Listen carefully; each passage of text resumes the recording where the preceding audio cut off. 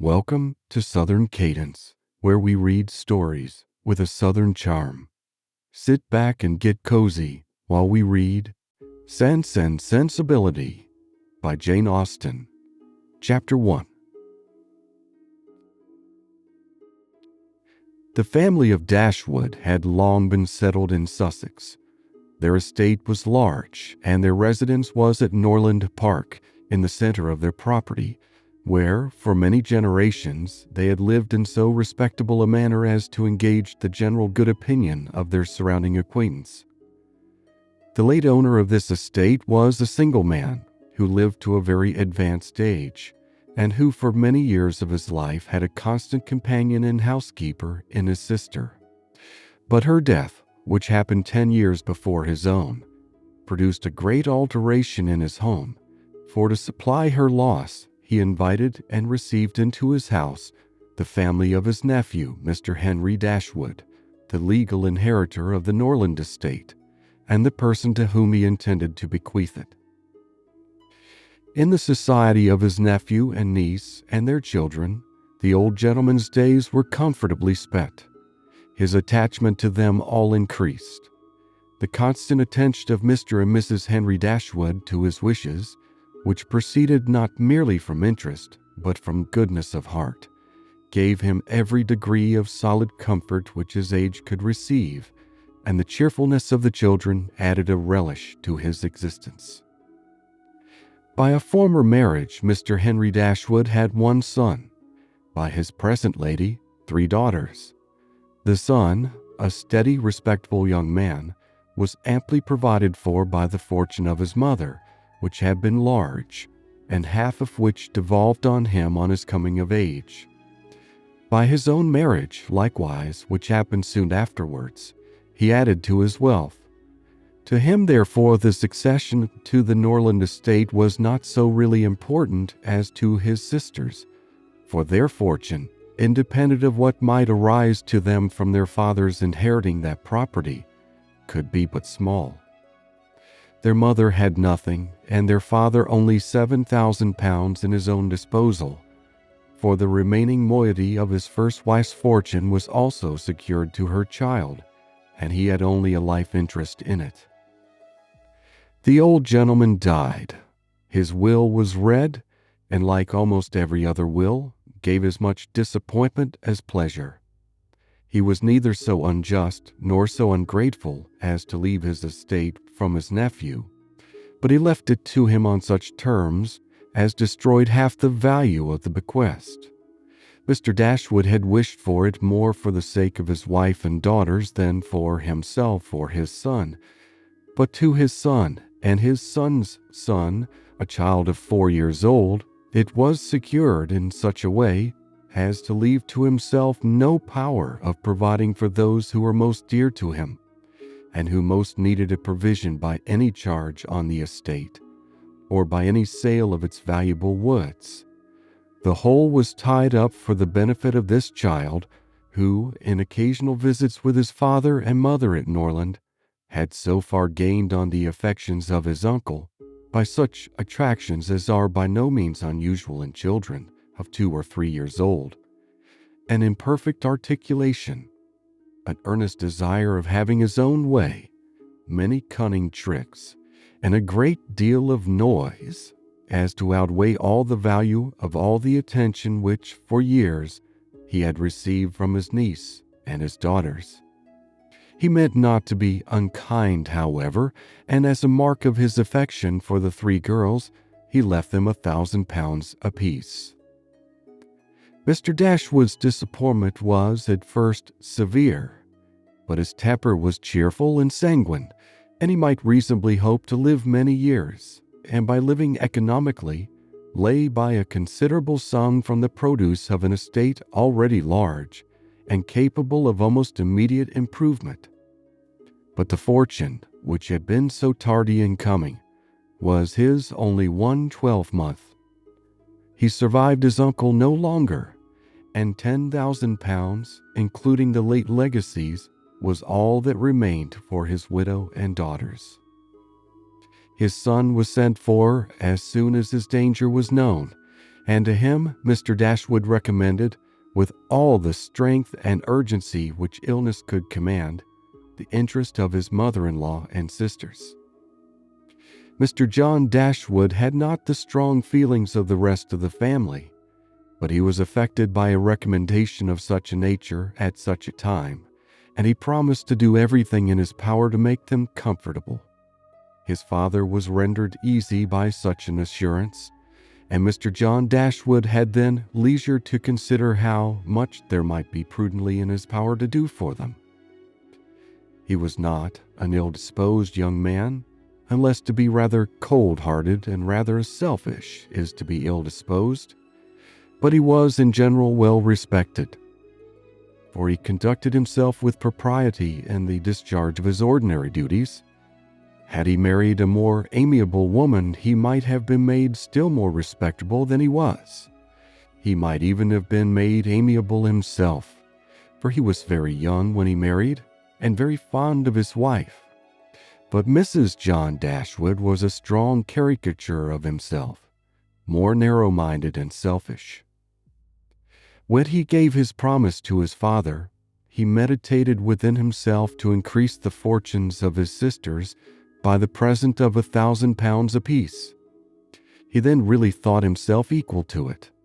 The prospect of £4,000 a year, in addition to his present income, besides the remaining half of his own mother's fortune, warmed his heart and made him feel capable of generosity. Yes, he would give them £3,000. It would be liberal and handsome. It would be enough to make them completely easy. £3,000. He could spare so considerable sum with little inconvenience. He thought of it all day long, and for many days successively, and he did not repent. No sooner was his father's funeral over than Mrs. John Dashwood, without sending any notice of her intention to her mother-in-law, arrived with her child and their attendants. No one could dispute her right to come.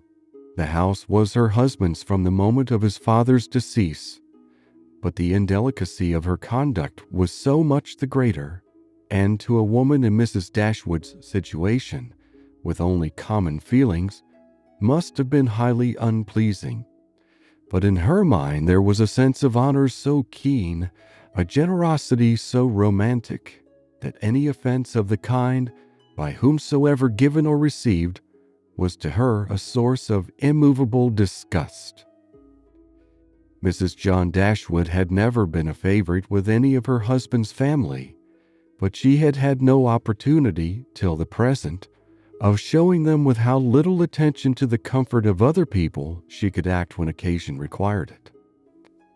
So acutely did Mrs. Dashwood feel this ungracious behavior, and so earnestly did she despise her daughter-in-law for it, that, on the arrival of the latter, she would have quitted the house forever, had not the entreaty of her eldest girl induced her first to reflect on the propriety of going, and her own tender love for all her 3 children determined her afterwards to stay and for their sakes avoid a breach with their brother.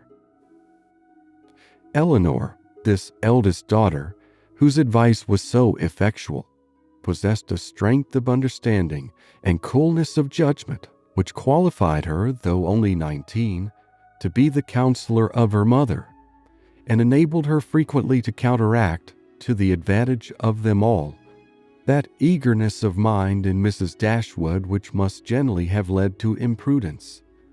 She had an excellent heart. Her disposition was affectionate, and her feelings were strong, but she knew how to govern them. It was a knowledge which her mother had yet to learn, and which one of her sisters had resolved never to be taught. Marianne's abilities were, in many respects, quite equal to Eleanor's. She was sensible and clever, but eager in everything. Her sorrows, her joys, could have no moderation. She was generous, amiable, interesting. She was everything but prudent. The resemblance between her and her mother was strikingly great. Eleanor saw with concern the excess of her sister's sensibility, but by Mrs. Dashwood it was valued and cherished. They encouraged each other now in the violence of their affliction. The agony of grief which overpowered them at first was voluntarily renewed, was sought for, was created again and again. They gave themselves up wholly to their sorrow, seeking increase of wretchedness in every reflection that could afford it, and resolved against ever admitting consolation in future. Eleanor, too, was deeply afflicted, but still she could struggle, she could exert herself. She could consult with her brother, could receive her sister-in-law on her arrival, and treat her with proper attention, and could strive to rouse her mother to similar exertion, and encourage her to similar forbearance.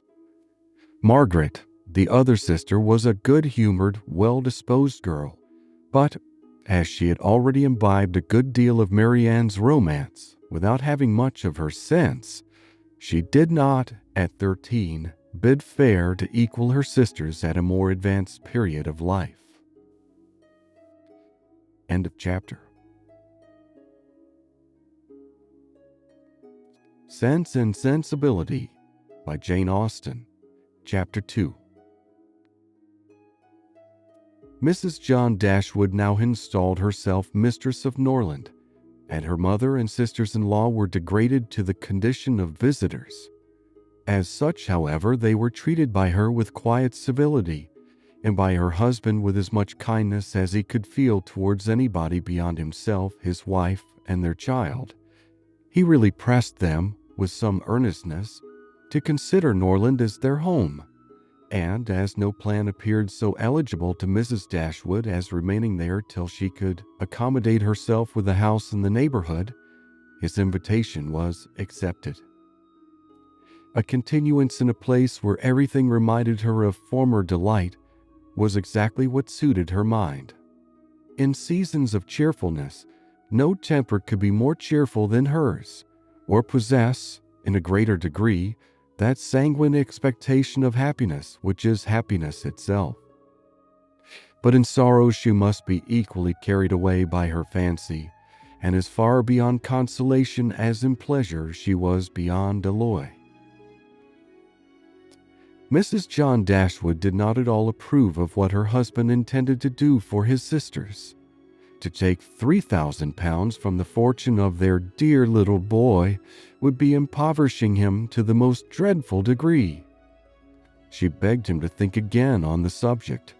How could he answer it to himself to rob his child, and his only child too, of so large a sum?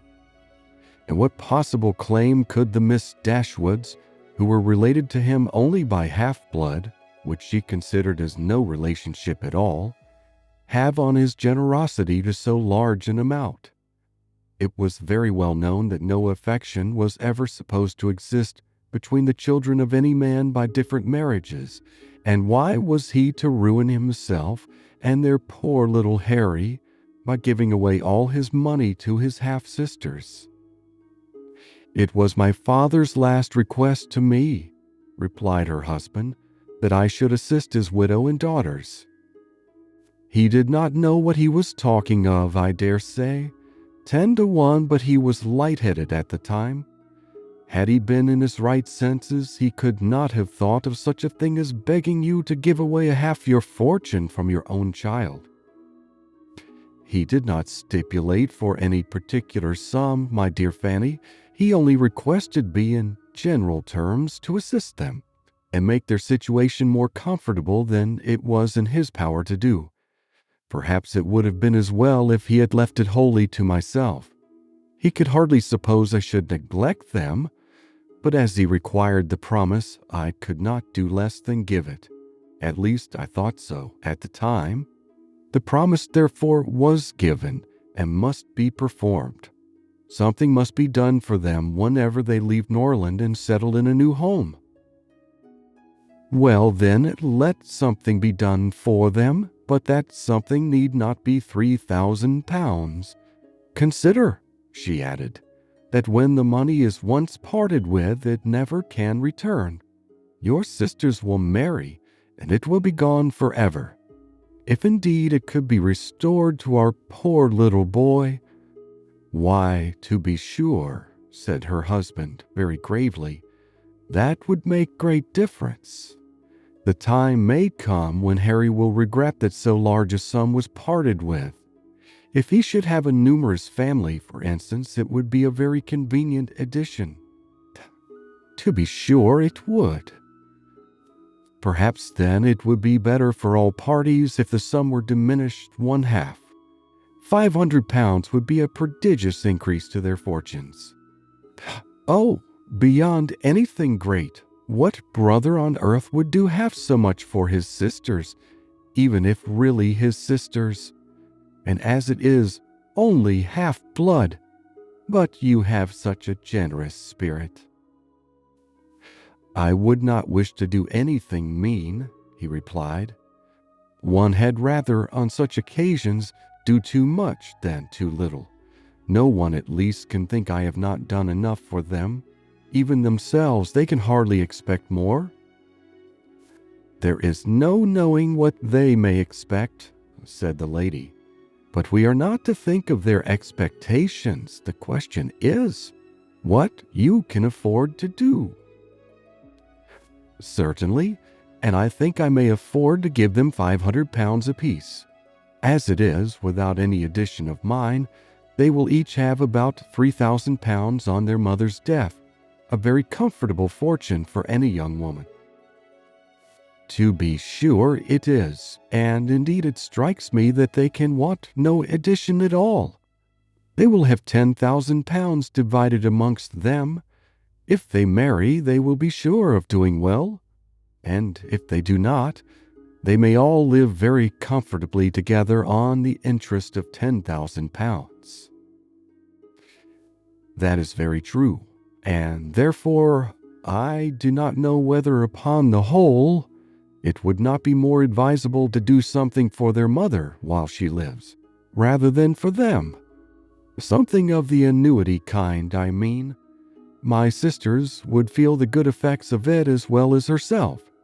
100 a year would make them all perfectly comfortable.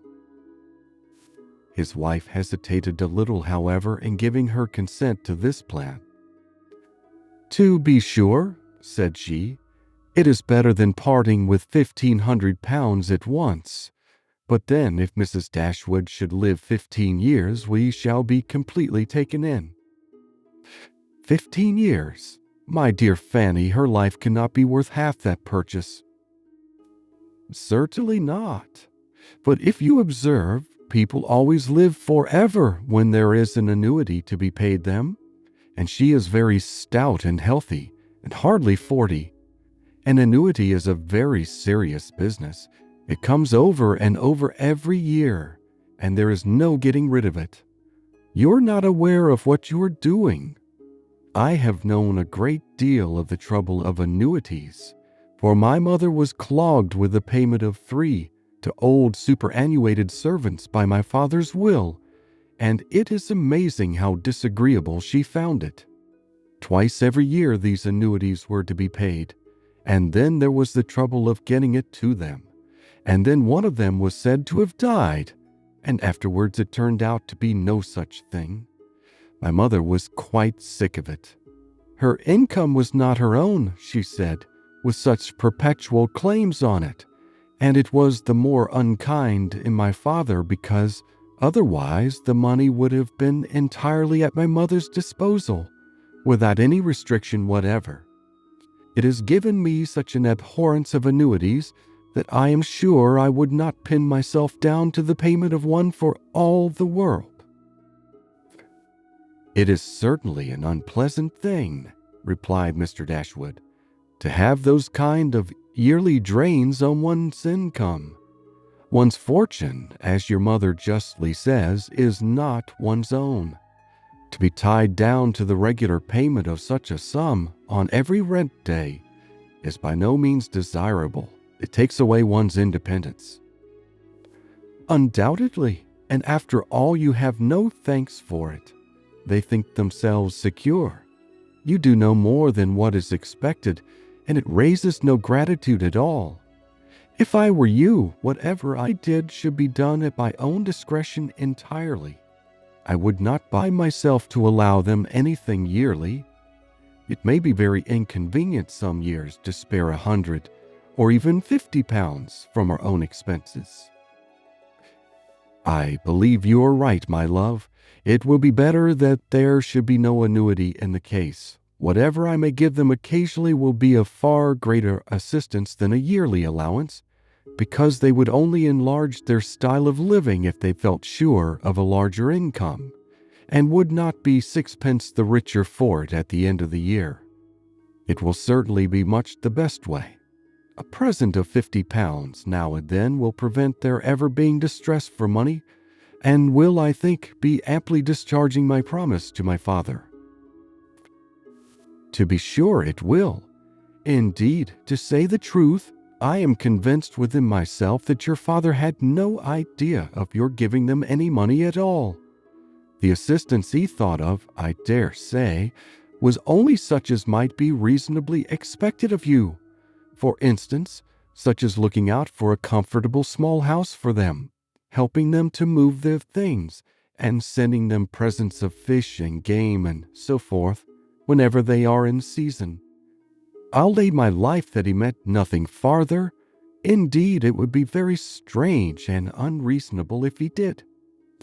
Do but consider, my dear Mr. Dashwood, how excessively comfortable your mother-in-law and her daughters may live on the interest of 7,000 pounds, besides the 1,000 pounds belonging to each of the girls, which brings them in 50 pounds a year apiece. And of course, they will pay their mother for their board out of it. Altogether, they will have 500 a year amongst them, and what on earth can 4 women want for more than that? They will live so cheap. Their housekeeping will be nothing at all. They will have no carriage, no horses, and hardly any servants. They will keep no company, and can have no expenses of any kind. Only conceive how comfortable they will be. 500 a year! I'm sure I cannot imagine how they will spend half of it. And as to your giving them more, it is quite absurd to think of it. They will be much more able to give you something. Upon my word, said Mr. Dashwood, I believe you are perfectly right. My father certainly could mean nothing more by his request to me than what you say. I clearly understand it now, and I will strictly fulfill my engagement by such acts of assistance and kindness to them as you have described. When my mother removes into another house, my services shall be readily given to accommodate her as far as I can. Some little present of furniture, too, may be acceptable then. Certainly, returned Mrs. John Dashwood. But, however, one thing must be considered. When your father and mother moved to Norland, though the furniture of Stanhill was sold, all the china, plate, and linen was saved, and is now left to your mother. Her house will therefore be almost completely fitted up as soon as she takes it. That is a material consideration undoubtedly, a valuable legacy indeed, and yet some of the plate would have been a very pleasant addition to our own stock here. Yes, and the set of breakfast china is twice as handsome as what belongs to this house. A great deal too handsome, in my opinion, for any place they can ever afford to live in. But, however, so it is. Your father thought only of them, and I must say this, that you owe no particular gratitude to him, nor attention to his wishes, for we very well know that if he could, he would have left almost everything in the world to them. This argument was irresistible. It gave to his intentions whatever of decision was wanting before, and he finally resolved that it would be absolutely unnecessary, if not highly indecorous, to do more for the widow and children of his father than such kind of neighborly acts as his own wife pointed out. End of chapter. Sense and Sensibility by Jane Austen, Chapter 3. Mrs. Dashwood remained at Norland several months, not from any disinclination to move when the sight of every well-known spot ceased to raise the violent emotion which it produced for a while, for when her spirits began to revive and her mind became capable of some other exertion than that of heightening its affliction by melancholy remembrances, she was impatient to be gone, and indefatigable in her inquiries for a suitable dwelling in the neighborhood of Norland, for to remove far from that beloved spot was impossible. But she could hear of no situation that at once answered her notions of comfort and ease, and suited the prudence of her eldest daughter, whose steadier judgment rejected several houses as too large for their income, which her mother would have approved. Mrs. Dashwood had been informed by her husband of the solemn promise on the part of his son in their favor, which gave comfort to his last earthly reflections. She doubted the sincerity of this assurance no more than he had doubted it himself, and she thought of it for her daughter's sake with satisfaction, though as for herself she was persuaded that a much smaller provision than £7,000 would support her in affluence. For their brother's sake, too, for the sake of his own heart, she rejoiced, and she reproached herself for being unjust to his merit before, in believing him incapable of generosity. His attentive behavior to herself and his sisters convinced her that their welfare was dear to him, and, for a long time, she firmly relied on the liberality of his intentions. The contempt which she had, very early in their acquaintance, felt for her daughter-in-law was very much increased by the farther knowledge of her character, which half a year's residence in her family afforded, and perhaps in spite of every consideration of politeness or maternal affection on the side of the former, the two ladies might have found it impossible to have lived together so long, had not a particular circumstance occurred to give still greater eligibility, according to the opinions of Mrs. Dashwood, to her daughter's continuance at Norland. This circumstance was a growing attachment between her eldest girl and the brother of Mrs. John Dashwood, a gentlemanlike and pleasing young man, who was introduced to their acquaintance soon after his sister's establishment at Norland, and who had since spent the greatest part of his time there. Some mothers might have encouraged the intimacy from motives of interest, for Edward Ferrars was the eldest son of a man who had died very rich, and some might have repressed it from motives of prudence, for, except a trifling sum, the whole of his fortune depended on the will of his mother. But Mrs. Dashwood was alike uninfluenced by either consideration. It was enough for her that he appeared to be amiable, that he loved her daughter, and that Eleanor returned the partiality. It was contrary to every doctrine of hers that difference of fortune should keep any couple asunder who were attracted by resemblance of disposition, and that Eleanor's merit should not be acknowledged by everyone who knew her was to her comprehension impossible. Edward Ferrars was not recommended to their good opinion by any peculiar graces of person or address. He was not handsome, and his manners required intimacy to make them pleasing. He was too diffident to do justice to himself, but when his natural shyness was overcome, his behavior gave every indication of an open, affectionate heart. His understanding was good, and his education had given it solid improvement. But he was neither fitted by abilities nor disposition to answer the wishes of his mother and sister, who longed to see him distinguished, as they hardly knew what. They wanted him to make a fine figure in the world in some manner or other. His mother wished to interest him in political concerns, to get him into Parliament, or to see him connected with some of the great men of the day. Mrs. John Dashwood wished it likewise, but in the meanwhile, till one of these superior blessings could be obtained, it would have quieted her ambition to see him driving a barouche. But Edward had no turn for great men or barouches. All his wishes centered in domestic comfort and the quiet of private life. Fortunately, He had a younger brother who was more promising. Edward had been staying several weeks in the house before he engaged much of Mrs. Dashwood's attention, for she was at that time in such affliction as rendered her careless of surrounding objects. She saw only that he was quiet and unobtrusive, and she liked him for it. He did not disturb the wretchedness of her mind by ill-timed conversation. She was first called to observe and approve him farther by a reflection which Eleanor chanced one day to make on the difference between him and his sister. It was a contrast which recommended him most forcibly to her mother. "It is enough," said she, "to say that he is unlike Fanny is enough. It implies everything amiable. I love him already." "I think you will like him," said Eleanor, "when you know more of him." "Like him," replied her mother with a smile. "I feel no sentiment of approbation inferior to love." "You may esteem him."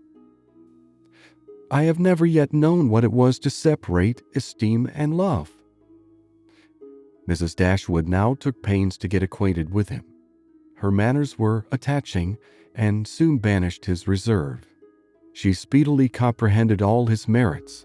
The persuasion of his regard for Eleanor perhaps assisted her penetration, but she really felt assured of his worth, and even that quietness of manner which militated against all her established ideas of what a young man's address ought to be, was no longer uninteresting when she knew his heart to be warm and his temper affectionate. No sooner did she perceive any symptom of love in his behavior to Eleanor than she considered their serious attachment as certain and looked forward to their marriage as rapidly approaching. "In a few months, my dear Marianne," said she, "Eleanor will, in all probability, be settled for life. We shall miss her, but she will be happy." "Oh, Mamma, how shall we do without her?" "My love, it will be scarcely a separation. We shall live within a few miles of each other, and shall meet every day of our lives. You will gain a brother, a real, affectionate brother. I have the highest opinion in the world of Edward's heart. But you look grave, Marianne. Do you disapprove your sister's choice?" "Perhaps," said Marianne, "I may consider it with some surprise. Edward is very amiable, and I love him tenderly. But yet, he is not the kind of young man. There is something wanting. His figure is not striking. It has none of that grace which I should expect in the man who could seriously attach my sister. His eyes want all that spirit, that fire, which at once announce virtue and intelligence. And besides all this, I'm afraid, Mamma, he has no real taste. Music seems scarcely to attract him, and though he admires Eleanor's drawings very much, it is not the admiration of a person who can understand their worth. It is evident, in spite of his frequent attention to her while she draws, that in fact he knows nothing of the matter. He admires as a lover, not as a connoisseur. To satisfy me, those characters must be united. I could not be happy with a man whose taste did not in every point coincide with my own. He must enter into all my feelings. The same books, the same music must charm us both. Oh, Mamma, how spiritless, how tame was Edward's manner in reading to us last night. I felt for my sister most severely. Yet she bore it with so much composure, she seemed scarcely to notice it. I could hardly keep my seat. To hear those beautiful lines which have frequently almost driven me wild, pronounced with such impenetrable calmness, such dreadful indifference. He would certainly have done more justice to simple and elegant prose. I thought so at the time, but you would give him Cowper. Nay, Mamma, if he is not to be animated by Cowper, but we must allow for difference of taste. Eleanor has not my feelings, and therefore she may overlook it and be happy with him. But it would have broke my heart, had I loved him, to hear him read with so little sensibility. Mamma, the more I know of the world, the more am I convinced that I shall never see a man whom I can really love. I require so much. He must have all Edward's virtues, and his person and manners must ornament his goodness with every possible charm. Remember, my love, that you are not 17. It is yet too early in life to despair of such a happiness. Why should you be less fortunate than your mother?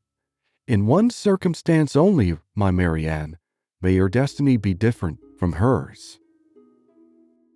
End of chapter. Sense and Sensibility by Jane Austen. Chapter 4. What a pity it is, Eleanor, said Marianne, that Edward should have no taste for drawing. No taste for drawing, replied Eleanor. Why should you think so? He does not draw himself, indeed, but he has great pleasure in seeing the performances of other people, and I assure you he is by no means deficient in natural taste, though he has not had opportunities of improving it. Had he ever been in the way of learning, I think he would have drawn very well. He distrusts his own judgment in such matters so much that he is always unwilling to give his opinion on any picture, but he has an innate propriety and simplicity of taste, which in general direct him perfectly right. Marianne was afraid of offending and said no more on the subject, but the kind of approbation which Eleanor described as excited in him by the drawings of other people was very far from that rapturous delight which, in her opinion, could alone be called taste. Yet, though smiling within herself at the mistake, she honored her sister for that blind partiality to Edward which produced it. I hope, Marianne, continued Eleanor, you do not consider him as deficient in general taste. Indeed, I think I may say that you cannot, for your behavior to him is perfectly cordial, and if that were your opinion, I am sure you could never be civil to him. Marianne hardly knew what to say. She would not wound the feelings of her sister on any account, and yet to say what she did not believe was impossible. At length she replied, "To not be offended, Eleanor, if my praise of him is not in everything equal to your sense of his merits. I have not had so many opportunities of estimating the minuter propensities of his mind, his inclinations and tastes, as you have, but I have the highest opinion in the world of his goodness and sense. I think him everything that is worthy and amiable." "I am sure," replied Eleanor with a smile, "that his dearest friends could not be dissatisfied with such commendation as that. I do not perceive how you could express yourself more warmly." Marianne was rejoiced to find her sister so easily pleased. "Of his sense and his goodness," continued Eleanor, "no one can, I think, be in doubt who has seen him often enough to engage him in unreserved conversation.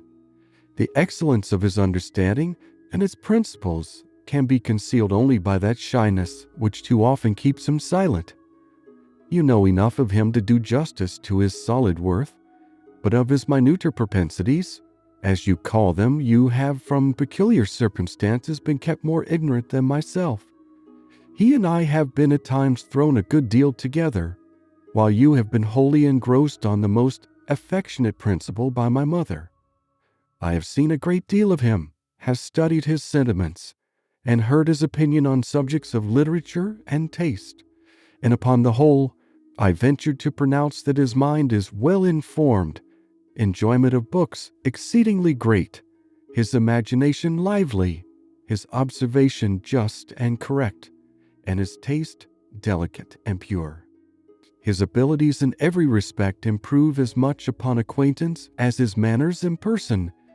At first sight his address is certainly not striking, and his person can hardly be called handsome, till the expression of his eyes, which are uncommonly good, and the general sweetness of his countenance is perceived. At present I know him so well that I think him really handsome, or at least almost so. What say you, Marianne?" "I shall very soon think him handsome, Eleanor, if I do not now. When you tell me to love him as a brother, I shall no more see imperfection in his face than I do now in his heart." Eleanor started at this declaration and was sorry for the warmth she had been betrayed into in speaking of him. She felt that Edward stood very high in her opinion. She believed the regard to be mutual, but she required greater certainty of it to make Marianne's conviction of their attachment agreeable to her. She knew what Marianne and her mother conjectured one moment, they believed the next, that with them to wish was to hope, and to hope was to expect. She tried to explain the real state of the case to her sister. "I do not attempt to deny," said she, "that I think very highly of him, that I greatly esteem, that I like him." Marianne here burst forth with indignation. "Esteem him? Like him? Cold-hearted Eleanor! Oh, worse than cold-hearted! Ashamed of being otherwise. Use those words again and I will leave the room this moment." Eleanor could not help laughing. "Excuse me," said she, "and be assured that I meant no offense to you by speaking in so quiet a way of my own feelings. Believe them to be stronger than I have declared. Believe them, in short, to be such as his merit and the suspicion, the hope of his affection for me may warrant without imprudence or folly. But farther than this you must not believe. I am by no means assured of his regard for me. There are moments when the extent of it seems doubtful, and till his sentiments are fully known, you cannot wonder at my wishing to avoid any encouragement of my own partiality by believing or calling it more than it is. In my heart I feel little, scarcely any doubt of his preference. But there are other points to be considered besides his inclination. He is very far from being independent. What his mother really is we cannot know, but from Fanny's occasional mention of her conduct and opinions, we have never been disposed to think her amiable, and I am very much mistaken if Edward is not himself aware that there would be many difficulties in his way if he were to wish to marry a woman who had not either a great fortune or high rank." Marianne was astonished to find how much the imagination of her mother and herself had outstripped the truth. "And you really are not engaged to him," said she. "Yet it certainly soon will happen. But two advantages will proceed from this delay. I shall not lose you so soon, and Edward will have greater opportunity of improving that natural taste for your favorite pursuit, which must be so indispensably necessary to your future felicity. Oh, if he should be so far stimulated by your genius as to learn to draw himself, how delightful it would be!" Eleanor had given her real opinion to her sister. She could not consider her partiality for Edward in so prosperous a state as Marianne had believed it. There was, at times, a want of spirit about him which, if it did not denote indifference, spoke of something almost as unpromising. A doubt of her regard, supposing him to feel it, need not give him more than inquietude. It would not be likely to produce that dejection of mind which frequently attended him. A more reasonable cause might be found in the dependent situation which forbade the indulgence of his affection. She knew that his mother neither behaved to him so as to make his home comfortable at present, nor to give him any assurance that he might form a home for himself, without strictly attending to her views for his aggrandizement. With such a knowledge as this, it was impossible for Eleanor to feel easy on the subject. She was far from depending on that result of his preference of her, which her mother and sister still considered as certain. Nay, the longer they were together, the more doubtful seemed the nature of his regard, and sometimes, for a few painful minutes, she believed it to be no more than friendship. But whatever might really be its limits, it was enough, when perceived by his sister, to make her uneasy, and at the same time, which was still more common, to make her uncivil. She took the first opportunity of affronting her mother-in-law on the occasion talking to her so expressively of her brother's great expectations, of Mr. Ferrars's resolution that both her sons should marry well, and of the danger attending any young woman who attempted to draw him in, that Mrs. Dashwood could neither pretend to be unconscious nor endeavor to be calm. She gave her an answer which marked her contempt, and instantly left the room, resolving that, whatever might be the inconvenience or expense of so sudden a removal, her beloved Eleanor should not be exposed another week to such insinuations. In this state of her spirits, a letter was delivered to her from the post, which contained a proposal particularly well timed. It was the offer of a small house on very easy terms, belonging to a relation of her own, a gentleman of consequence and property in Devonshire. The letter was from this gentleman himself, and written in the true spirit of friendly accommodation. He understood that she was in need of a dwelling, and though the house he now offered her was merely a cottage, he assured her that everything should be done to it which she might think necessary, if the situation pleased her.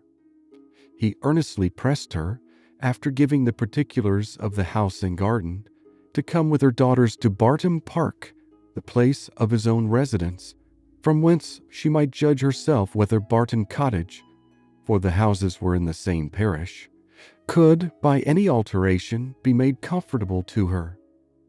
He seemed really anxious to accommodate them, and the whole of his letter was written in so friendly a style as could not fail of giving pleasure to his cousin, more especially at a moment when she was suffering under the cold and unfeeling behavior of her nearer connections.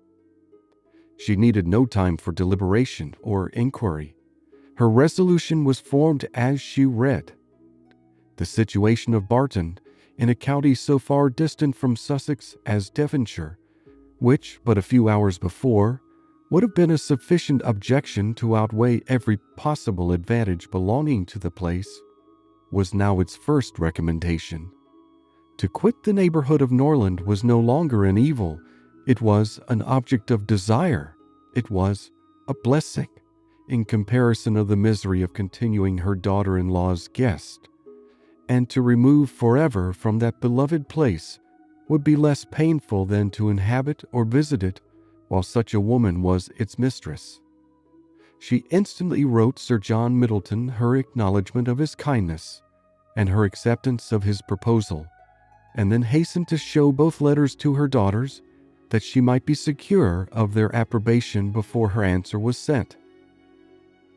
Eleanor had always thought it would be more prudent for them to settle at some distance from Norland than immediately amongst their present acquaintance. On that head, therefore, it was not for her to oppose her mother's intention of removing into Devonshire. The house, too, as described by Sir John, was on so simple a scale, and the rents so uncommonly moderate, as to leave her no right of objection on either point, and therefore, though it was not a plan which brought any charm to her fancy, though it was a removal from the vicinity of Norland beyond her wishes, she made no attempt to dissuade her mother from sending a letter of acquiescence. End of chapter. Sense and Sensibility by Jane Austen, Chapter 5. No sooner was her answer dispatched than Mrs. Dashwood indulged herself in the pleasure of announcing to her son-in-law and his wife that she was provided with a house, and should incommode them no longer than till everything were ready for her inhabiting it. They heard her with surprise. Mrs. John Dashwood said nothing, but her husband civilly hoped that she would not be settled far from Norland. She had great satisfaction in replying that she was going into Devonshire. Edward turned hastily towards her on hearing this, and in a voice of surprise and concern, which required no explanation to her, repeated, "Devonshire? Are you indeed going there? So far from hence? And to what part of it?" She explained the situation. It was within 4 miles northward of Exeter. "It is but a cottage," she continued, "but I hope to see many of my friends in it." A room or two can easily be added, and if my friends find no difficulty in traveling so far to see me, I'm sure I will find none in accommodating them." She concluded with a very kind invitation to Mr. and Mrs. John Dashwood to visit her at Barton, and to Edward she gave one with still greater affection. Though her late conversation with her daughter-in-law had made her resolve on remaining at Norland no longer than was unavoidable, it had not produced the smallest effect on her in that point to which it principally tended. To separate Edward and Eleanor was as far from being her object as ever, and she wished to show Mrs. John Dashwood, by this pointed invitation to her brother, how totally she disregarded her disapprobation of the match. Mr. John Dashwood told his mother again and again how exceedingly sorry he was that she had taken a house at such a distance from Norland as to prevent his being of any service to her, removing her furniture. He really felt conscientiously vexed on the occasion for the very exertion to which he had limited the performance of his promise to his father by this arrangement rendered impracticable. The furniture was all sent around by water. It chiefly consisted of household linen, plate, china, and books, with a handsome pianoforte of Marianne's. Mrs. John Dashwood saw the packages depart with a sigh. She could not help feeling it hard that as Mrs. Dashwood's income would be so trifling in comparison with their own, she should have any handsome article of furniture. Mrs. Dashwood took the house for a 12-month. It was already furnished, and she might have immediate possession. No difficulty arose on either side in the agreement, and she waited only for the disposal of her effects at Northern, and to determine her future household, before she set off for the West, and this, as she was exceedingly rapid in the performance of everything that interested her, was soon done. The horses which were left her by her husband had been sold soon after his death, and an opportunity now offering of disposing of her carriage, she agreed to sell that likewise, at the earnest advice of her eldest daughter. For the comfort of her children, had she consulted only her own wishes, she would have kept it. But the discretion of Eleanor prevailed. Her wisdom too limited the number of their servants to 3, 2 maids and a man, with whom they were speedily provided from amongst those who had formed their establishment at Norland. The man and one of the maids were set off immediately into Devonshire to prepare the house for their mistress's arrival, for as Lady Middleton was entirely unknown to Mrs. Dashwood, she preferred going directly to the cottage to being a visitor at Norland Park, and she relied so undoubtingly on Sir John's description of the house as to feel no curiosity to examine it herself till she entered it as her own. Her eagerness to be gone from Norland was preserved from diminution by the evident satisfaction of her daughter-in-law in the prospect of her removal, a satisfaction which was but feebly attempted to be concealed under a cold invitation to her to defer her departure. Now was the time when her son-in-law's promise to his father might with particular propriety be fulfilled. Since he had neglected to do it on first coming to the estate, their quitting his house might be looked on as the most suitable period for its accomplishment. But Mrs. Dashwood began shortly to give over every hope of the kind, and to be convinced, from the general drift of his discourse, that his assistance extended no farther than their maintenance for 6 months at Norland. He so frequently talked of the increasing expenses of housekeeping, and of the perpetual demands upon his purse, which a man of any consequence in the world was beyond calculation exposed to, that he seemed rather to stand in need of more money himself than to have any design of giving money away. In a very few weeks from the day which brought Sir John Middleton's first letter to Norland, everything was so far settled in their future abode as to enable Mrs. Dashwood and her daughters to begin their journey.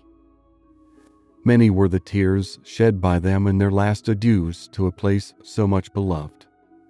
"Dear, dear Norland," said Marianne, as she wandered alone before the house on the last evening of their being there. "When shall I cease to regret you?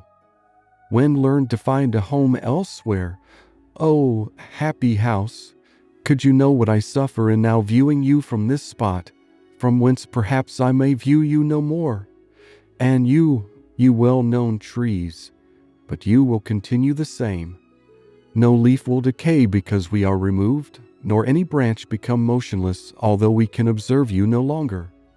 No, you will continue the same, unconscious of the pleasure or the regret you occasion, and insensible of any change in those who walk under your shade, but who will remain to enjoy you.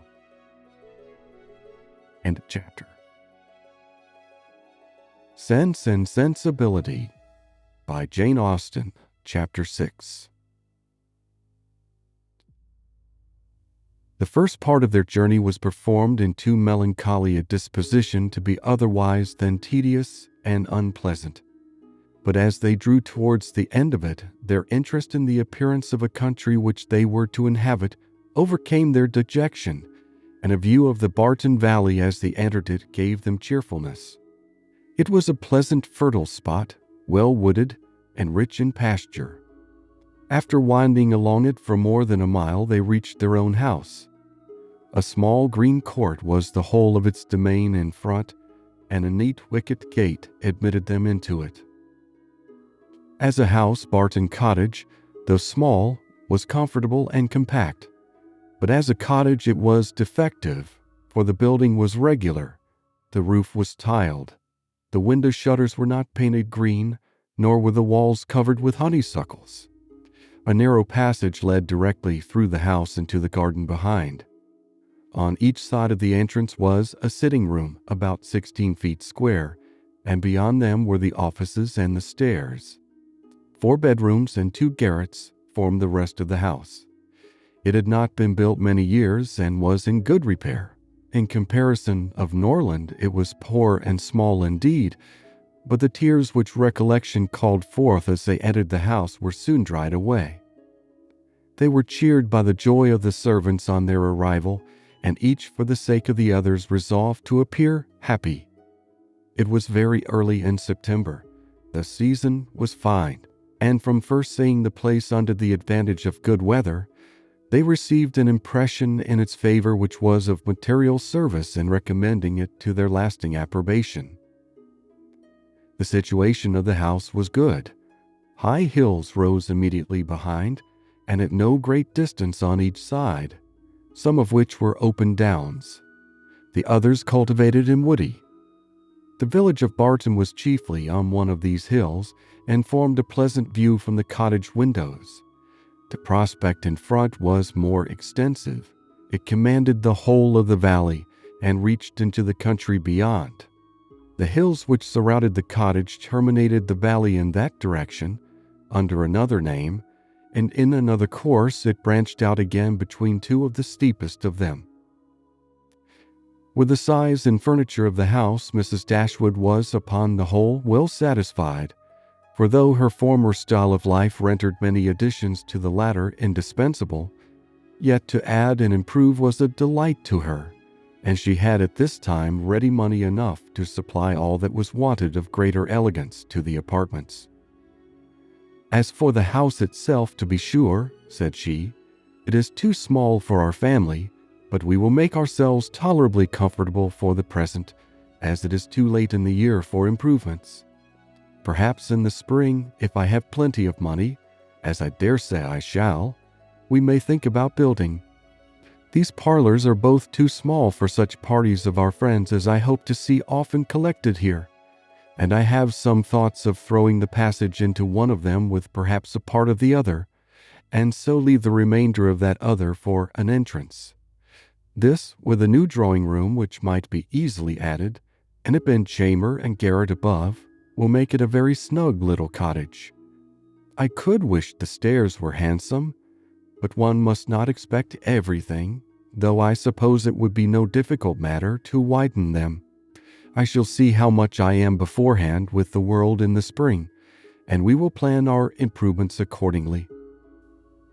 In the meantime, till all these alterations could be made from the savings of an income of 500 a year by a woman who never saved in her life, they were wise enough to be contented with the house as it was, and each of them was busy in arranging their particular concerns and endeavoring, by placing around them books and other possessions, to form themselves a home. Marianne's pianoforte was unpacked and properly disposed of, and Eleanor's drawings were affixed to the walls of their sitting room. In such employments as these, they were interrupted soon after breakfast the next day by the entrance of their landlord, who called to welcome them to Barton and to offer them every accommodation from his own house and garden in which theirs might at present be deficient. Sir John Middleton was a good-looking man about 40. He had formerly visited at Stanhill, but it was too long for his young cousins to remember him. His countenance was thoroughly good-humored, and his manners were as friendly as the style of his letter.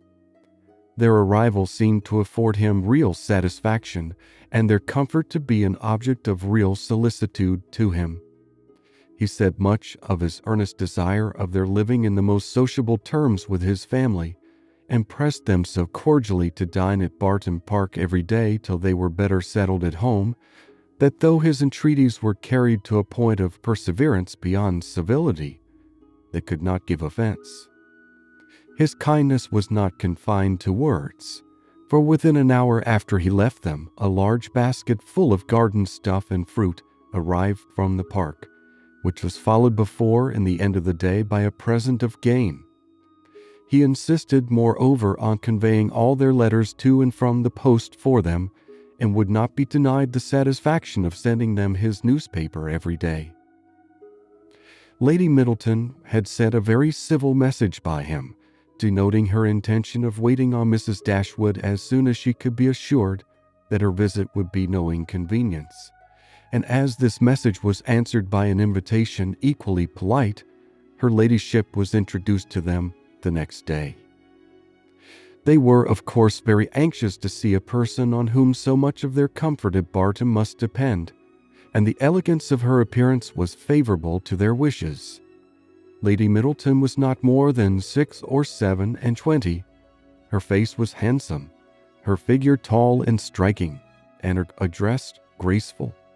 Her manners had all the elegance which her husband's wanted, but they would have been improved by some share of his frankness and warmth, and her visit was long enough to detract something from their first admiration, by showing that, though perfectly well-bred, she was reserved, cold, and had nothing to say for herself beyond the most commonplace inquiry or remark.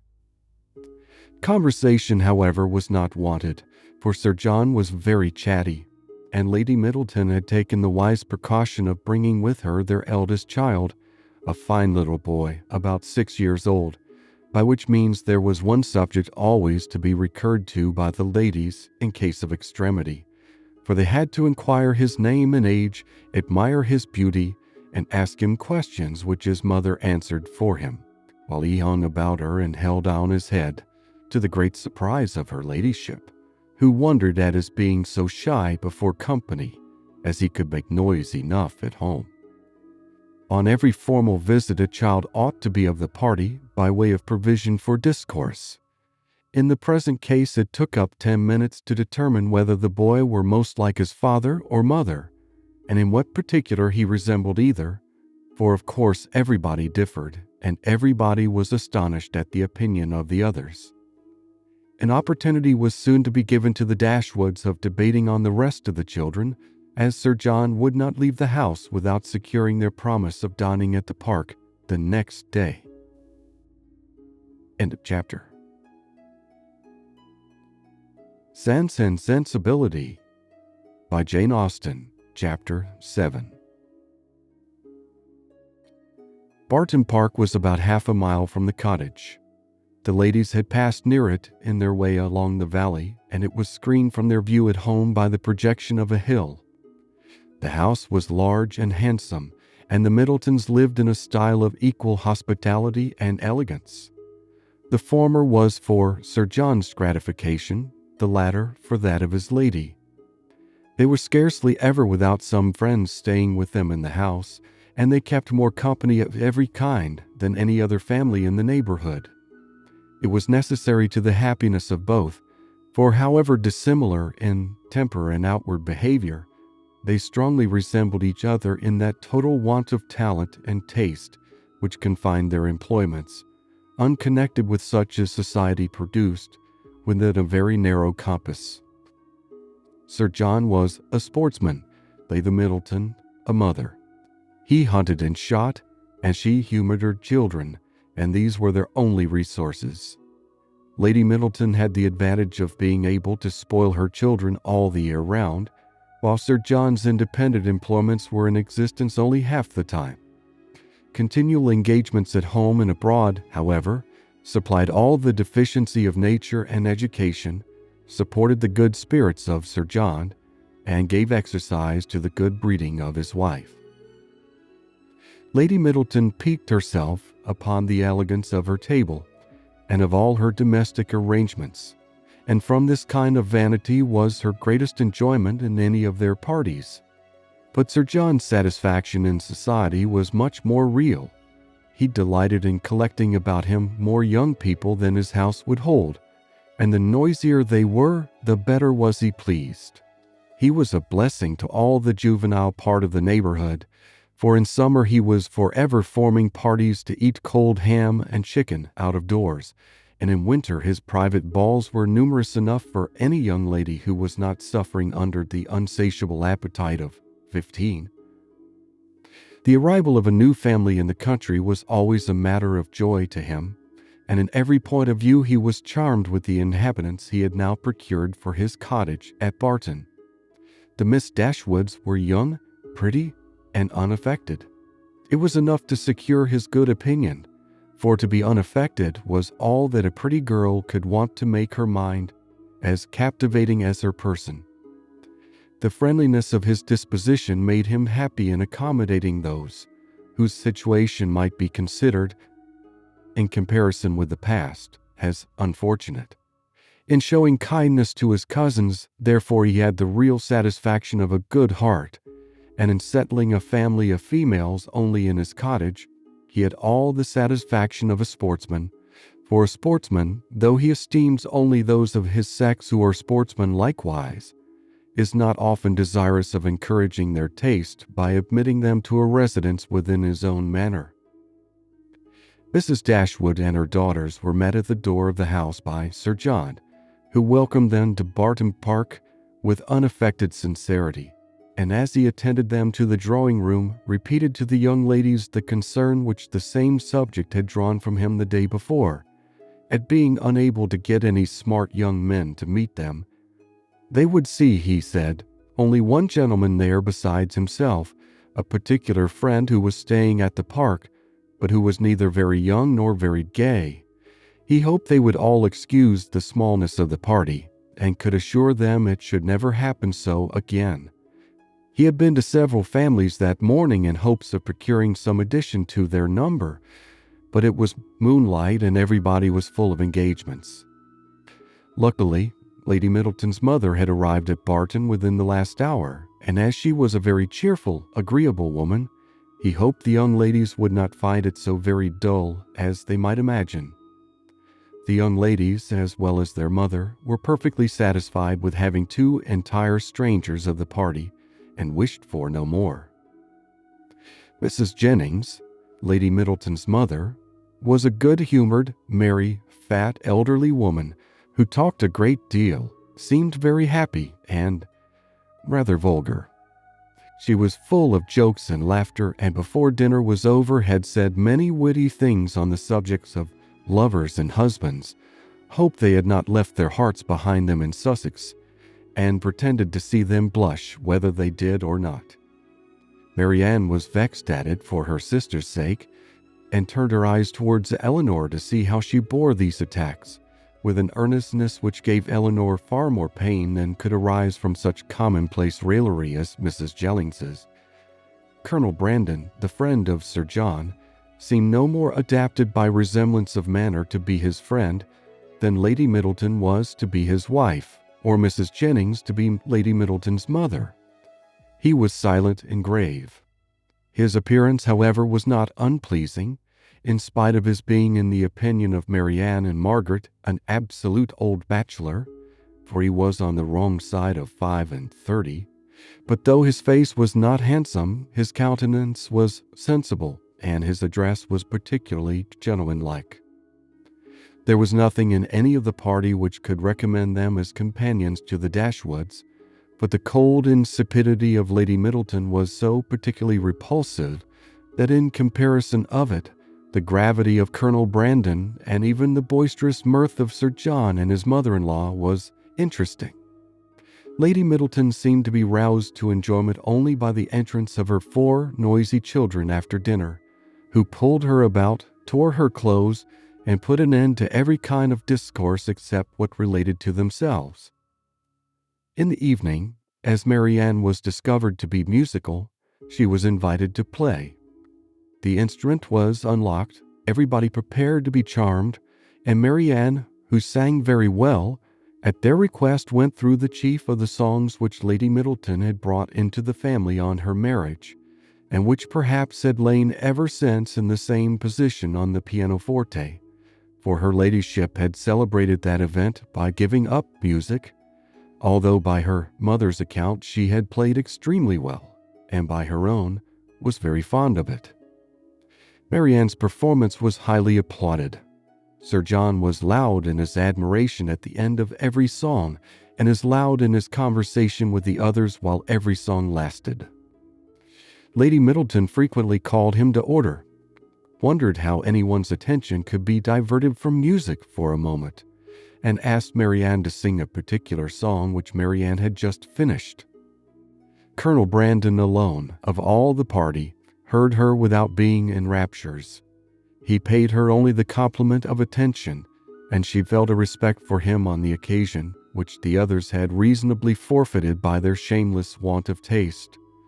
His pleasures in music, though it amounted not to that ecstatic delight which alone could sympathize with her own, was estimable when contrasted against the horrible insensibility of the others, and she was reasonable enough to allow that a man of 35 might well have outlived all acuteness of feeling and every exquisite power of enjoyment. She was perfectly disposed to make every allowance for the Colonel's advanced state of life which humanity required. End of chapter. Sense and Sensibility by Jane Austen, Chapter 8. Mrs. Jennings was a widow with an ample jointure. She had only 2 daughters, both of whom she had lived to see respectably married, and she had now therefore nothing to do but to marry all the rest of the world.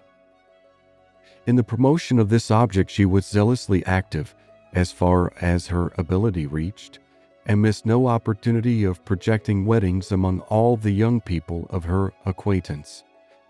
She was remarkably quick in the discovery of attachments, and had enjoyed the advantage of raising the blushes and the vanity of many a young lady by insinuations of her power over such a young man. And this kind of discernment enabled her soon after her arrival at Barton decisively to pronounce that Colonel Brandon was very much in love with Marianne Dashwood.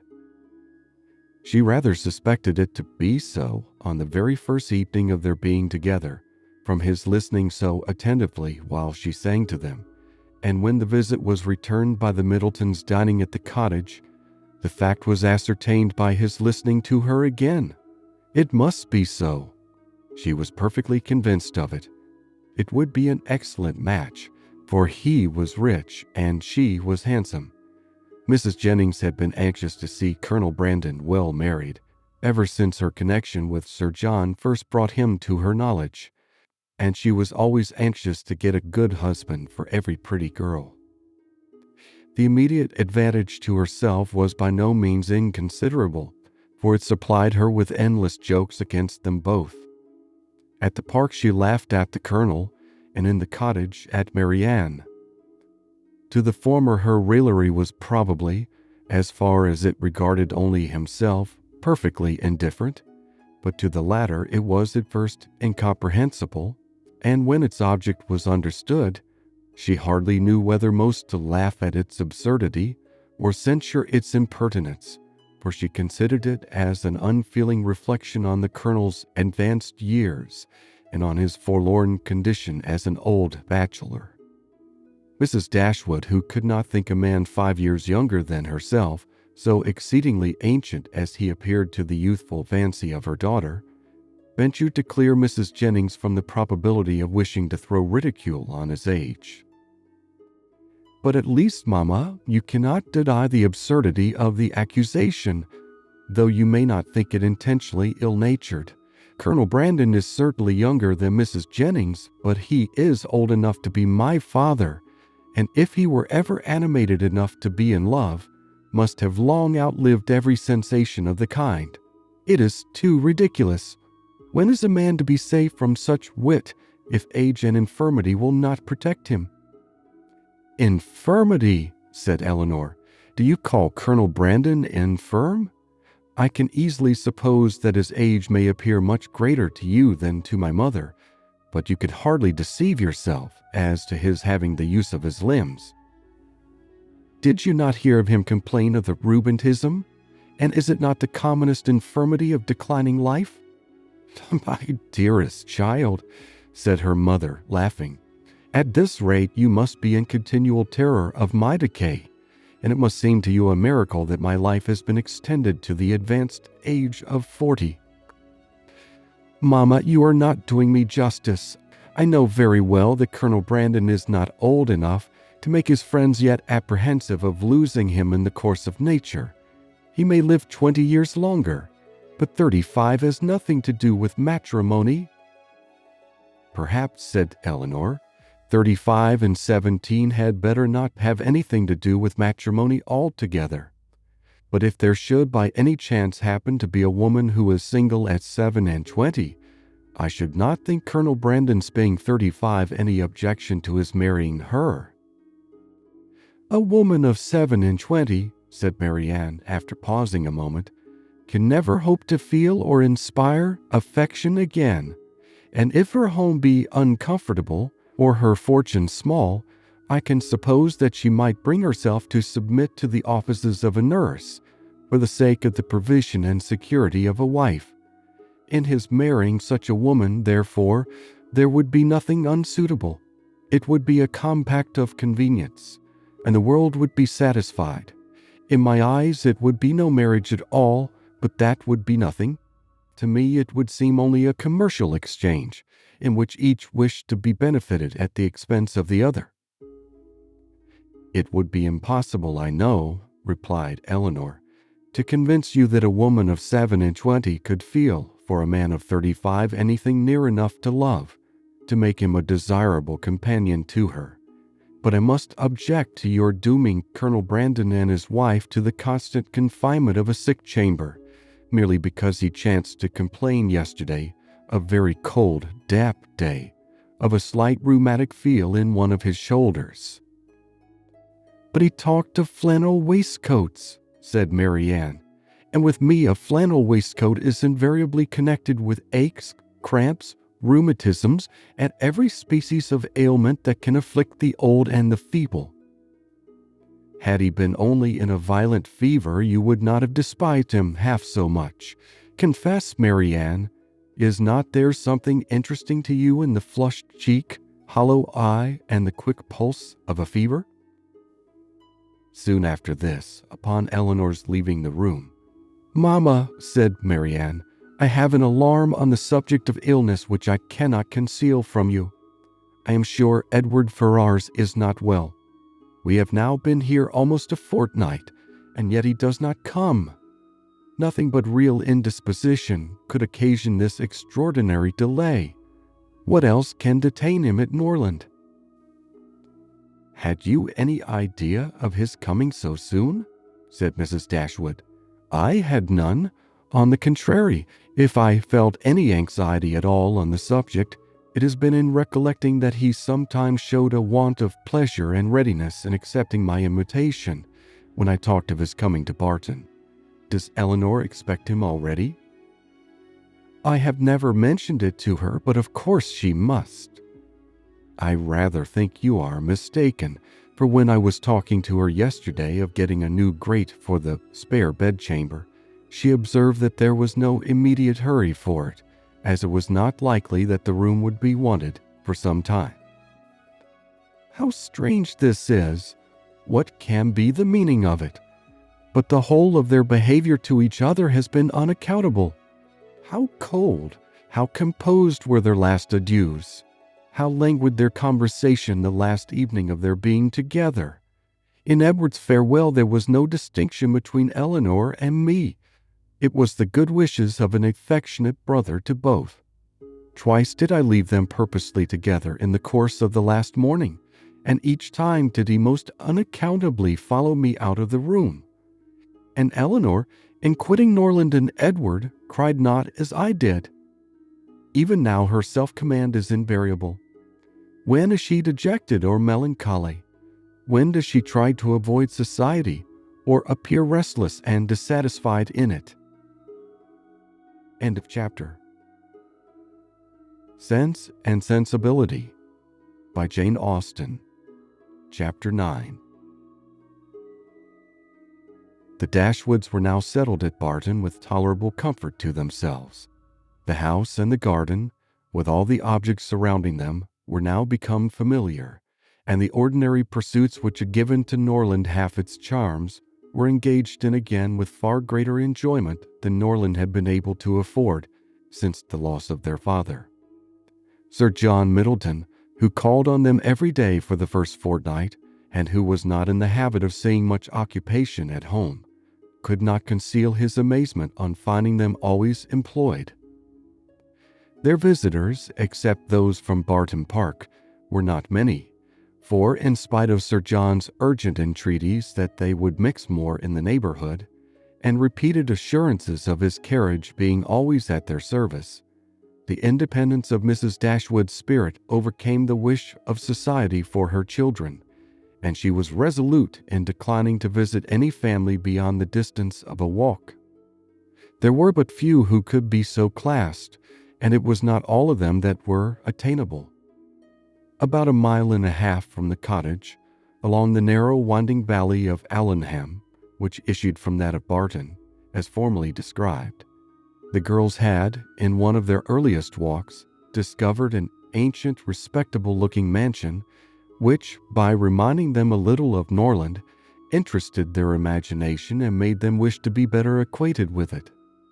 But they learnt, on enquiry, that its possessor, an elderly lady of very good character, was unfortunately too infirm to mix with the world, and never stirred from home.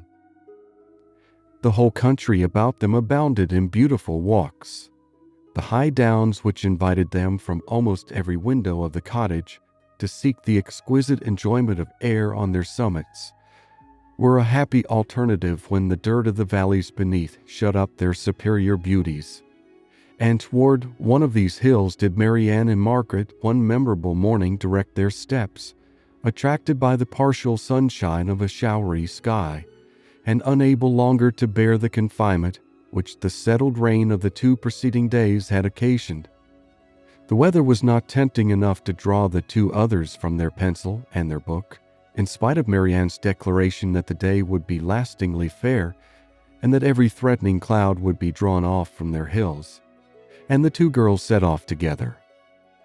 They gaily ascended the downs, rejoicing in their own penetration at every glimpse of blue sky, and when they caught in their faces the animating gales of a high southwesterly wind, they pitied the fears which had prevented their mother and Eleanor from sharing such delightful sensations. "Is there a felicity in the world," said Marianne, "superior to this? Margaret, we will walk here at least 2 hours." Margaret agreed, and they pursued their way against the wind, resisting it with laughing delight for about 20 minutes longer, when suddenly the clouds united over their heads and a driving rain set full in their face. Chagrined and surprised, they were obliged, though unwillingly, to turn back, for no shelter was nearer than their own house. One consolation, however, remained to them, to which the exigence of the moment gave more than usual propriety. It was that of running with all possible speed down the steep side of the hill, which led immediately to their garden gate.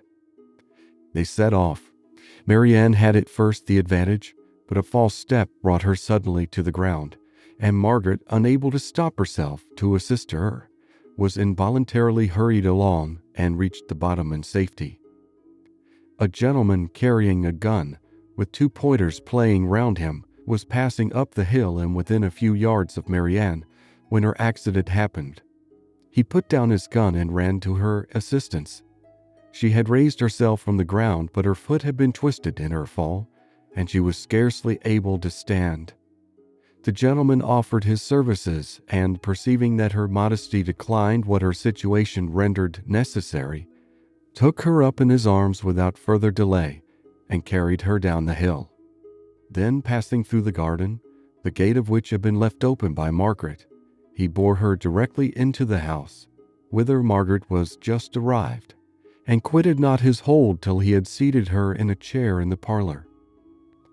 Eleanor and her mother rose up in amazement at their entrance, and while the eyes of both were fixed on him with an evident wonder and a secret admiration which equally sprung from his appearance, he apologized for his intrusion by relating its cause in a manner so frank and so graceful that his person, which was uncommonly handsome, received additional charms from his voice and expression.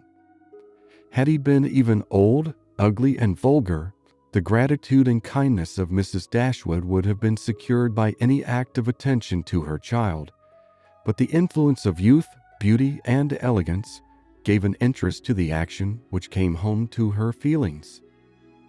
She thanked him again and again, and with a sweetness of address which always attended her, invited him to be seated. But this he declined, as he was dirty and wet. Mrs. Dashwood then begged to know to whom she was obliged. His name, he replied, was Willoughby, and his present home was at Allenham, from whence he hoped she would allow him the honor of calling tomorrow to inquire after Miss Dashwood. The honor was readily granted, and he then departed to make himself still more interesting in the midst of a heavy rain. His manly beauty and more than common gracefulness were instantly the theme of general admiration, and the laugh which his gallantry raised against Marianne received particular spirit from his exterior attractions. Marianne herself had seen less of his person than the rest, for the confusion which crimsoned over her face on his lifting her up had robbed her of the power of regarding him after their entering the house. But she had seen enough of him to join in all the admiration of the others, and with an energy which always adorned her praise. His person and air were equal to what her fancy had ever drawn for the hero of a favorite story, and in his carrying her into the house with so little previous formality, there was a rapidity of thought which particularly recommended the action to her. Every circumstance belonging to him was interesting. His name was good, his residence was in their favorite village, and she soon found out that of all manly dresses a shooting jacket was the most becoming. Her imagination was busy, her reflections were pleasant, and the pain of a sprained ankle was disregarded. Sir John called on them as soon as the next interval of fair weather that morning allowed him to get out of doors, and Marianne's accident being related to him, he was eagerly asked whether he knew any gentleman in the name of Willoughby at Allenham. "Willoughby!" cried Sir John. "What, is he in the country? That is good news, however. I will ride over tomorrow and ask him to dinner on Thursday." "You know him, then?" said Mrs. Dashwood. "Know him? To be sure I do. Why, he is down here every year." "And what sort of a young man is he?" "As good a kind of fellow as ever lived, I assure you. A very decent shot, and there is not a bolder rider in England." "And is that all you can say for him?" cried Marianne indignantly. "But what are his manners on more intimate acquaintance? What his pursuits, his talents, and genius?" Sir John was rather puzzled. "Upon my soul," said he, "I do not know much about him as to all that. But he is a pleasant, good-humored fellow, and has got the nicest little black bitch of a pointer I ever saw. Was she out with him today?" but Marianne could no more satisfy him as to the color of Mr. Willoughby's pointer than he could describe to her the shades of his mind. "But who is he?" said Eleanor. "Where does he come from? Has he a house at Allenham?" On this point Sir John could give more certain intelligence, and he told them that Mr. Willoughby had no property of his own in the country, that he resided there only while he was visiting the old lady at Allenham Court, to whom he was related, and whose possessions he was to inherit, adding, Yes, he is very well worth catching, I can tell you, Miss Dashwood. He has a pretty little estate of his own in Somersetshire besides, and if I were you, I would not give him up to my younger sister, in spite of all this tumbling down hills. Miss Marianne must not expect to have all the men to herself. Brandon will be jealous if she does not take care." "I do not believe," said Mrs. Dashwood with a good-humored smile, "that Mr. Willoughby will be incommoded by the attempts of either of my daughters towards what you call catching him. It is not an employment to which they have been brought up. Men are very safe with us, let them be ever so rich. I am glad to find, however, from what you say, that he is a respectable young man, and one whose acquaintance will not be ineligible." "He is as good a sort of fellow, I believe, as ever lived," repeated Sir John. "I remember last Christmas at a little hop at the park, he danced from 8 o'clock till 4 without once sitting down." "Did he indeed?" cried Marianne with sparkling eyes. "And with elegance, with spirit?" "Yes, and he was up again at 8 to ride to covert." "That is what I like. That is what a young man ought to be. Whatever be his pursuits, his eagerness in them should know no moderation and leave him no sense of fatigue." I see how it will be," said Sir John. "I see how it will be. You will be setting your cap at him now and never think of poor Brandon." "That is an expression, Sir John," said Marianne warmly, "which I particularly dislike. I abhor every commonplace phrase by which wit is intended, and setting one's cap at a man, or making a conquest, are the most odious of all. Their tendency is gross and illiberal, and if their construction could ever be deemed clever, time has long ago destroyed all its ingenuity." Sir John did not much understand this reproof, but he laughed as heartily as if he did, and then replied, "Aye, you will make conquests enough, I dare say, one way or another. Poor Brandon, he is quite smitten already, and he is very well worth setting your cap at, I can tell you, in spite of all this tumbling about and spraining of ankles." End of chapter. Sense and Sensibility by Jane Austen, Chapter 10. Marianne's preserver, as Margaret, with more elegance than precision, styled Willoughby, called at the cottage early the next morning to make his personal inquiries.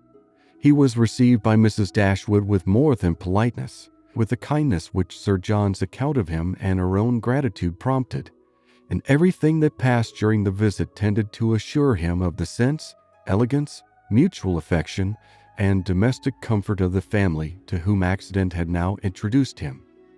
Of their personal charms he had not required a second interview to be convinced. Miss Dashwood had a delicate complexion, regular features, and a remarkably pretty figure. Marianne was still handsomer. Her form, though not so correct as her sister's, in having the advantage of height, was more striking, and her face was so lovely that when in the common cant of praise she was called a beautiful girl, truth was less violently outraged than usually happens. Her skin was very brown, but from its transparency, her complexion was uncommonly brilliant. Her features were all good, her smile was sweet and attractive, and in her eyes, which were very dark, there was a life, a spirit, and eagerness which could hardly be seen without delight. From Willoughby their expression was at first held back by the embarrassment which the remembrance of his assistance created. But when this passed away, when her spirits became collected, when she saw that to the perfect good breeding of the gentleman He united frankness and vivacity, and above all, when she heard him declare that of music and dancing he was passionately fond, she gave him such a look of approbation as secured the largest share of his discourse to herself for the rest of his stay. It was only necessary to mention any favorite amusement to engage her to talk. She could not be silent when such points were introduced, and she had neither shyness nor reserve in their discussion. They speedily discovered that their enjoyment of dancing and music was mutual, and that it arose from a general conformity of judgment in all that related to either.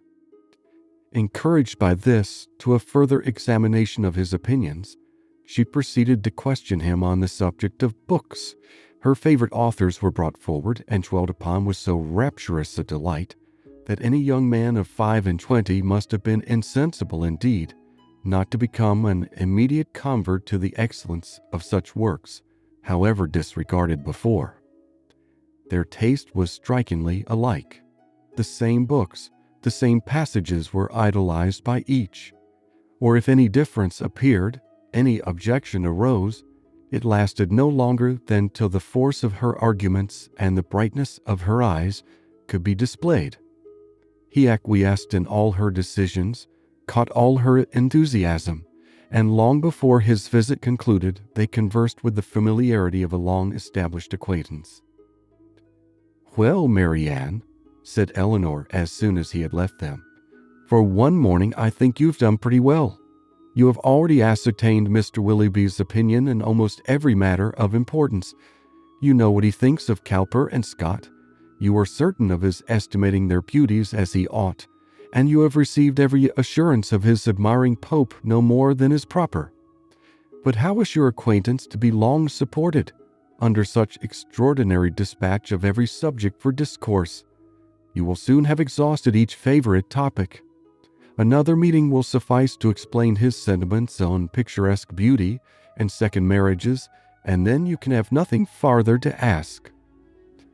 "Eleanor," cried Marianne, "is this fair? Is this just? Are my ideas so scanty? But I see what you mean. I have been too much at my ease, too happy, too frank. I have erred against every commonplace notion of decorum. I have been open and sincere where I ought to have been reserved, spiritless, dull, and deceitful. Had I talked only of the weather and the roads, and had I spoken only once in 10 minutes, this reproach would have been spared." "My love," said her mother, "you must not be offended with Eleanor. She was only in jest. I should scold her myself if she were capable of wishing to check the delight of your conversation with our new friend." Marianne was softened in a moment. Willoughby, on his side, gave every proof of his pleasure in their acquaintance, which an evident wish of improving it could offer. He came to them every day. To inquire after Marianne was at first his excuse, but the encouragement of his reception, to which every day gave greater kindness, made such an excuse unnecessary before it had ceased to be possible by Marianne's perfect recovery. She was confined for some days to the house, but never had any confinement been less irksome. Willoughby was a young man of good abilities, quick imagination, lively spirits, and open, affectionate manners. He was exactly formed to engage Marianne's heart, for with all this, he joined not only a captivating person, but a natural ardor of mind which was now roused and increased by the example of her own, and which recommended him to her affection beyond everything else. His society became gradually her most exquisite enjoyment. They read, they talked, they sang together. His musical talents were considerable, and he read with all the sensibility and spirit which Edward had, unfortunately, wanted. In Mrs. Dashwood's estimation, he was as faultless as in Marianne's, and Eleanor saw nothing to censure in him but a propensity, in which he strongly resembled and peculiarly delighted her sister, of saying too much what he thought on every occasion, without attention to persons or circumstances, in hastily forming and giving his opinion of other people, in sacrificing general politeness to the enjoyment of undivided attention which his heart was engaged, and in slighting too easily the forms of worldly propriety, he displayed a want of caution which Eleanor could not approve, in spite of all that he and Marianne could say in its support. Marianne began now to perceive that the desperation which had seized her at 16 and a half, of ever seeing a man who could satisfy her ideas of perfection, had been rash and unjustifiable. Willoughby was all that her fancy had delineated in that unhappy hour and in every brighter period, as capable of attaching her, and his behavior declared his wishes to be in that respect as earnest as his abilities were strong.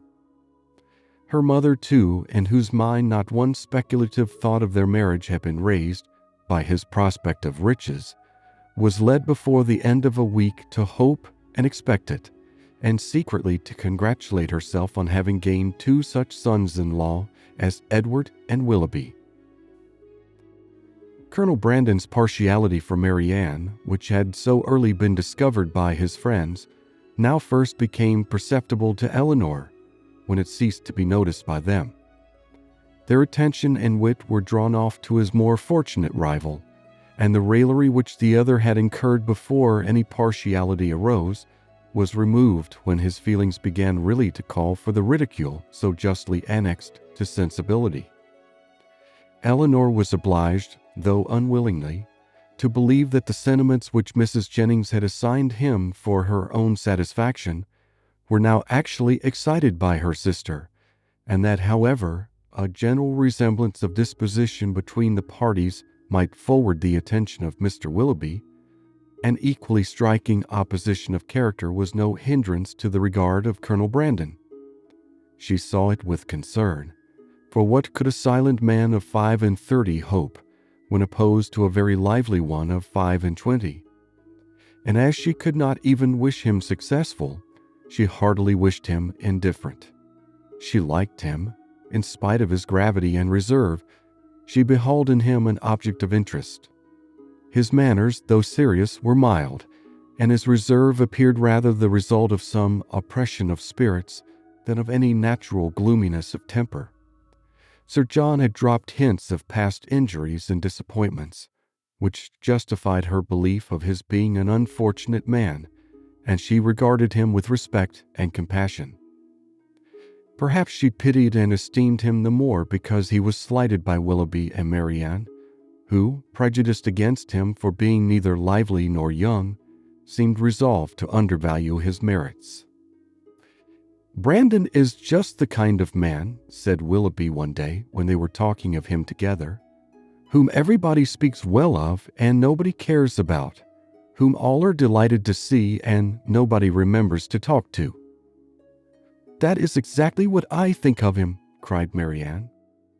"Do not boast of it, however," said Eleanor, "for it is injustice in both of you. He is highly esteemed by all the family at the park, and I never see him myself without taking pains to converse with him." "That he is patronized by you," replied Willoughby, "is certainly in his favor, but as for the esteem of the others, it is a reproach in itself. Who would submit to the indignity of being approved by such a woman as Lady Middleton and Mrs. Jennings, that could command the indifference of anybody else? But perhaps the abuse of such people as yourself and Marianne will make amends for the regard of Lady Middleton and her mother. If their praise is censure, your censure may be praised, for they are not more undiscerning than you are prejudiced and unjust. In defense of your protégé, you can even be saucy." "My protégé, as you call him, is a sensible man, and sense will always have attractions for me. Yes, Marianne, even in a man between 30 and 40. He has seen a great deal of the world, has been abroad, has read, and has a thinking mind. I have found him capable of giving me much information on various subjects, and he has always answered my inquiries with readiness of good breeding and good nature." "That is to say," cried Marianne contemptuously, "he has told you that in the East Indies the climate is hot and the mosquitoes are troublesome." "He would have told me so, I doubt not, had I made any such inquiries." but they happened to be points on which I had been previously informed." "Perhaps," said Willoughby, "his observations may have extended to the existence of nabobs, gold moors, and palanquins." "I may venture to say that his observations have stretched much further than your candor. But why should you dislike him?"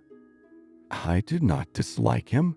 I consider him, on the contrary, as a very respectable man who is everybody's good word and nobody's notice, who has more money than he can spend, more time than he knows how to employ, and 2 new coats every year." "Add to which," cried Marianne, "that he has neither genius, taste, nor spirit, that his understanding has no brilliancy, his feelings no ardor, and his voice no expression." "You decide on his imperfections so much in the mass," replied Eleanor, "and so much on the strength of your own imagination, that the commendation I am able to give of him is comparatively cold and insipid. I can only pronounce him to be a sensible man, well bred, well informed, of gentle address, and, I believe, possessing an amiable heart." "Miss Dashwood," cried Willoughby, "you are now using me unkindly. You are endeavoring to disarm me by reason and to convince me against my will. But it will not do. You shall find me as stubborn as you can be artful. I have 3 unanswerable reasons for disliking Colonel Brandon.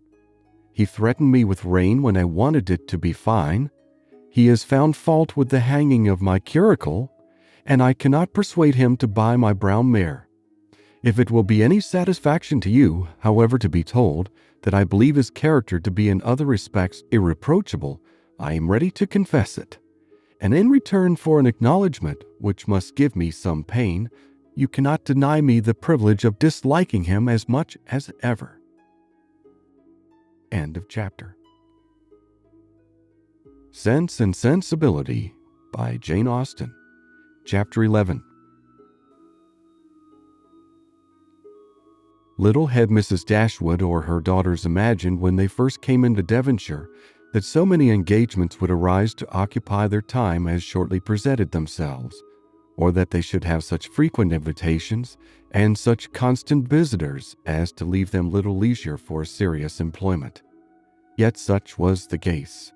When Marianne was recovered, the schemes of amusement at home and abroad, which Sir John had been previously forming, were put into execution. The private balls at the park then began, and parties on the water were made and accomplished as often as a showery October would allow.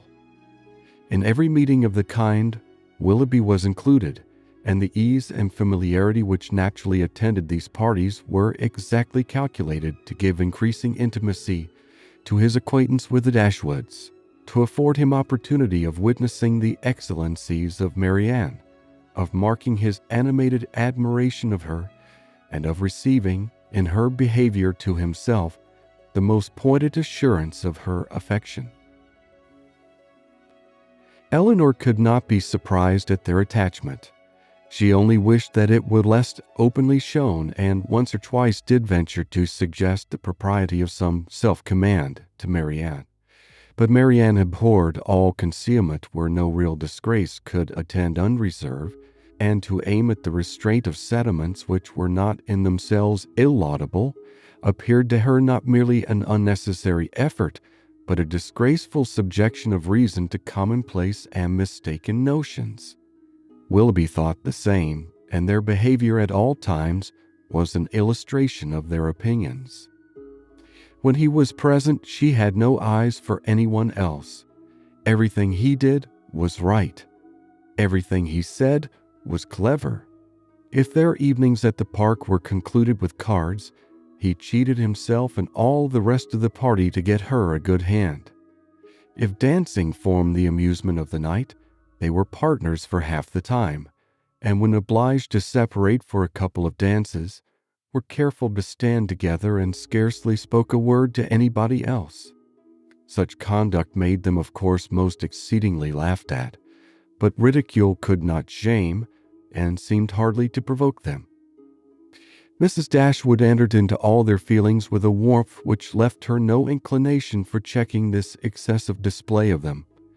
To her it was but the natural consequence of a strong affection in a young and ardent mind. This was the season of happiness to Marianne. Her heart was devoted to Willoughby, and the fond attachment to Norland, which she brought with her from Sussex, was more likely to be softened than she had thought it possible before by the charms which his society bestowed on her present home. Eleanor's happiness was not so great. Her heart was not so much at ease, nor her satisfaction in their amusements so pure. They afforded her no companion that could make amends for what she had left behind, nor that could teach her to think of Norland with less regret than ever.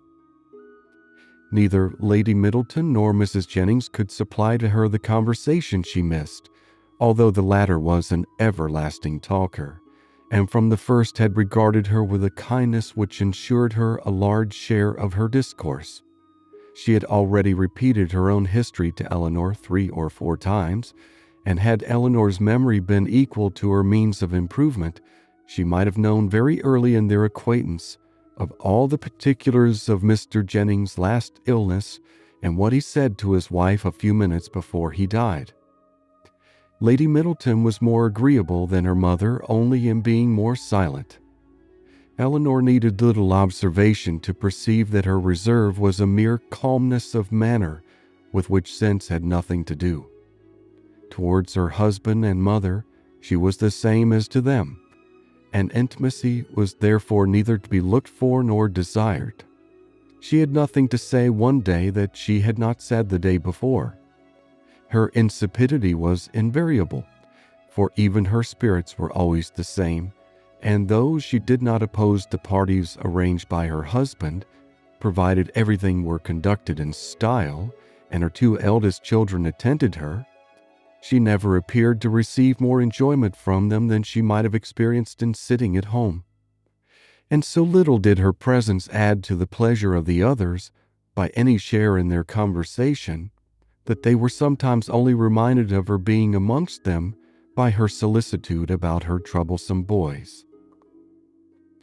In Colonel Brandon alone, of all her new acquaintance, did Eleanor find a person who could in any degree claim the respect of abilities, excite the interest of friendship, or give pleasure as a companion.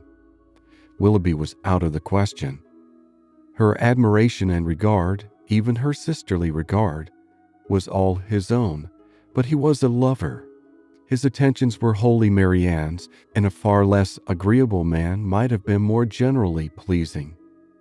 Colonel Brandon, unfortunately for himself, had no such encouragement to think only of Marianne, and in conversing with Eleanor he found the greatest consolation for the indifference of her sister. Eleanor's compassion for him increased, as she had reason to suspect that the misery of disappointed love had already been known to him. This suspicion was given by some words which accidentally dropped from him one evening at the park, when they were sitting down together by mutual consent, while the others were dancing. His eyes were fixed on Marianne, and after a silence of some minutes, he said with a faint smile, "Your sister, I understand, does not approve of second attachments." "No," replied Eleanor, "her opinions are all romantic. Or rather, as I believe, she considers them impossible to exist." "I believe she does, but how she contrives it without reflecting on the character of her own father, who had himself 2 wives, I know not. A few years, however, will settle her opinions on the reasonable basis of common sense and observation, and then they may be more easy to define and to justify than they now are by anybody but herself." "This will probably be the case," he replied, "and yet there is something so amiable in the prejudices of a young mind that one is sorry to see them give way to the reception of more general opinions." "I cannot agree with you there," said Eleanor. "There are inconveniences attending such feelings as Marianne's, which all the charms of enthusiasm and ignorance of the world cannot atone for. Her systems have all the unfortunate tendency of setting propriety at naught, and a better acquaintance with the world is what I look forward to as her greatest possible advantage." After a short pause, he resumed the conversation by saying, "Does your sister make no distinction in her objections against the second attachment? Or is it equally criminal in everybody? Are those who have been disappointed in their first choice, whether from the inconstancy of its object or the perverseness of circumstances, to be equally indifferent during the rest of their lives?" "Upon my word, I am not acquainted with the minutiae of her principles. I only know that I have never yet heard her admit any instance of a second attachment's being pardonable." "This," said he, "cannot hold, but a total change of sentiments. No, do not desire it. For when the romantic refinements of a young mind are obliged to give way, how frequently are they succeeded by such opinions as are but too common and too dangerous. I speak from experience. I once knew a lady who in temper and mind greatly resembled your sister, who thought and judged like her, but who from an enforced change, from a series of unfortunate circumstances—" Here he stopped suddenly, appeared to think that he had said too much, and by his countenance gave rise to conjectures which might not otherwise have entered Eleanor's mind.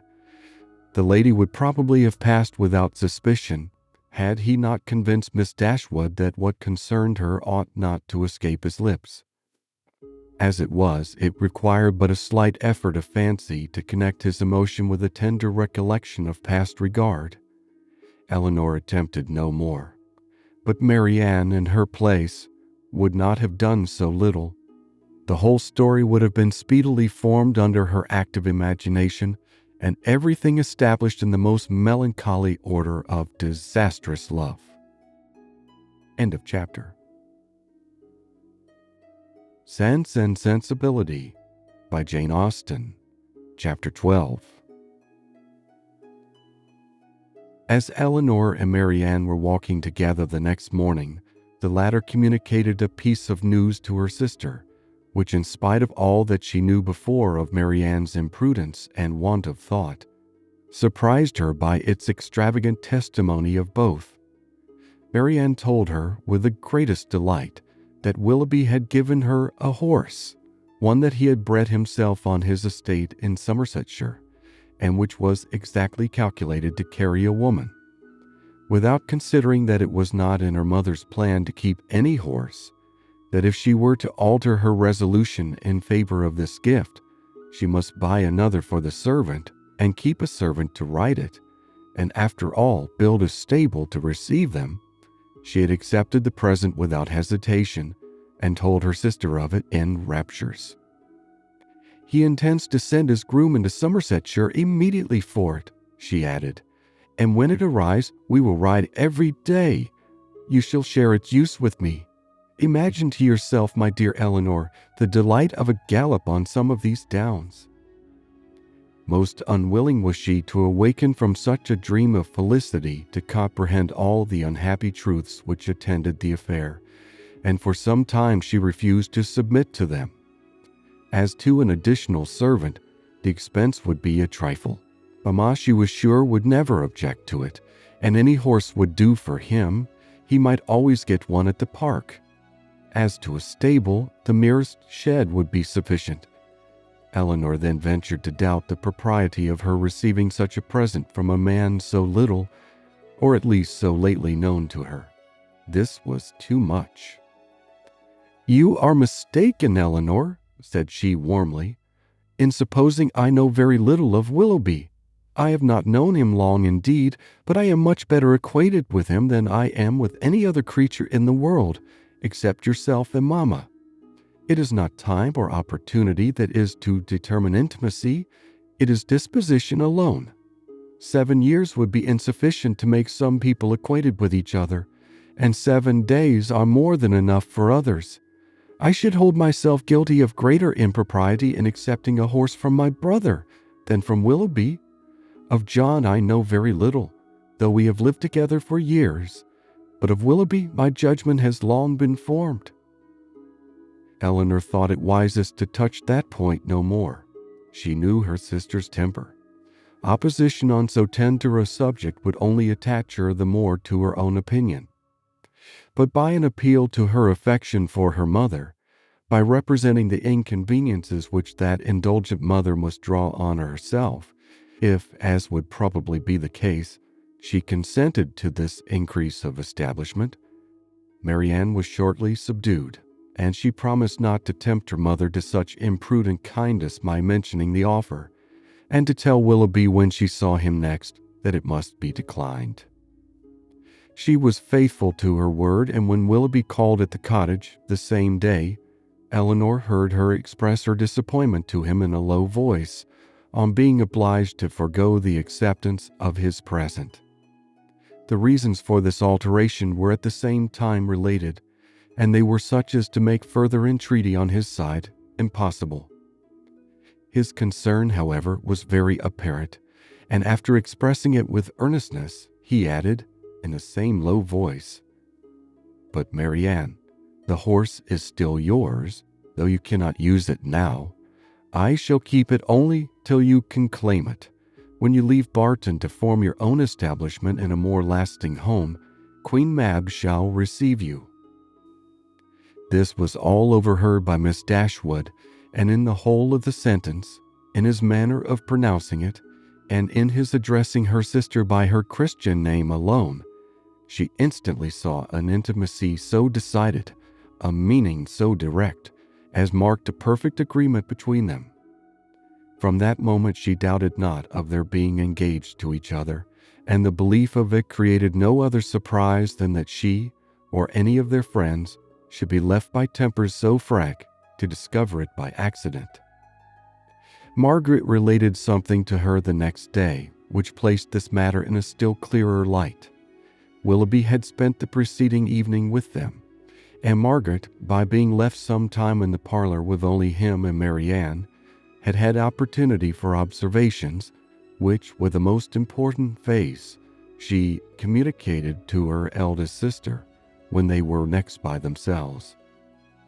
"Oh, Eleanor," she cried, "I have such a secret to tell you about Marianne. I am sure she will be married to Mr. Willoughby very soon." "You have said so," replied Eleanor, "almost every day since they first met on High Church Down, and they had not known each other a week, I believe, before you were certain that Marianne wore his picture round her neck, but it turned out to be only the miniature of our great uncle." "But indeed this is quite another thing. I am sure they will be married very soon, for he has got a lock of her hair." "Take care, Margaret. It may be only the hair of some great uncle of his." "But indeed, Eleanor, it is Marianne's. I am almost sure it is, for I saw him cut it off.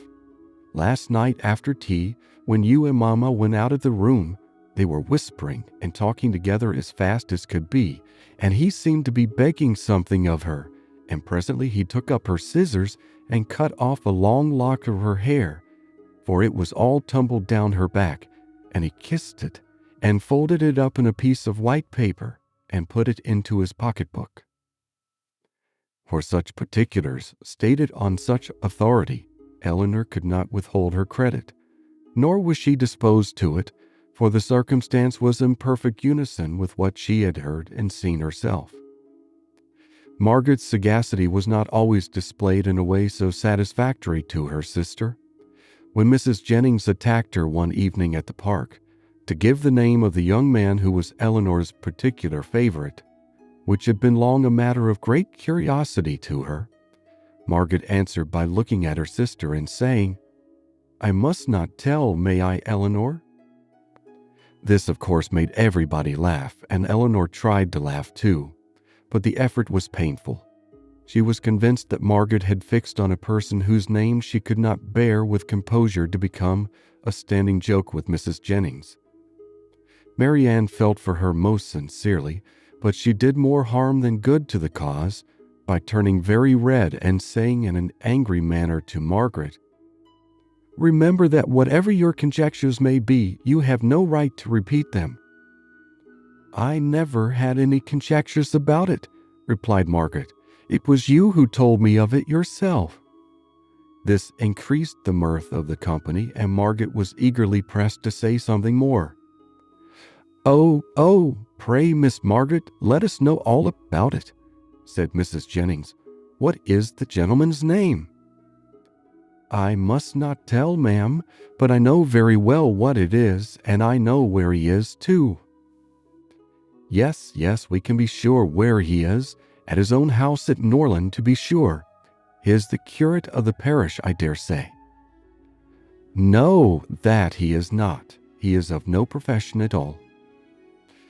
"Margaret," said Marianne with great warmth, "you know that all this is an invention of your own, and that there is no such person in existence."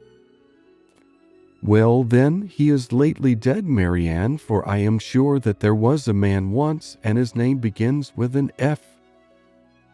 Most grateful did Eleanor feel to Lady Middleton for observing at this moment that it rained very hard, though she believed the interruption to proceed less from any attention to her than from her ladyship's great dislike of all such inelegant subjects of raillery as delighted her husband and mother.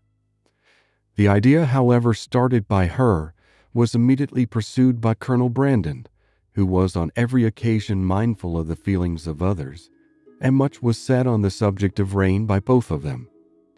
Willoughby opened the pianoforte and asked Marianne to sit down to it, and thus, amidst the various endeavors of different people to quit the topic, it fell to the ground.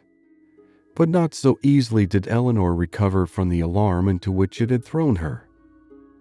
A party was formed this evening for going on the following day to see a very fine place about 12 miles from Barton, belonging to a brother-in-law of Colonel Brandon, without whose interest it could not be seen, as the proprietor, who was then abroad, had left strict orders on that head. The grounds were declared to be highly beautiful, and Sir John, who was particularly warm in their praise, might be allowed to be a tolerable judge, for he had formed parties to visit them at least twice every summer for the last 10 years. They contained a noble piece of water, a sail on which was to form a great part of the morning's amusement. Cold provisions were to be taken, open carriages only to be employed, and everything conducted in the usual style of a complete party of pleasure. To some few of the company it appeared rather a bold undertaking, considering the time of year, and that it had rained every day for the last fortnight, and Mrs. Dashwood, who had already a cold, was persuaded by Eleanor to stay at home. End of chapter. Sense and Sensibility by Jane Austen, Chapter 13. Their intended excursion to Whitwell turned out very different from what Eleanor had expected. She was prepared to be wet through, fatigued, and frightened, but the event was still more unfortunate, for they did not go at all. By 10 o'clock, the whole party was assembled at the park where they were to breakfast. The morning was rather favorable, though it had rained all night, as the clouds were then dispersing across the sky, and the sun frequently appeared. They were all in high spirits and good humor, eager to be happy, and determined to submit to the greatest inconveniences and hardships rather than be otherwise. While they were at breakfast, the letters were brought in. Among the rest there was one for Colonel Brandon. He took it, looked at the direction, changed color, and immediately left the room. "What is the matter with Brandon?" said Sir John. Nobody could tell. "I hope he has had no bad news," said Lady Middleton. "It must be something extraordinary that could make Colonel Brandon leave my breakfast table so suddenly." In about 5 minutes he returned. "No bad news, Colonel, I hope," said Mrs. Jennings as soon as he entered the room. "Not at all, ma'am, I thank you." "Was it from Avignon? I hope it is not to say that your sister is worse." "No, ma'am, it came from town and is merely a letter of business." "But how came the hand to discompose you so much, if it was only a letter of business? Come, this won't do, Colonel. Let us hear the truth of it." "My dear madam," said Lady Middleton, "recollect what you are saying." "Perhaps it is to tell you that your cousin Fanny is married?" said Mrs. Jennings without attending to her daughter's reproof. "No, indeed, it is not." "Well then, I know who it is from, Colonel, and I hope she is well." "Whom do you mean, ma'am?" said he, coloring a little. "Oh, you know who I mean." "I am particularly sorry, ma'am," said he, addressing Lady Middleton, "that I should receive this letter today, for it is on business which requires my immediate attendance in town." "In town?" cried Mrs. Jennings. "What can you have to do in town at this time of year?"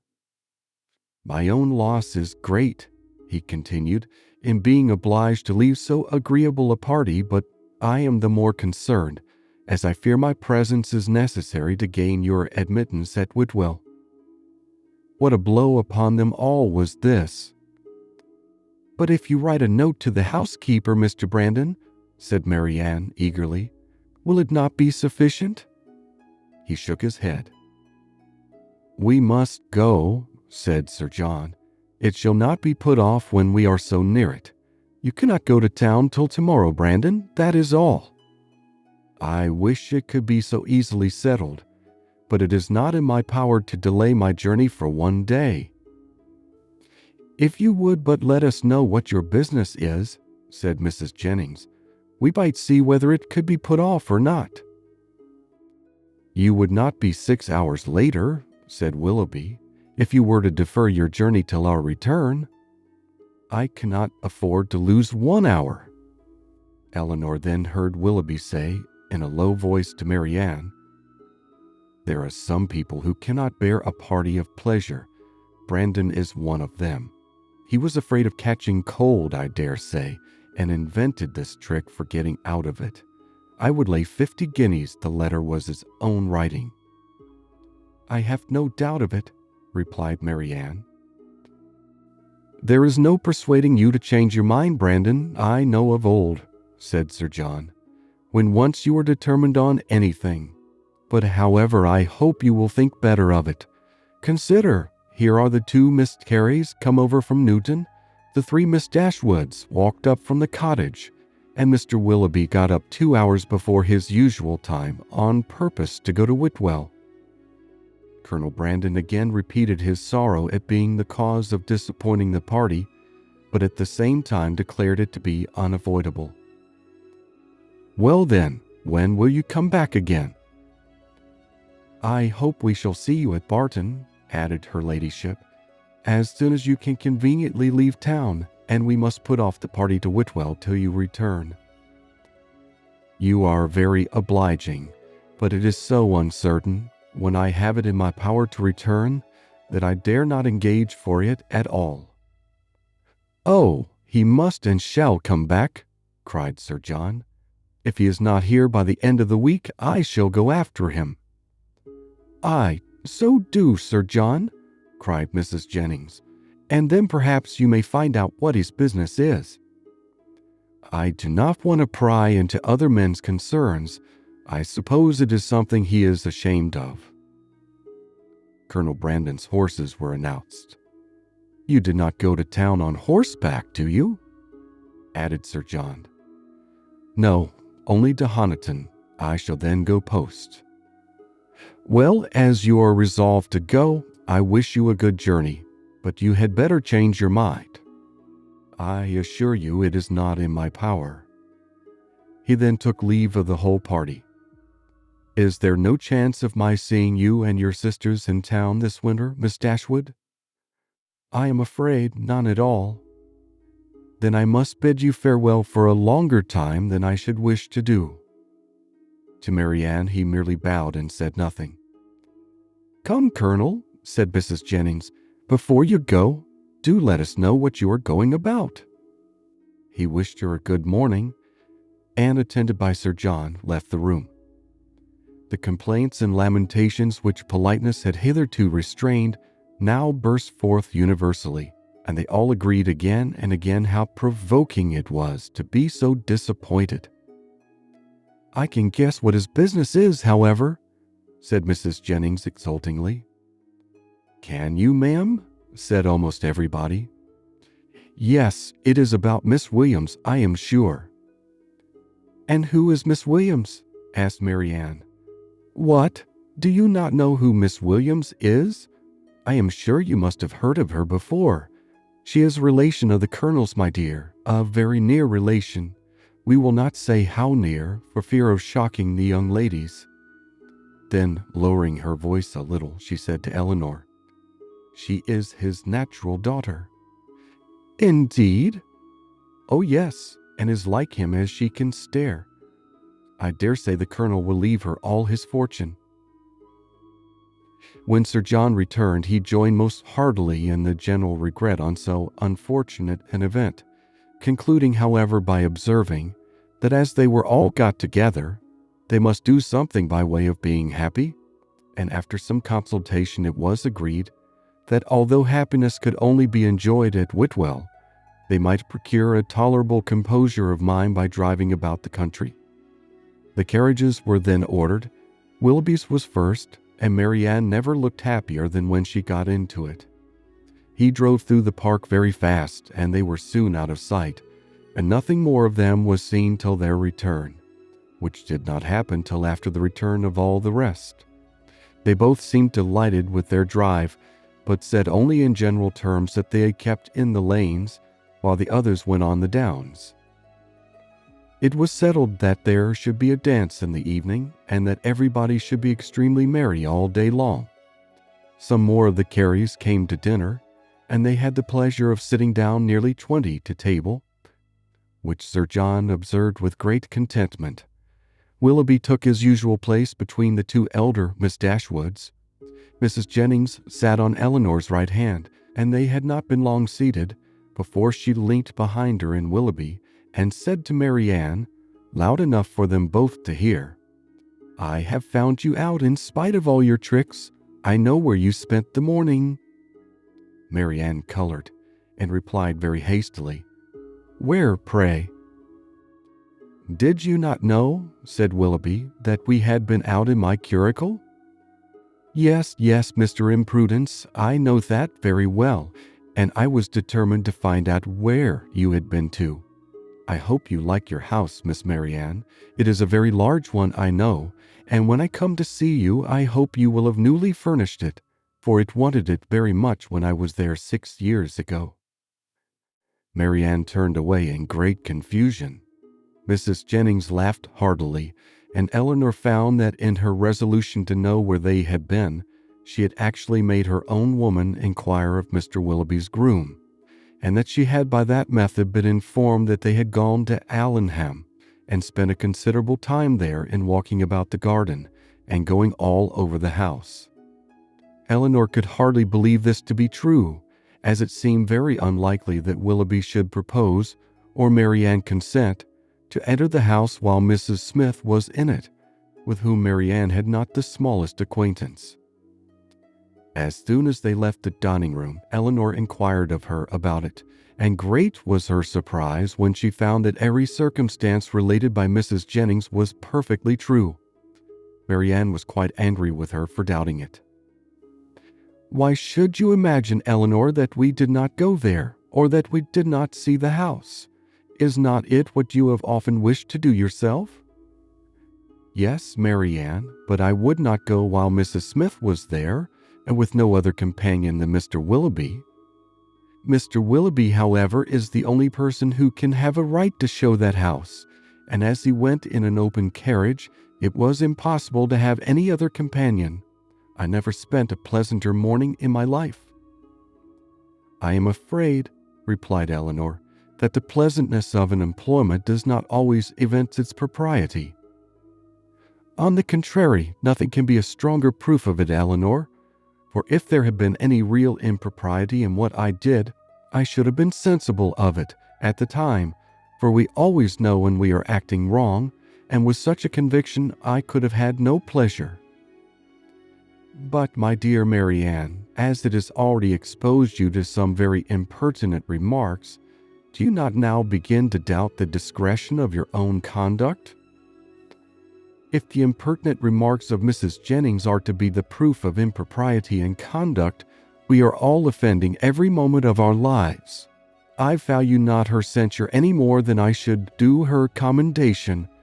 I am not sensible of having done anything wrong in walking over Mrs. Smith's grounds, or in seeing her house. They will one day be Mr. Willoughby's, and if they were one day to be your own, Marianne, you would not be justified in what you have done." She blushed at this hint, but it was even visibly gratifying to her, and after a 10 minutes interval of earnest thought, she came to her sister again and said with great good humor, "Perhaps, Eleanor, it was rather ill-judged in me to go to Allenham, but Mr. Willoughby wanted particularly to show me the place, and it is a charming house, I assure you. There is one remarkably pretty sitting-room upstairs, of a nice comfortable size for constant use, and with modern furniture it would be delightful. It is a corner room and has windows on 2 sides. On one side you look across the bowling green, behind the house, to a beautiful hanging wood, and on the other you have a view of the church and village, and beyond them of those fine bold hills that we have so often admired. I did not see it to advantage, for nothing could be more forlorn than the furniture, but if it were newly fitted up, a couple of £100, Willoughby says, would make it one of the pleasantest summer rooms in England." Could Eleanor have listened to her without interruption from the others, she would have described every room in the house with equal delight. End of chapter. Sense and Sensibility by Jane Austen. Chapter 14. The sudden termination of Colonel Brandon's visit at the park, with his steadiness in concealing its cause, filled the mind and raised the wonder of Mrs. Jennings for 2 or 3 days. She was a great wonderer, as everyone must be who takes a very lively interest in all the comings and goings of all their acquaintance. She wondered, with little intermission, what could be the reason of it, was sure there must be some bad news, and thought over every kind of distress that could have befallen him, with a fixed determination that he should not escape them all. "Something very melancholy must be the matter, I am sure," said she. "I could see it in his face. Poor man! I am afraid his circumstances may be bad. The estate at Delaford was never reckoned more than 2,000 a year, and his brother left everything sadly involved. I do think he must have been sent for about money matters, for what else can it be? I wonder whether it is so. I would give anything to know the truth of it. Perhaps it is about Miss Williams, and by the by, I dare say it is, because he looked so conscious when I mentioned her. Maybe she is ill in town. Nothing in the world more likely, for I have a notion she is always rather sickly. I would lay any wager it is about Miss Williams. It is not so very likely he should be distressed in his circumstances now, for he is a very prudent man, and to be sure must have cleared the estate by this time. I wonder what it can be. Maybe his sister is worse at Avignon, and has sent for him over. His setting off in such a hurry seems very likely it. Well, I wish him out of all his trouble with all my heart, and a good wife into the bargain." So wondered, so talked Mrs. Jennings, her opinion varying with every fresh conjecture, and all seeming equally probable as they arose. Eleanor, though she felt really interested in the welfare of Colonel Brandon, could not bestow all the wonder on his going so suddenly away, which Mrs. Jennings was desirous of her feeling. For besides that the circumstance did not, in her opinion, justify such lasting amazement or variety of speculation, her wonder was otherwise disposed of. It was engrossed by the extraordinary silence of her sister and Willoughby on the subject, which they must know to be peculiarly interesting to them all. As this silence continued, every day made it appear more strange and more incompatible with the disposition of both. why they should not openly acknowledge to her mother and herself what their constant behavior to each other declared to have taken place, Eleanor could not imagine. She could easily conceive that marriage might not be immediately in their power, for though Willoughby was independent, there was no reason to believe him rich. His estate had been rated by Sir John at about 600 or 700 a year, but he lived at an expense to which that income could hardly be equal, and he had himself often complained of his poverty. But for this strange kind of secrecy maintained by them relative to their engagement, which in fact concealed nothing at all, she could not account, for it was so wholly contradictory to their general opinions and practice that a doubt sometimes entered her mind of their being really engaged, and this doubt was enough to prevent her making any inquiry of Marianne. Nothing could be more expressive of attachment to them all than Willoughby's behavior. To Marianne it had all the distinguishing tenderness which a lover's heart could give, and to the rest of the family it was the affectionate attention of a son and a brother. The cottage seemed to be considered and loved by him as his home. Many more of his hours were spent there than at Allenham, and if no general engagement collected them at the park, the exercise which called him out in the morning was almost certain of ending there, where the rest of the day was spent by himself at the side of Marianne and by his favorite pointer at her feet. One evening in particular, about a week after Colonel Brandon left the country, his heart seemed more than usually open to every feeling of attachment to the objects around him, and on Mrs. Dashwood's happening to mention her design of improving the cottage in the spring, he warmly opposed every alteration of a place which affection had established as perfect with him. "What?"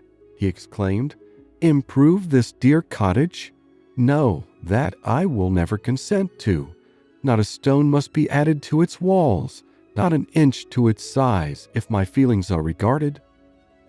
"Do not be alarmed," said Miss Dashwood. "Nothing of the kind will be done, for my mother will never have money enough to attempt it." "I am heartily glad of it," he cried. "May she always be poor if she can employ her riches no better." "Thank you, Willoughby, but you may be assured that I would not sacrifice one sentiment of local attachment of yours, or of anyone whom I loved, for all the improvements in the world. Depend upon it that whatever unemployed sum may remain, when I make up my accounts in the spring, I would even rather lay it uselessly by than dispose of it in a manner so painful to you. But are you really so attached to this place as to see no defect in it?" "I am," said he. "To me it is faultless. Nay, more, I consider it as the only form of building in which happiness is attainable, and were I rich enough I would instantly pull Combe down and build it up again in the exact plan of this cottage." "With dark, narrow stairs and a kitchen that smokes, I suppose," said Eleanor. "Yes," cried he in the same eager tone, "with all and everything belonging to it, and no one convenience or inconvenience about it, should the least variation be perceptible. Then, and then only, under such a roof, I might perhaps be as happy at Combe as I have been at Barton." "I flatter myself," replied Eleanor, "that even under the disadvantage of better rooms and a broader staircase, you will hereafter find your own house as faultless as you now do this." "There certainly are circumstances," said Willoughby, "which might greatly endear it to me, but this place will always have one claim of my affection, which no other can possibly share." Mrs. Dashwood looked with pleasure at Marianne, whose fine eyes were fixed so expressively on Willoughby, as plainly denoted how well she understood him. "How often did I wish," added he, "when I was at Allenham this summer 12-month, that Barton Cottage were inhabited. I never passed within view of it without admiring its situation and grieving that no one should live in it. How little did I then think that the very first news I should hear from Mrs. Smith, when I next came into the country, would be that Barton Cottage was taken. and I felt an immediate satisfaction and interest in the event, which nothing but a kind of prescience of what happiness I should experience from it can account for. Must it not have been so, Marianne? Speaking to her in a lowered voice. Then, continuing his former tone, he said, "And yet this house you would spoil, Mrs. Dashwood? You would rob it of its simplicity by imaginary improvement. And this dear parlor in which our acquaintance first began, and in which so many happy hours have been since spent by us together, you would degrade to the condition of a common entrance, and everybody would be eager to pass through the room which has hitherto contained within itself more real accommodation and comfort than any other apartment of the handsomest dimensions in the world could possibly afford." Mrs. Dashwood again assured him that no alteration of the kind should be attempted. "You are a good woman," he warmly replied. "Your promise makes me easy. Extend it a little farther, and it will make me happy. Tell me that not only your house will remain the same, but that I shall ever find you and yours as unchanged as your dwelling, and that you will always consider me with the kindness of which is made everything belonging to you so dear to me." The promise was readily given, and Willoughby's behavior during the whole of the evening declared at once his affection and happiness. "Shall we see you tomorrow to dinner?" said Mrs. Dashwood when he was leaving them. "I do not ask you to come in the morning, for we must walk to the park to call on Lady Middleton." He engaged to be with them by 4 o'clock. End of chapter. Sense and Sensibility by Jane Austen. Chapter 15. Mrs. Dashwood's visit to Lady Middleton took place the next day, and 2 of her daughters went with her, but Marianne excused herself from being of the party under some trifling pretext of employment, and her mother, who concluded that a promise had been made by Willoughby the night before of calling on her while they were absent, was perfectly satisfied with her remaining at home. On their return from the park, they found Willoughby's curricle and servant in waiting at the cottage, and Mrs. Dashwood was convinced that her conjecture had been just. So far it was all as she had foreseen, but on entering the house she beheld what no foresight had taught her to expect. They were no sooner in the passage than Marianne came hastily out of the parlor, apparently in violent affliction, with her handkerchief at her eyes, and without noticing them ran upstairs. Surprised and alarmed, they proceeded directly into the room she had just quitted, where they found only Willoughby, who was leaning against the mantelpiece with his back towards them. He turned round on their coming in, and his countenance showed that he strongly partook of the emotion which overpowered Marianne. "Is anything the matter with her?" cried Mrs. Dashwood as she entered. "Is she ill?" "I hope not," he replied, trying to look cheerful, and with a forced smile presently added, "It is I who may rather expect to be ill, for I am now suffering under a very heavy disappointment." "Disappointment?" "Yes, for I am unable to keep my engagement with you. Mrs. Smith has this morning exercised the privilege of riches upon a poor dependent cousin by sending me on business to London. I have just received my dispatches and taken my farewell of Allenham, and by way of exhilaration I am now come to take my farewell of you." "To London? And are you going this morning?" "Almost this moment." "This is very unfortunate, but Mrs. Smith must be obliged, and her business will not detain you from us long, I hope." He colored as he replied, "You are very kind, but I have no idea of returning into Devonshire immediately. My visits to Mrs. Smith are never repeated within the 12-month. "And is Mrs. Smith your only friend? Is Allenham the only house in the neighborhood to which you will be welcome? For shame, Willoughby, can you wait for an invitation here?" His color increased, and with his eyes fixed on the ground, he only replied, "You are too good." Mrs. Dashwood looked at Eleanor with surprise. Eleanor felt equal amazement. For a few moments everyone was silent. Mrs. Dashwood first spoke. I have only to add, my dear Willoughby, that at Barton Cottage you will always be welcome, for I will not press you to return here immediately, because you only can judge how far that might be pleasing to Mrs. Smith, and on this head I shall be no more disposed to question your judgment than to doubt your inclination." "My engagements at present," replied Willoughby confusedly, "are of such a nature that I dare not flatter myself." He stopped.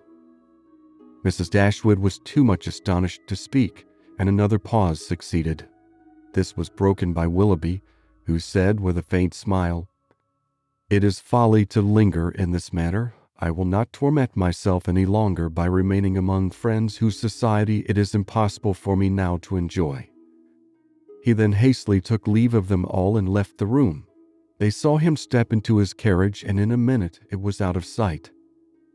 Mrs. Dashwood felt too much for speech, and instantly quitted the parlor to give way in solitude to the concern and alarm which this sudden departure occasioned. Eleanor's uneasiness was at least equal to her mother's. She thought of what had just passed with anxiety and distrust. Willoughby's behavior in taking leave of them, his embarrassment and affectation of cheerfulness, and above all his unwillingness to accept her mother's invitation, a backwardness so unlike a lover, so unlike himself, greatly disturbed her. One moment she feared that no serious design had ever been formed on his side, and the next, that some unfortunate quarrel had taken place between him and her sister. The distress in which Marianne had quitted the room was such as a serious quarrel could most reasonably account for, though when she considered what Marianne's love for him was, a quarrel seemed almost impossible. But whatever might be the particulars of their separation, her sister's affliction was indubitable, and she thought with the tenderest compassion of that violent sorrow which Marianne was in all probability not merely giving way to as a relief, but feeding and encouraging as a duty. In about half an hour her mother returned, and though her eyes were red, her countenance was not uncheerful.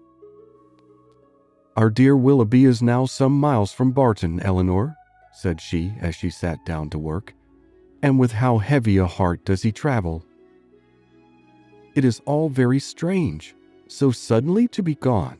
It seems but the work of a moment, and last night he was with us so happy, so cheerful, so affectionate. And now, after only 10 minutes' notice, gone too without intending to return. Something more than what he owned to us must have happened.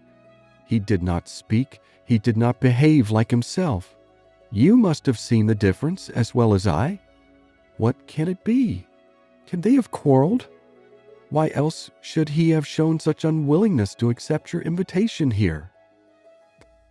"It was not inclination that he wanted, Eleanor. I could plainly see that. He had not the power of accepting it. I have thought it all over, I assure you, and I can perfectly account for everything that at first seemed strange to me as well as to you." "Can you indeed?" "Yes. I have explained it to myself in the most satisfactory way. But you, Eleanor, who love to doubt where you can, it will not satisfy you, I know, but you shall not talk me out of my trust in it. I am persuaded that Mrs. Smith suspects his regard for Marianne, disapproves of it, perhaps because she has other views for him, and on that account is eager to get him away, and that the business which she sends him off to transact is invented as an excuse to dismiss him. This is what I believe to have happened. He is, moreover, aware that she does disapprove the connection. He dares not, therefore, at present confess to her his engagement with Marianne, and he feels himself obliged, from his dependent situation, to give in to her schemes and absent himself from Devonshire for a while. You will tell me, I know, that this may or may not have happened, but I will listen to no cavil, unless you can point out any other method of understanding the affair as satisfactory as this. And now, Eleanor, what have you to say?"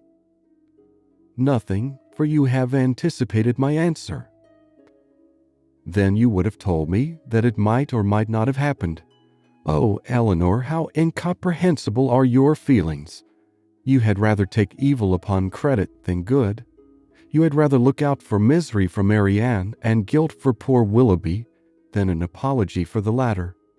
You are resolved to think him blamable because he took leave of us with less affection than his usual behavior has shown. And is no allowance to be made for inadvertence or for spirits depressed by recent disappointment? Are no probabilities to be accepted merely because they are not certainties? Is nothing due to the man whom we have all such reason to love, and no reason in the world to think ill of? To the possibility of motives unanswerable in themselves, though unavoidably secret for a while? And after all, what is it you suspect him of? I can hardly tell myself, but suspicion of something unpleasant is the inevitable consequence of such an alteration as we just witnessed in him. There is great truth, however, in what you have now urged of the allowances which ought to be made for him, and it is my wish to be candid in my judgment of everybody. Willoughby may undoubtedly have very sufficient reasons for his conduct, and I will hope that he has. But it would have been more like Willoughby to acknowledge them at once. Secrecy may be advisable, but still I cannot help wondering at its being practiced by him. Do not blame him, however, for departing from his character where the deviation is necessary. But you really do admit the justice of what I have said in his defense? I am happy, and he is acquitted. Not entirely. It may be proper to conceal their engagement, if they are engaged, from Mrs. Smith, and if that is the case, it must be highly expedient for Willoughby to be but little in Devonshire at present. But this is no excuse for their concealing it from us. Concealing it from us? My dear child, do you accuse Willoughby and Marianne of concealment? This is strange indeed, when your eyes have been reproaching them every day for incautiousness. I want no proof of their affection, said Eleanor, but of their engagement I do. I am perfectly satisfied of both. Yet not a syllable has been said to you on the subject by either of them. I have not wanted syllables where actions have spoken so plainly. Has not his behavior to Marianne and to all of us, for at least the last fortnight, declared that he loved and considered her as his future wife, and that he felt for us the attachment of the nearest relation? Have we not perfectly understood each other? Has not my consent been daily asked by his looks, his manner, his attentive and affectionate respect? My Eleanor, is it possible to doubt their engagement? How could such a thought occur to you? How is it to be supposed that Willoughby, persuaded as he must be of your sister's love, should leave her, and leave her perhaps for months, without telling her of his affection, that they should part without a mutual exchange of confidence? I confess, replied Eleanor, that every circumstance except one is in favor of their engagement, but that one is the total silence of both on the subject, and with me it almost outweighs every other. How strange this is!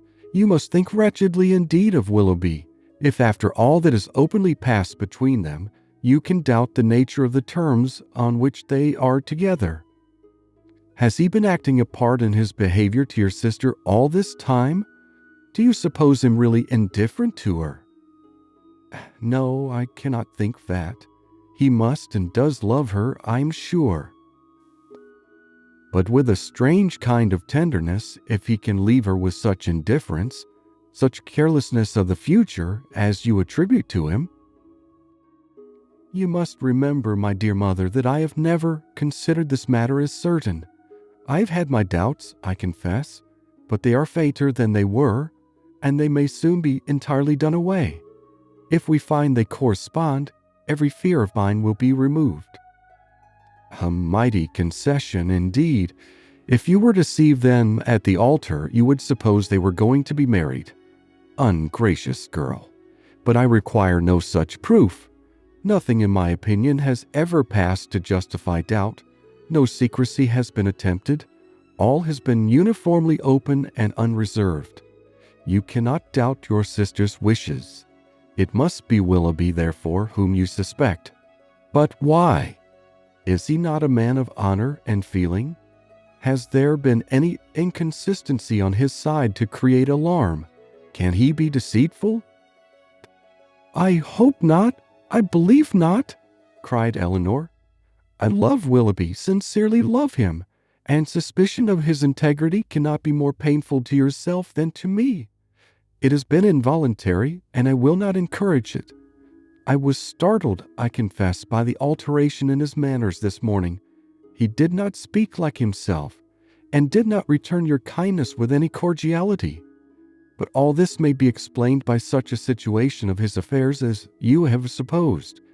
He has just parted from my sister, has seen her leave him in the greatest affliction, and if he felt obliged, from a fear of offending Mrs. Smith, to resist the temptation of returning here soon, and yet aware that by declining your invitation, by saying that he was going away for some time, he should seem to act an ungenerous, a suspicious part by our family, he might well be embarrassed and disturbed.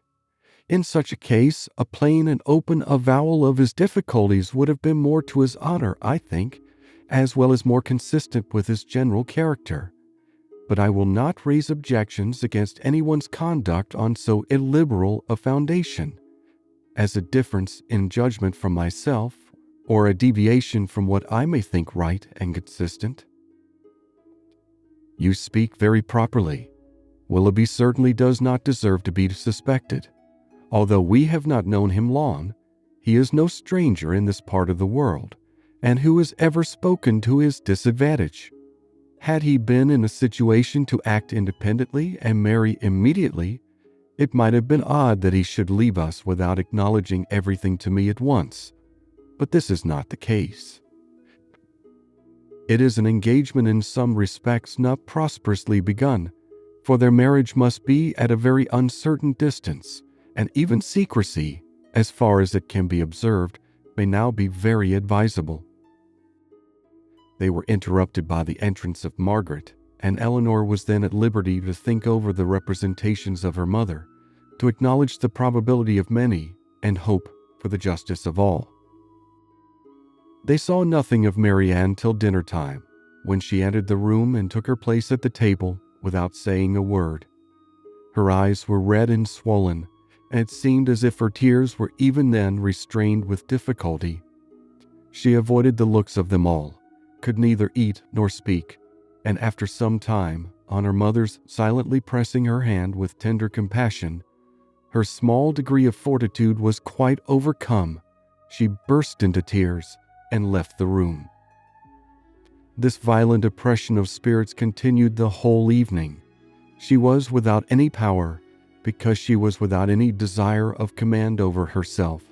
The slightest mention of anything relative to Willoughby overpowered her in an instant, and though her family were most anxiously attentive to her comfort, it was impossible for them, if they spoke at all, to keep clear of every subject which her feelings connected with him.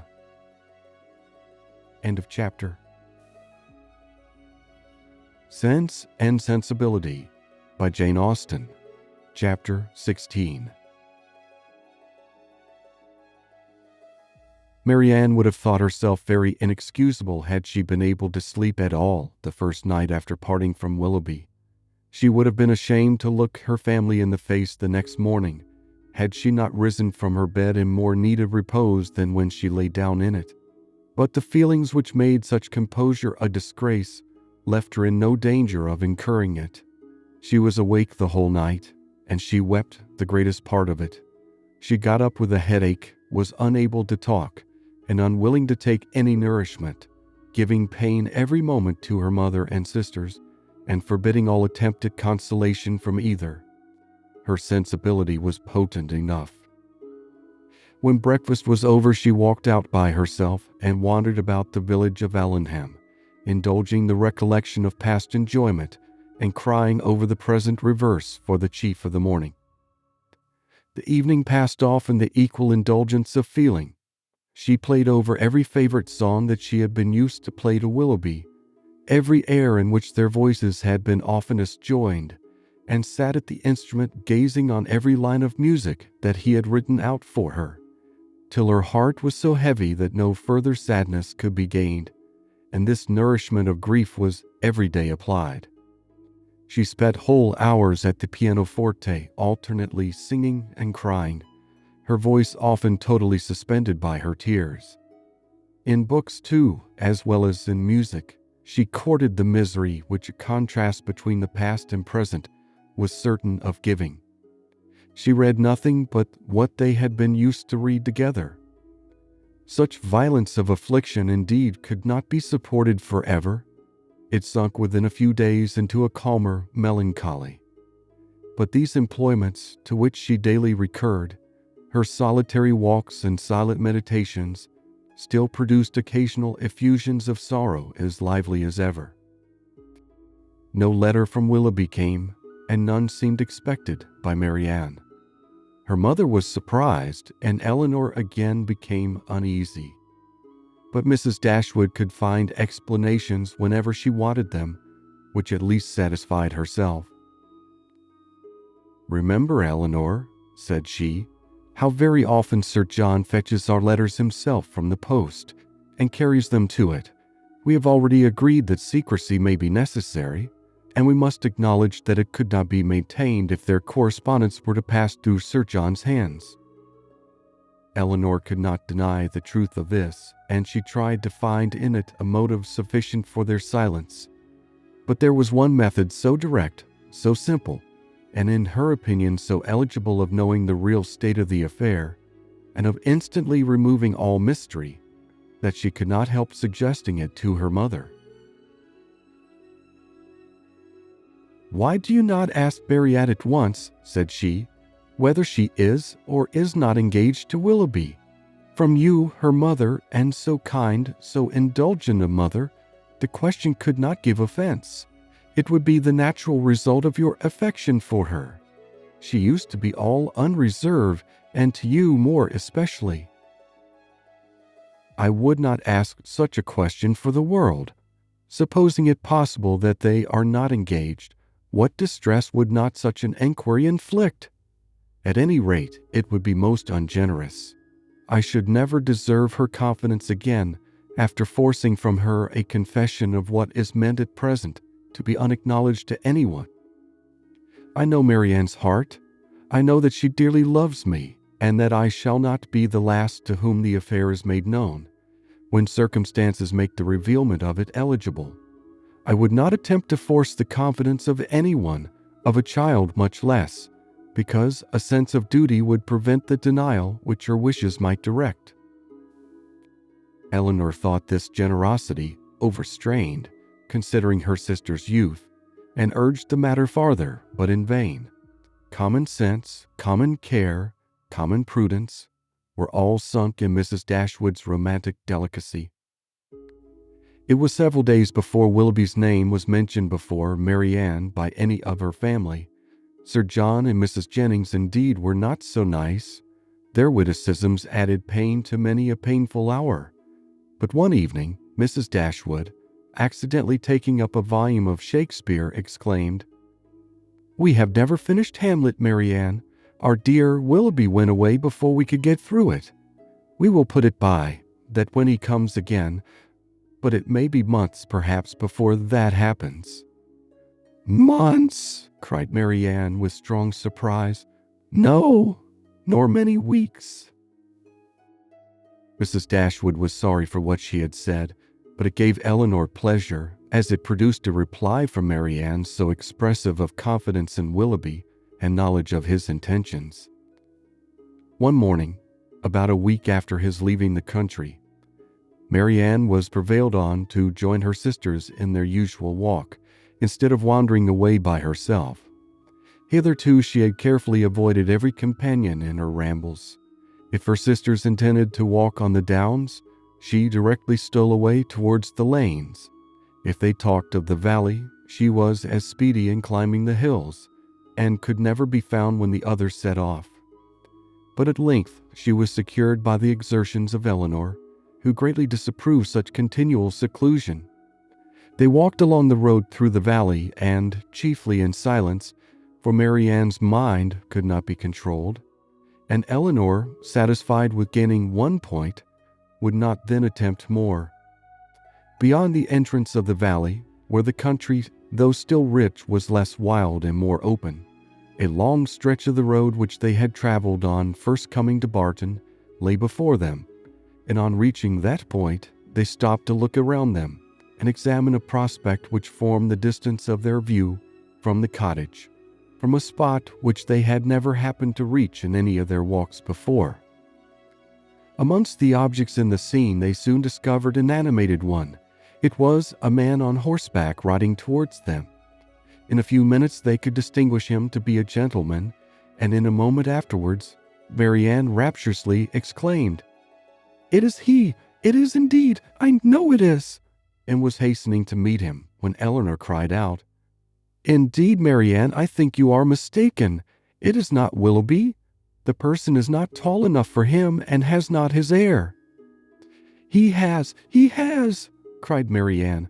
"I am sure he has. His air, his coat, his horse. I knew how soon he would come." She walked eagerly on as she spoke, and Eleanor, to screen Marianne from particularity, as she felt almost certain of its not being Willoughby, quickened her pace and kept up with her. They were soon within 30 yards of the gentleman. Marianne looked again. Her heart sunk within her, and abruptly turning round, she was hurrying back when the voices of both her sisters were raised to detain her. A third, almost as well known as Willoughby's, joined them in begging her to stop, as she turned round with surprise to see and welcome Edward Ferrars. He was the only person in the world who could at that moment be forgiven for not being Willoughby, the only one who could have gained a smile from her. But she dispersed her tears to smile on him, and in her sister's happiness forgot for a time her own disappointment.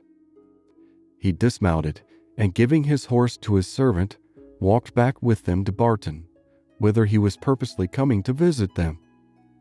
He was welcomed by them all with great cordiality, but especially by Marianne, who showed more warmth of regard in her reception of him than even Eleanor herself.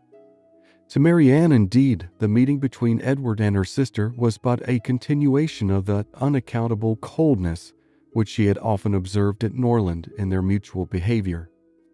On Edward's side, more particularly, there was a deficiency of all that a lover ought to look and say on such an occasion.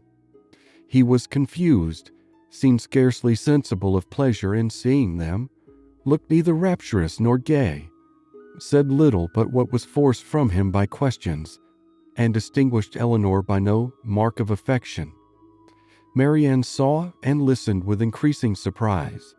She began almost to feel a dislike of Edward, and it ended, as every feeling must end with her, by carrying back her thoughts to Willoughby, whose manners formed a contrast sufficiently striking to those of his brother-elect. After a short silence which succeeded the first surprise and enquiries of meeting, Marianne asked Edward if he came directly from London. No, he had been in Devonshire a fortnight. "A fortnight," she repeated, surprised at his being so long in the same county with Eleanor without seeing her before. He looked rather distressed as he added that he had been staying with some friends near Plymouth. "Have you been lately in Sussex?" said Eleanor. "I was at Norland about a month ago." "And how does dear, dear Norland look?" cried Marianne. "Dear, dear Norland," said Eleanor, "probably looks much as it always does at this time of the year, the woods and walks thickly covered with dead leaves." "Oh," cried Marianne, "with what transporting sensation have I formerly seen them fall! How have I delighted, as I walked, to see them driven in showers about me by the wind! What feelings have they, the season, the air, altogether inspired! Now there is no one to regard them. They are seen only as a nuisance, swept hastily off, and driven as much as possible from the sight." "It is not everyone," said Eleanor, "who has your passion for dead leaves. No, my feelings are not often shared, not often understood, but sometimes they are. As she said this, she sunk into a reverie for a few moments, but rousing herself again, "Now, Edward," said she, calling his attention to the prospect, "here is Barton Valley. Look up to it and be tranquil if you can. Look at those hills. Did you ever see their equals? To the left is Barton Park, amongst those woods and plantations. You may see the end of the house, and there, beneath that farthest hill, which rises with such grandeur, is our cottage." "It is a beautiful country," he replied, "but these bottoms must be dirty in winter." "How can you think of dirt with such objects before you?" "Because," replied he, smiling, "among the rest of the objects before me I see a very dirty lane." "How strange," said Marianne to herself as she walked on. "Have you an agreeable neighborhood here? Are the Middletons pleasant people?" "No, not all," answered Marianne. "We could not be more unfortunately situated." "Marianne," cried her sister, "how can you say so? How can you be so unjust? They are a very respectable family, Mr. Ferrars, and towards us have behaved in the friendliest manner. Have you forgot, Marianne, how many pleasant days we have owed to them?" "No," said Marianne in a low voice, "nor how many painful moments."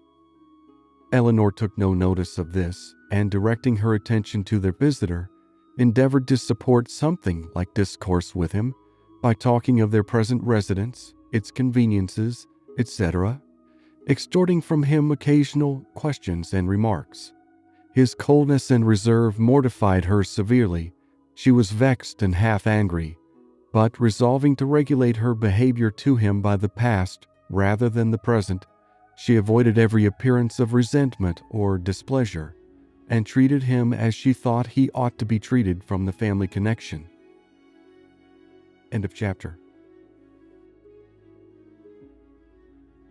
Sense and Sensibility by Jane Austen, Chapter 17.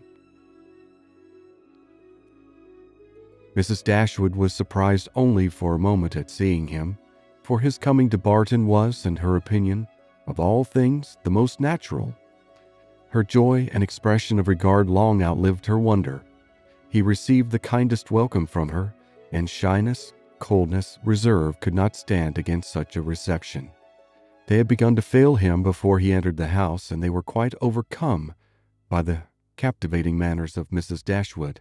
Indeed, a man could not very well be in love with either of her daughters without extending the passion to her, and Eleanor had the satisfaction of seeing him soon become more like himself. His affection seemed to reanimate towards them all, and his interest in their welfare again became perceptible. He was not in spirits, however. He praised their house, admired its prospect, was attentive and kind, but still he was not in spirits. The whole family perceived it, and Mrs. Dashwood, attributing it to some want of liberality in his mother, sat down to table indignant against all selfish parents. "What are Mrs. Ferrars's views for you at present, Edward?" said she, when dinner was over and they had drawn round the fire. "Are you still to be a great orator in spite of yourself?" "No. I hope my mother is now convinced that I have no more talents than inclination for a public life." "But how is your fame to be established? For famous you must be to satisfy all your family, and with no inclination for expense, no affection for strangers, no profession, and no assurance, you may find it a difficult matter." "I shall not attempt it. I have no wish to be distinguished, and have every reason to hope I never shall. Thank heaven, I cannot be forced into genius and eloquence." "You have no ambition, I well know. Your wishes are all moderate." "As moderate as those of the rest of the world, I believe. I wish as well as everybody else to be perfectly happy, but like everybody else it must be in my own way. Greatness will not make me so." "Strange that it would," cried Marianne. What have wealth or grandeur to do with happiness?" "Grandeur has but little," said Eleanor, "but wealth has much to do with it." "Eleanor, for shame," said Marianne. "Money can only give happiness where there is nothing else to give it. Beyond a competence, it can afford no real satisfaction as far as mere self is concerned." "Perhaps," said Eleanor, smiling, "we may come to the same point. Your competence and my wealth are very much alike, I dare say, and without them, as the world goes now, we shall both agree that every kind of external comfort must be wanting. Your ideas are only more noble than mine. Come, what is your competence?" "About 1,800 or 2,000 a year, no more than that." Eleanor laughed. 2,000 a year! One is my wealth. I guessed how it would end. "And yet 2,000 a year is a very moderate income," said Marianne. "A family cannot well be maintained on a smaller. I am sure I am not extravagant in my demands. A proper establishment of servants, a carriage, perhaps 2, and hunters cannot be supported on less." Eleanor smiled again to hear her sister describing so accurately their future expenses at Combe Magna. "Hunters," repeated Edward. "But why must you have hunters? Everybody does not hunt." Marianne colored as she replied, "But most people do." "I wish," said Margaret, striking out a novel thought, "that somebody would give us all a large fortune apiece." "Oh, that they would!" cried Marianne, her eyes sparkling with animation and her cheeks glowing with the delight of such imaginary happiness. "We are all unanimous in that wish, I suppose," said Eleanor, "in spite of the insufficiency of wealth." "Oh dear," cried Margaret, "how happy I should be! I wonder what I should do with it." Marianne looked as if she had no doubt on that point.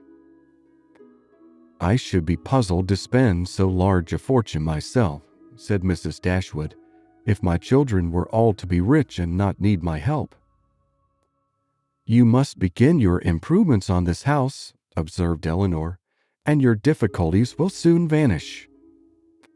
"What magnificent orders would travel from this family to London," said Edward, "in such an event. What a happy day for booksellers, music sellers, and print shops. You, Miss Dashwood, would give a general commission for every new print of merit to be sent you, and as for Marianne, I know her greatness of soul. There would not be music enough in London to content her. And books, Thomson, Cowper, Scott. She would buy them all over and over again. She would buy up every copy, I believe, to prevent their falling into unworthy hands, and she would have every book that tells her how to admire an old twisted tree. Should not you, Marianne? Forgive me if I am very saucy, but I was willing to show you that I had not forgot our old disputes." "I love to be reminded of the past, Edward. Whether it be melancholy or gay, I love to recall it.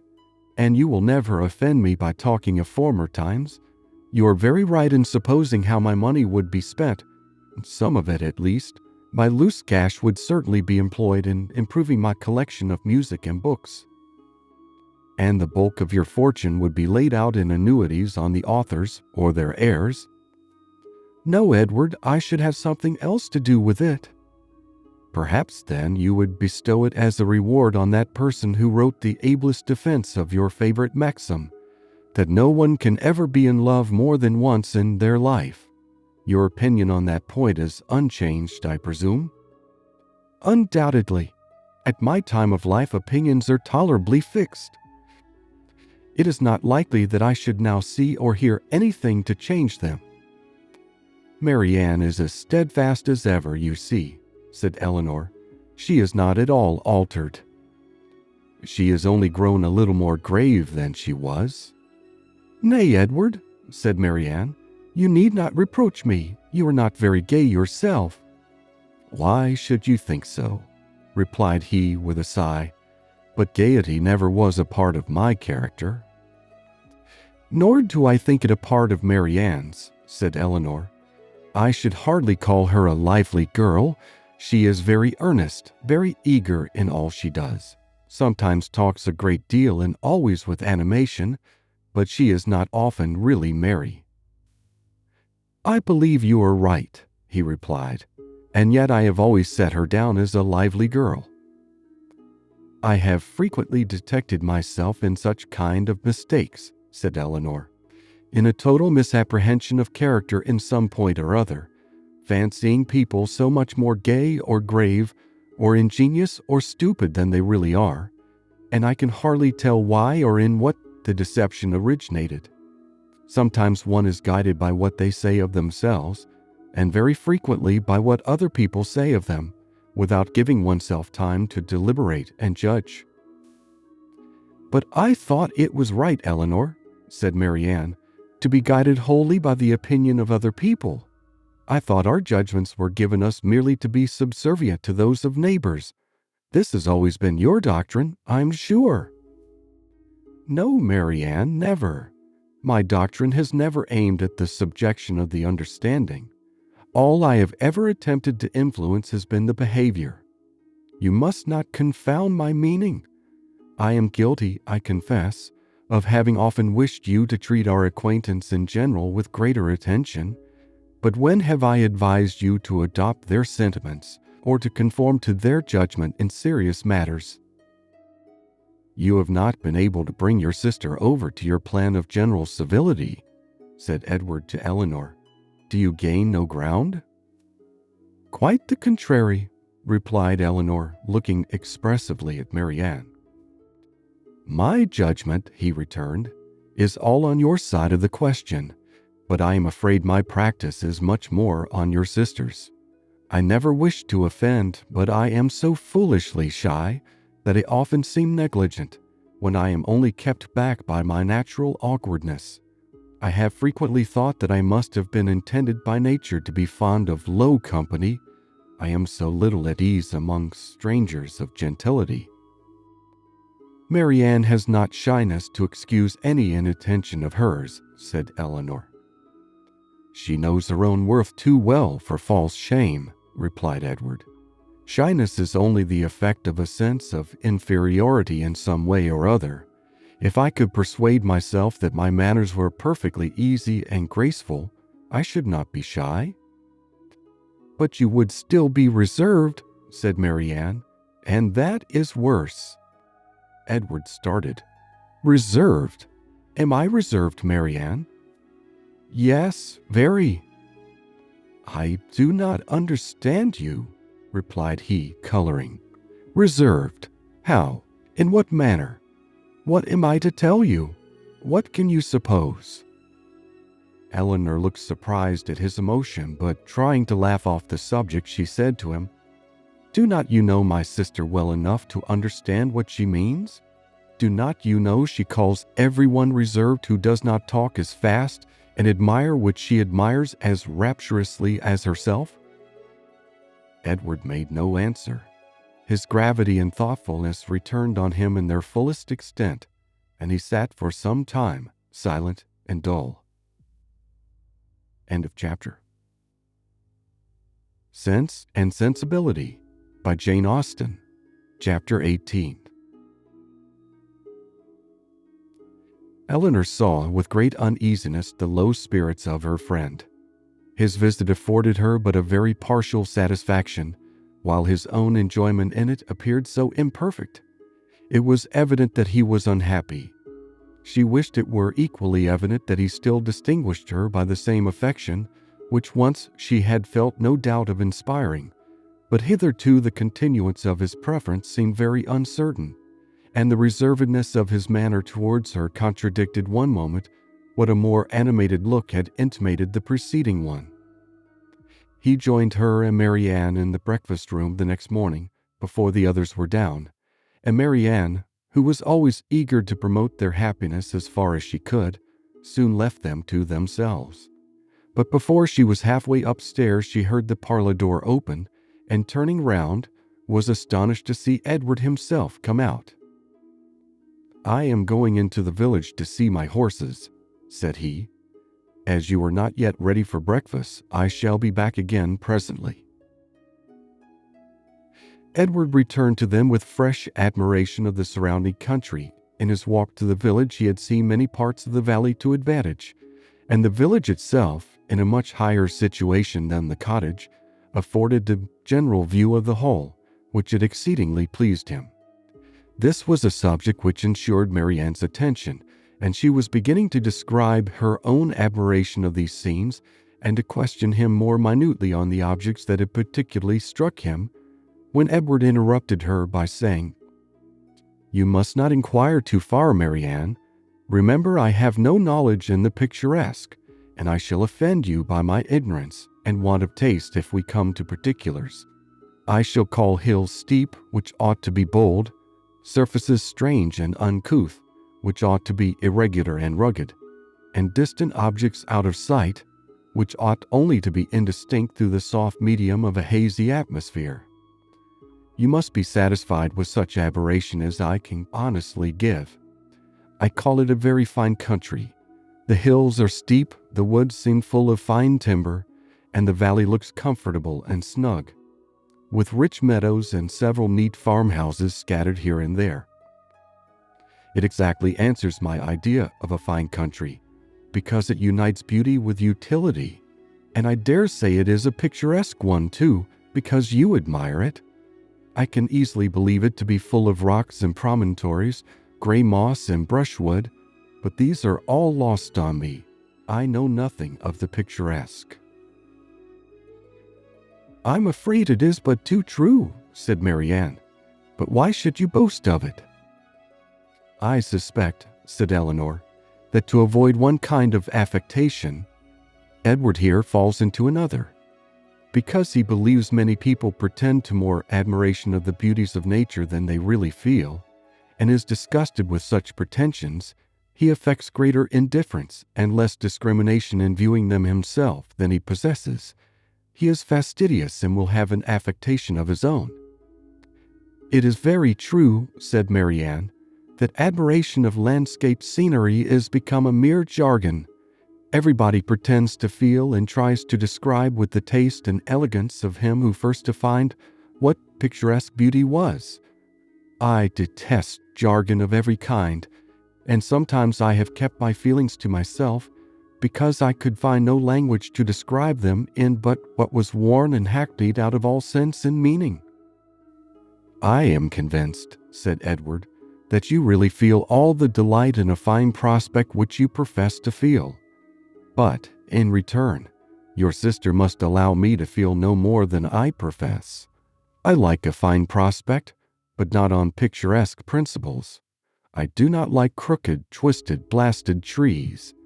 I admire them much more if they are tall, straight, and flourishing. I do not like ruined, tattered cottages. I am not fond of nettles or thistles or heath blossoms. I have more pleasure in a snug farmhouse than a watchtower, and a troop of tidy, happy villages please me better than the finest banditti in the world." Marianne looked with amazement at Edward, with compassion at her sister. Eleanor only laughed. The subject was continued no farther, and Marianne remained thoughtfully silent till a new object suddenly engaged her attention. She was sitting by Edward, and in taking his tea from Mrs. Dashwood, his hand passed so directly before her as to make a ring with a plait of hair in the center, very conspicuous on one of his fingers. "I never saw you wear a ring before, Edward," she cried. "Is that Fanny's hair? I remember her promising to give you some, but I should have thought her hair had been darker." Marianne spoke inconsiderately what she really felt, but when she saw how much she had pained Edward, her own vexation at her want of thought could not be surpassed by his. He colored very deeply, and giving a momentary glance at Eleanor, replied, "Yes, it is my sister's hair.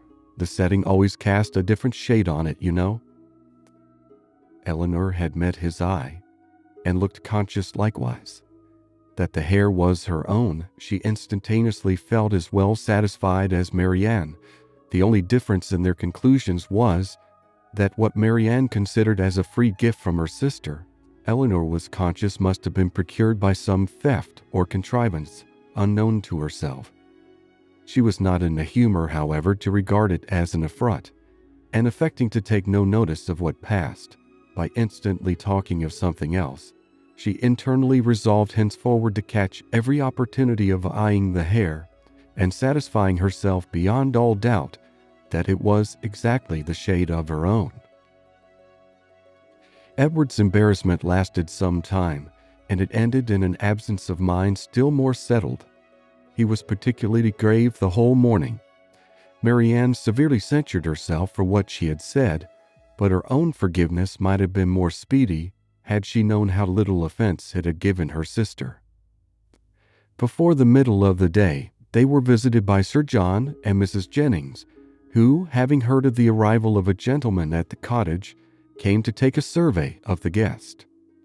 With the assistance of his mother-in-law, Sir John was not long in discovering that the name of Ferrars began with an F, and this prepared a future mine of raillery against the devoted Eleanor, which nothing but the newness of their acquaintance with Edward could have prevented from being immediately sprung. But, as it was, she only learned, from some very significant looks, how far their penetration, founded on Margaret's instructions, extended. Sir John never came to the Dashwoods without either inviting them to dine at the park the next day or to drink tea with them that evening. On the present occasion, for the better entertainment of their visitor, towards whose amusement he felt himself bound to contribute, he wished to engage them for both. "You must drink tea with us tonight," said he, "for we shall be quite alone, and tomorrow you must absolutely dine with us, for we shall be a large party." Mrs. Jennings enforced the necessity. "And who knows but you may raise a dance," said she, "and that will tempt you, Miss Marianne." "A dance?" cried Marianne. "Impossible! Who is to dance?" "Who? Why, yourselves, and the Careys and Whitakers, to be sure. What, you thought nobody could dance because a certain person that shall be nameless is gone?" "I wish with all my soul," cried Sir John, "that Willoughby were among us again." This, and Marianne's blushing, gave new suspicions to Edward. "And who is Willoughby?" said he in a low voice to Miss Dashwood, by whom he was sitting. She gave him a brief reply. Marianne's countenance was more communicative. Edward saw enough to comprehend not only the meaning of others but such of Marianne's expressions as had puzzled him before, and when their visitors left them, he went immediately round her and said in a whisper, "I have been guessing. Shall I tell you my guess?" "What do you mean?" "Shall I tell you?" "Certainly." "Well then, I guess that Mr. Willoughby hunts." Marianne was surprised and confused, yet she could not help smiling at the quiet archness of his manner, and after a moment's silence said, "Oh, Edward, how can you? But the time will come, I hope.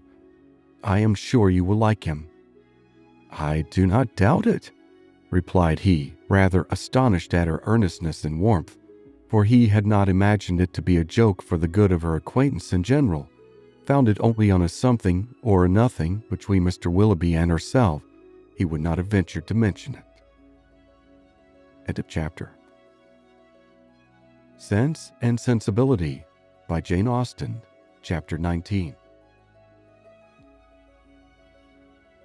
Edward remained a week at the cottage. He was earnestly pressed by Mrs. Dashwood to stay longer, but, as if he were bent only on self-mortification, he seemed resolved to be gone when his enjoyment among his friends was at the height. His spirits during the last 2 or 3 days, though still very unequal, were greatly improved. He grew more and more partial to the house and environs, never spoke of going away without a sigh, declared his time to be wholly disengaged, even doubted to what place he should go when he left them, but still, go he must. Never had any week passed so quickly. He could hardly believe it to be gone. He said so repeatedly. Other things he said too, which marked the turn of his feelings and gave the lie to his actions. He had no pleasure at Norland. He detested being in town, but either to Norland or London, he must go. He valued their kindness beyond anything, and his greatest happiness was in being with them. Yet he must leave them at the end of a week, in spite of their wishes and his own, and without any restraint on his time. Eleanor placed all that was astonishing in this way of acting to his mother's account, and it was happy for her that he had a mother whose character was so imperfectly known to her as to be the general excuse for everything strange on the part of her son. Disappointed, however, and vexed as she was, and sometimes displeased with his uncertain behavior to herself, she was very well disposed on the whole to regard his actions with all the candid allowances and generous qualifications which had been rather more painfully extorted from her for Willoughby's service by her mother. His want of spirits, of openness, and of consistency were most usually attributed to his want of independence and his better knowledge of Mrs. Ferrars's disposition and designs. The shortness of his visit, the steadiness of his purpose in leaving them, originated in the same fettered inclination, the same inevitable necessity of temporizing with his mother. The old well-established grievance of duty against will, parent against child, was the cause of all. She would have been glad to know when these difficulties were to cease, the opposition was to yield, when Mrs. Ferrars would be reformed, and her son be at liberty to be happy. But from such vain wishes, she was forced to turn for comfort to the renewal of her confidence in Edward's affection, to the remembrance of every mark of regard in look or word which fell from him while at Barton, and above all to that flattering proof of it which he constantly wore round his finger. "I think, Edward," said Mrs. Dashwood, as they were at breakfast the last morning, "you would be a happier man if you had any profession to engage your time and give an interest to your plans and actions. Some inconvenience to your friends, indeed, might result from it. You would not be able to give them so much of your time. But," with a smile, "you would be materially benefited in one particular at least. You would know where to go when you left them." "I do assure you," he replied, "that I have long thought on this point as you think now. It has been and is, and probably will always be, a heavy misfortune to me that I have had no necessary business to engage me, no profession to give me employment, or afford me anything like independence. But, unfortunately, my own nicety, and the nicety of my friends, have made me what I am, an idle, helpless being. We never could agree in our choice of a profession. I always preferred the church, as I still do, but that was not smart enough for my family. They recommended the army. That was a great deal too smart for me. The law was allowed to be genteel enough. Many young men who had chambers in the Temple made a very good appearance in the first circles, and drove about town in very knowing gigs. But I had no inclination for the law, even in this less abstruse study of it which my family approved. As for the Navy, it had fashion on its side, but I was too old when the subject was first started to enter it, and at length, as there was no necessity for my having any profession at all, as I might be as dashing and expensive without a red coat on my back as with one, idleness was pronounced on the whole to be the most advantageous and honorable, and a young man of 18 is not in general so earnestly bent on being busy as to resist the solicitations of his friends to do nothing. I was therefore entered at Oxford and have been properly idle ever since. The consequence of which I suppose will be, said Mrs. Dashwood, since leisure has not promoted your own happiness, that your sons will be brought up to as many pursuits, employments, professions, and trades as Columelus. They will be brought up, said he in a serious accent, to be as unlike myself as is possible, in feeling, in action, in condition, in everything. Come, this is all an effusion of immediate want of spirits, Edward. You are in a melancholy humor, and fancy that anyone unlike yourself must be happy. But remember that the pain of parting from friends will be felt by everybody at times, whatever be their education or state. Know your own happiness. You want nothing but patience. Or give it a more fascinating name, call it hope. Your mother will secure to you in time that independence you are so anxious for. It is her duty, and it must ere long become her happiness to prevent your whole youth from being wasted in discontent. How much may not a few months do?" "I think," replied Edward, "that I may defy many months to produce any good to me." This desponding turn of mind, though it could not be communicated to Mrs. Dashwood, gave additional pain to them all in the parting, which shortly took place, and left an uncomfortable impression on Eleanor's feelings especially, which required some trouble and time to subdue. But as it was her determination to subdue it, and to prevent herself from appearing to suffer more than what all her family suffered on his going away, she did not adopt the method so judiciously employed by Marianne on a similar occasion to augment and fix her sorrow by seeking silence, solitude, and idleness. Their means were as different as their objects, and equally suited to the advancement of each. Eleanor sat down to her drawing table as soon as he was out of the house, busily employed herself the whole day, neither sought nor avoided the mention of his name, appeared to interest herself almost as much as ever in the general concerns of the family, and if by this conduct she did not lessen her own grief, it was at least prevented from unnecessary increase, and her mother and sisters were spared much solicitude on her account. Such behavior as this, so exactly the reverse of her own, appeared no more meritorious to Marianne than her own had seemed faulty to her. The business of self-command she settled very easily. With strong affections it was impossible. With calm ones it could have no merit. That her sister's affections were calm she dared not deny, though she blushed to acknowledge it, and of the strength of her own she gave a very striking proof by still loving and respecting that sister in spite of this mortifying conviction. Without shutting herself up from her family, or leaving the house in determined solitude to avoid them, or lying awake the whole night to indulge meditation, Eleanor found every day afforded her leisure enough to think of Edward and of Edward's behavior in every possible variety which the different state of her spirits at different times could produce. With tenderness, pity, approbation, censure, and doubt. There were moments in abundance when, if not by the absence of her mother and sisters, at least by the nature of their employments, conversation was forbidden among them, and every effect of solitude was produced. Her mind was inevitably at liberty, her thoughts could not be chained elsewhere, and the past and the future, on a subject so interesting, must be before her, must force her attention, and engross her memory, her reflection, and her fancy.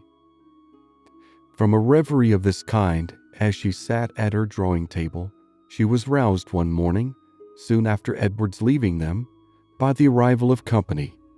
She happened to be quite alone. The closing of the little gate, at the entrance of the green court in front of the house, drew her eyes to the window, and she saw a large party walking up to the door.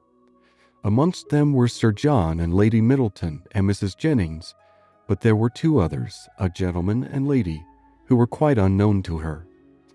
She was sitting near the window, and as soon as Sir John perceived her, he left the rest of the party to the ceremony of knocking at the door, and stepping across the turf, obliged her to open the casement to speak to him, though the space was so short between the door and the window as to make it hardly possible to speak at one without being heard at the other. "Well," said he, "we have brought you some strangers. How do you like them?" "Hush, they will hear you." "Never mind if they do. It is only the Palmers. Charlotte is very pretty, I can tell you. You may see her if you look this way." As Eleanor was certain of seeing her in a couple of minutes without taking that liberty, she begged to be excused. "Where is Marianne? Has she run away because we are come? I see her instrument is open." "She is walking, I believe." They were now joined by Mrs. Jennings, who had not patience enough to wait till the door was opened before she told her story. She came hallooing to the window. "How do you do, my dear? How does Mrs. Dashwood do? And where are your sisters? What, all alone? You'll be glad of a little company to sit with you. I have brought my other son and daughter to see you. Only think of their coming so suddenly. I thought I heard a carriage last night while we were drinking our tea, but it never entered my mind that it could be them. I thought of nothing but whether it might not be Colonel Brandon come back again. So I said to Sir John, 'I do think I hear a carriage. Perhaps it is Colonel Brandon come back again.'" Eleanor was obliged to turn from her in the middle of her story to receive the rest of the party. Lady Middleton introduced the two strangers. Mrs. Dashwood and Margaret came downstairs at the same time, and they all sat down to look at one another, while Mrs. Jennings continued her story as she walked through the passage into the parlor, attended by Sir John. Mrs. Palmer was several years younger than Lady Middleton, and totally unlike her in every respect. She was short and plump, had a very pretty face, and the finest expression of good humor in it that could possibly be. Her manners were by no means so elegant as her sister's, but they were much more prepossessing. She came in with a smile, smiled all the time of her visit, except when she laughed, and smiled when she went away. Her husband was a grave-looking young man of 5 or 26, with an air of more fashion and sense than his wife, but of less willingness to please or be pleased. He entered the room with a look of self-consequence, slightly bowed to the ladies without speaking a word, and, after briefly surveying them in their apartments, took up a newspaper from the table and continued to read it as long as he stayed. Mrs. Palmer, on the contrary, who was strongly endowed by nature with a turn for being uniformly civil and happy, was hardly seated before her admiration of the parlor and everything in it burst forth. "Well, what a delightful room this is! I never saw anything so charming. Only think, Mamma, how it has improved since I was here last. I always thought it such a sweet place, ma'am," turning to Mrs. Dashwood, "but you have made it so charming. Only look, sister, how delightful everything is. How I should like such a house for myself. Should not you, Mr. Palmer?" Mr. Palmer made her no answer and did not even raise his eyes from the newspaper. "Mr. Palmer does not hear me," says she, laughing. "He never does sometimes. It is so ridiculous." This was quite a new idea to Mrs. Dashwood. She had never been used to find wit in the inattention of anyone, and could not help looking with surprise at them both. Mrs. Jennings, in the meantime, talked on as loud as she could, and continued her account of their surprise the evening before on seeing their friends, without ceasing till everything was told. Mrs. Palmer laughed heartily at the recollection of their astonishment, and everybody agreed, 2 or 3 times over, that it had been quite an agreeable surprise. "You may believe how glad we were all to see them," added Mrs. Jennings, leaning forward towards Eleanor, and speaking in a low voice as if she meant to be heard by no one else, though they were seated on different sides of the room. "But, however, I can't help wishing they had not traveled quite so fast, nor made such a long journey of it, for they came all round by London upon account of some business. For you know," nodding significantly and pointing to her daughter, "it was wrong in her situation. I wanted her to stay at home and rest this morning, but she would come with us. She longed so much to see you all." Mrs. Palmer laughed and said it would not do her any harm. "She expects to be confined in February," continued Mrs. Jennings. Lady Middleton could no longer endure such a conversation, and therefore exerted herself to ask Mr. Palmer if there were any news in the paper. "No, none at all," he replied, and read on. "Here comes Marianne," cried Sir John. "Now, Palmer, you shall see a monstrous pretty girl." He immediately went into the passage, opened the front door, and ushered her in himself. Mrs. Jennings asked her as soon as she appeared if she had not been to Allenham, and Mrs. Palmer laughed so heartily at the question as if to show she understood it.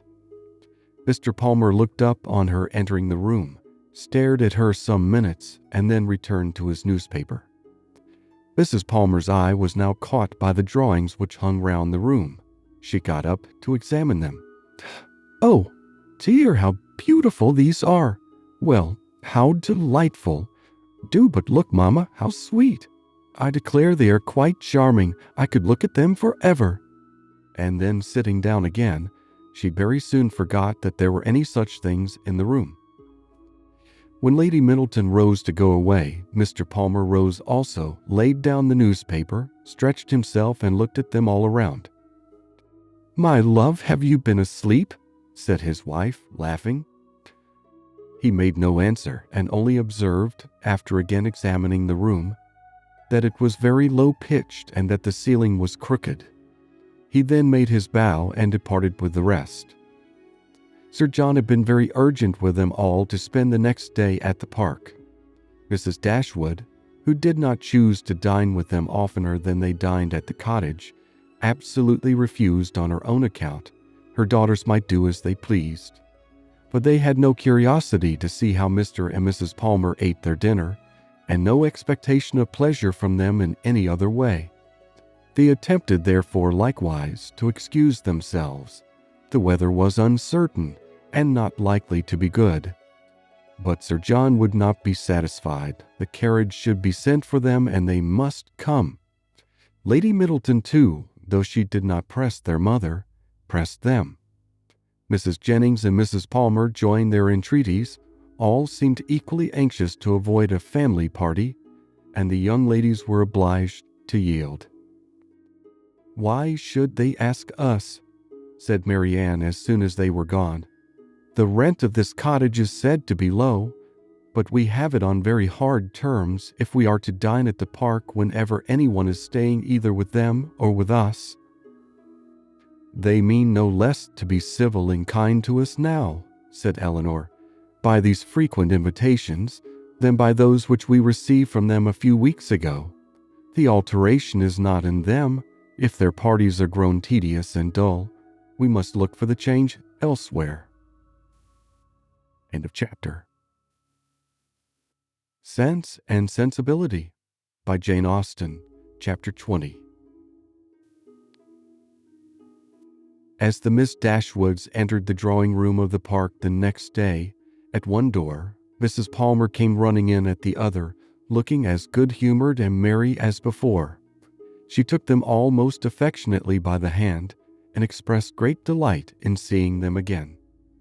"I am so glad to see you," said she, seating herself between Eleanor and Marianne.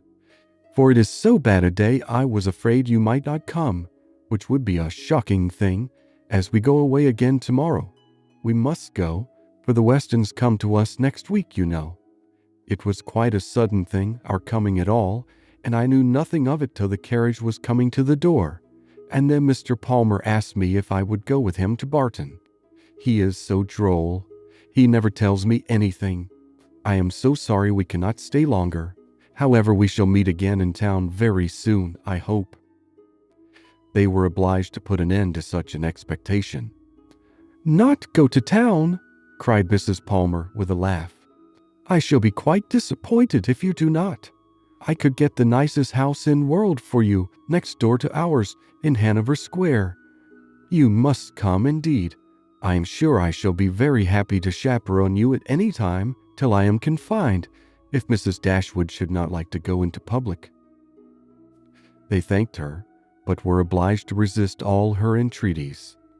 "Oh, my love," cried Mrs. Palmer to her husband, who just then entered the room, "you must help me to persuade the Miss Dashwoods to go to town this winter."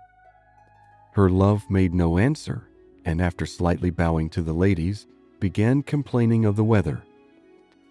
"How horrid all this is," said he. "Such weather makes everything and everybody disgusting. Dullness is as much produced within doors as without by rain. It makes one detest all one's acquaintance. What the devil does Sir John mean by not having a billiard room in his house? How few people know what comfort is. Sir John is as stupid as the weather." The rest of the company soon dropped in. "I am afraid, Miss Marianne," said Sir John, "you have not been able to take your usual walk to Ellingham today." Marianne looked very grave and said nothing. "Oh, don't be so sly before us," said Mrs. Palmer, "for we knew all about it, I assure you, and I admire your taste very much, for I think he is extremely handsome. We do not live a great way from him in the country, you know. Not above 10 miles, I dare say." "Much nearer 30, said her husband. "Ah, well, there is not much difference. I never was at his house, but they say it is a sweet, pretty place." "As vile a spot as I ever saw in my life," said Mr. Palmer. Marianne remained perfectly silent, though her countenance betrayed her interest in what was said. "Is it very ugly?" continued Mrs. Palmer. "That it must be some other place that is so pretty, I suppose." When they were seated in the dining room, Sir John observed with regret that there were only 8 altogether. "My dear," said he to his lady, "it is very provoking that we should be so few. Why did you not ask the Gilberts to come to us today?" "Did I not tell you, Sir John, when you spoke to me about it before, that it could not be done? They dined with us last." "You and I, Sir John," said Mrs. Jennings, "should not stand upon such ceremony." "Then you would be very ill-bred," cried Mr. Palmer. "My love, you contradict everybody," said his wife with her usual laugh. "Do you know that you are quite rude?" "I do not know I contradicted anybody in calling your mother ill-bred." "Ah, you may abuse me as you please," said the good-natured old lady. "You have taken Charlotte off my hands and cannot give her back again, so there I have the whip hand of you." Charlotte laughed heartily to think that her husband could not get rid of her, and exultingly said she did not care how cross he was to her, as they must live together.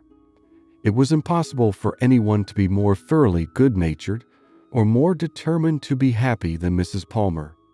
The studied indifference, insolence, and discontent of her husband gave her no pain, and when he scolded or abused her, she was highly diverted. "Mr. Palmer is so droll," said she in a whisper to Eleanor. "He was always out of humor." Eleanor was not inclined, after a little observation, to give him credit for being so genuinely and unaffectedly ill-natured or ill-bred as he wished to appear. His temper might perhaps be a little soured by finding, like many others of his sex, that through some unaccountable bias in favor of beauty, he was the husband of a very silly woman. But she knew that this kind of blunder was too common for any sensible man to be lastingly hurt by it. It was rather a wish of distinction, she believed, which produced his contemptuous treatment of everybody, and his general abuse of everything before him. It was the desire of appearing superior to other people. The motive was too common to be wondered at, but the means, however they might succeed by establishing his superiority and ill-breeding, were not likely to attach anyone to him except his wife. "Oh, my dear Miss Dashwood," said Mrs. Palmer soon afterwards, "I have got such a favor to ask of you and your sister. Will you come and spend some time at Cleveland this Christmas? Now, pray do, and come while the Westons are with us.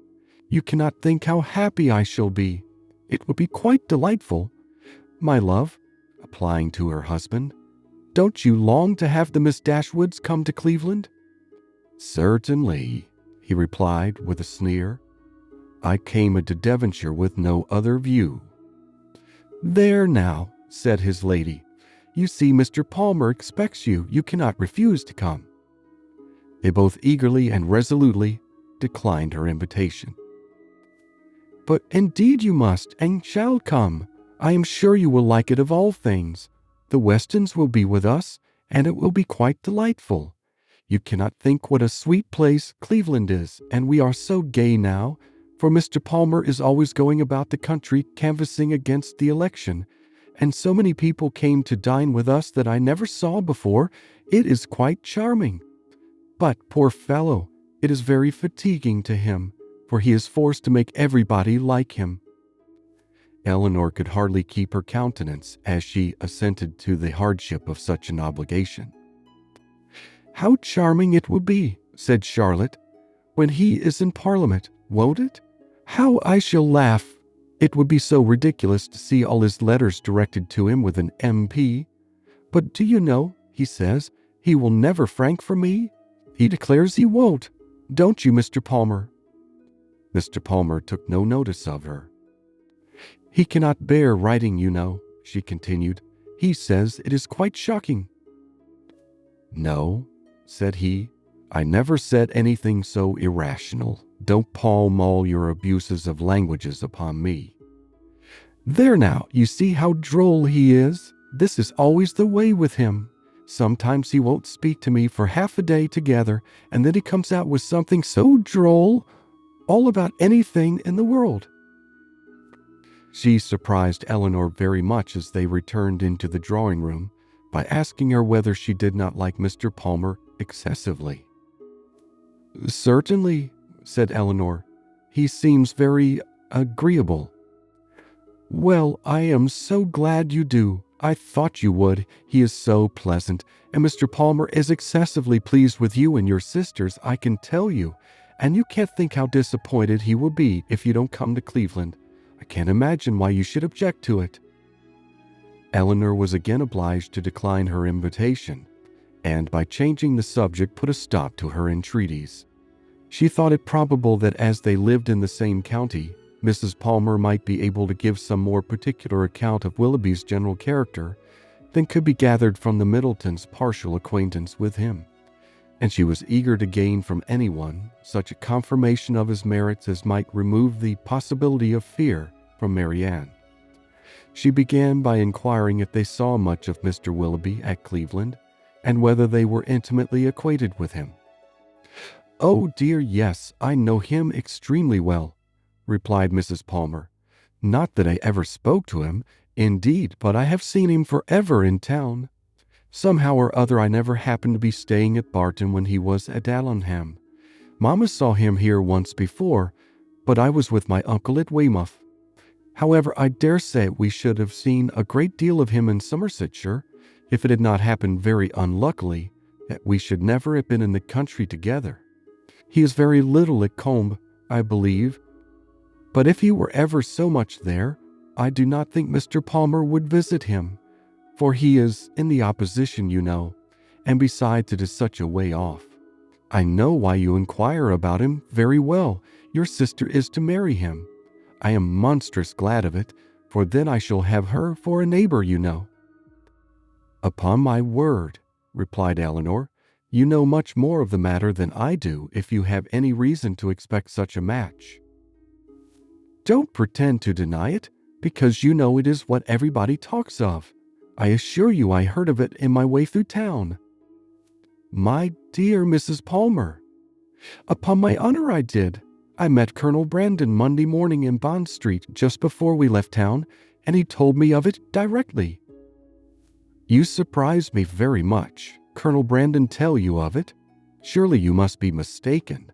To give such intelligence to a person who could not be interested in it, even if it were true, is not what I should expect Colonel Brandon to do." "But I do assure you it was so, for all that, and I will tell you how it happened.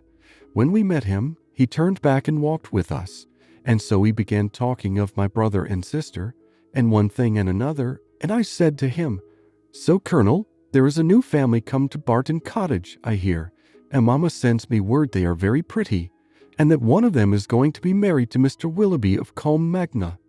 Is it true, pray? For of course you must know, as you have been in Devonshire so lately.'" "And what did the Colonel say?" "Oh, he did not say much, but he looked as if he knew it to be true.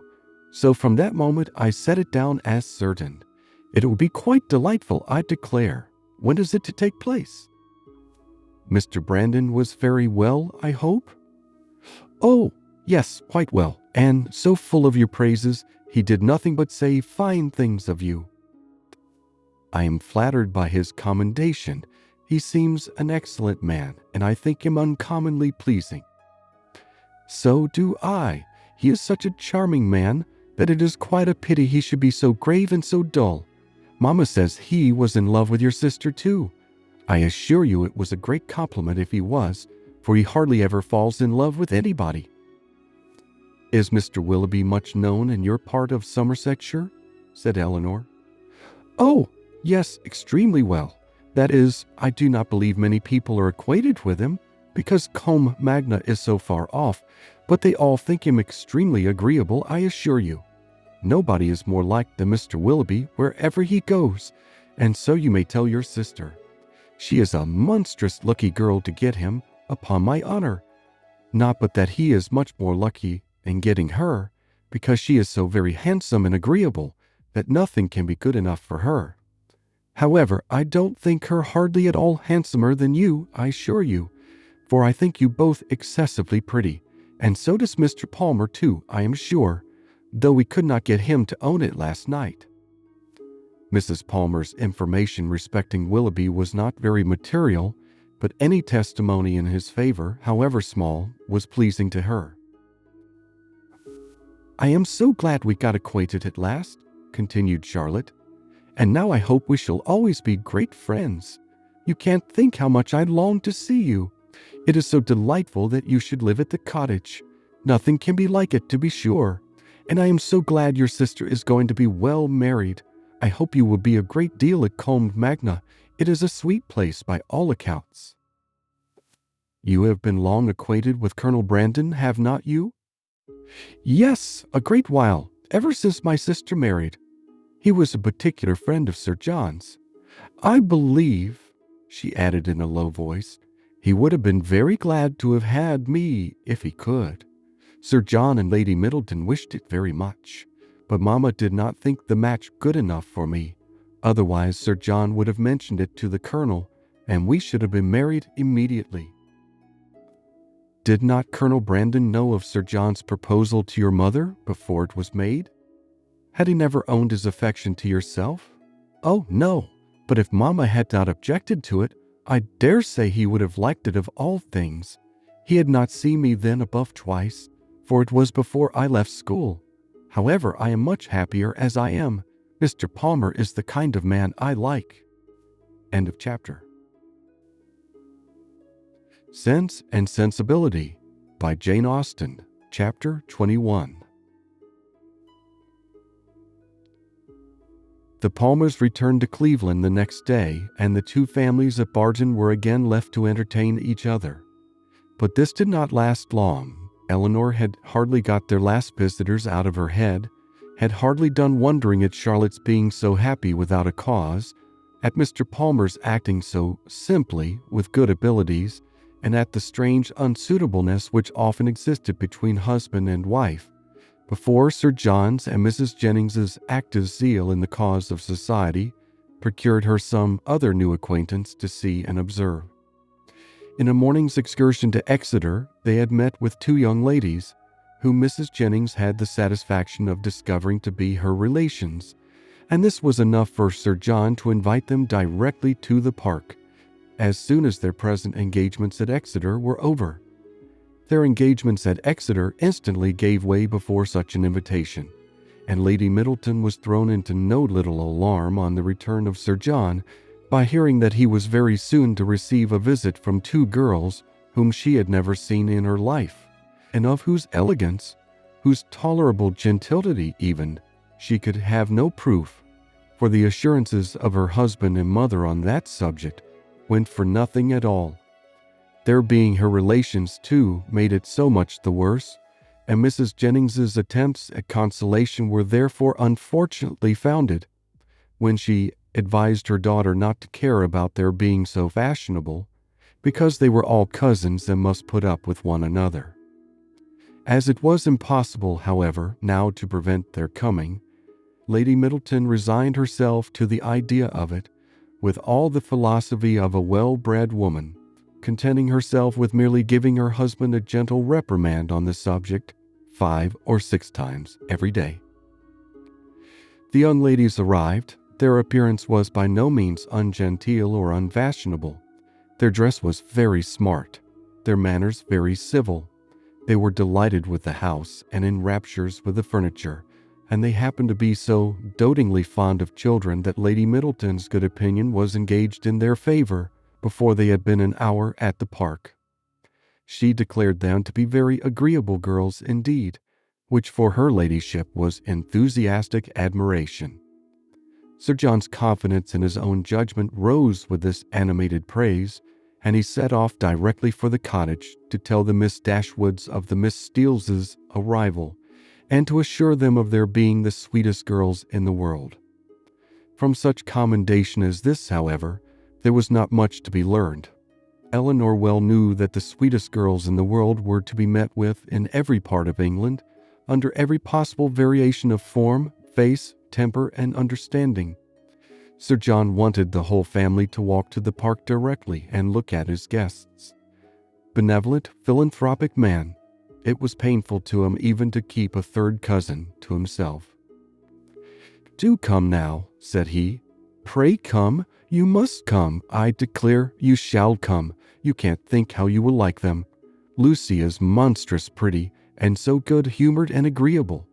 The children are all hanging about her already, as if she were an old acquaintance, and they both long to see you of all things, for they have heard at Exeter that you are the most beautiful creatures in the world, and I have told them it is all very true, and a great deal more. You will be delighted with them, I am sure. They have brought the whole coach full of playthings for the children. How could you be so cross as not to come? Why, they are your cousins, you know, after a fashion. You are my cousins, and they are my wife's, so you must be related." But Sir John could not prevail. He could only obtain a promise of their calling at the park within a day or two, and then left them in amazement at their indifference, to walk home and boast anew of their attractions to the Miss Steeles, as he had already been boasting of the Miss Steeles to them. When their promised visit to the park and consequent introduction to these young ladies took place, they found in the appearance of the eldest, who was nearly 30, with a very plain and not a sensible face, nothing to admire. But in the other, who was not more than 2 or 3 and 20, they acknowledged considerable beauty. Her features were pretty, and she had a sharp, quick eye and a smartness of air, which, though it did not give her actual elegance or grace, gave distinction to her person.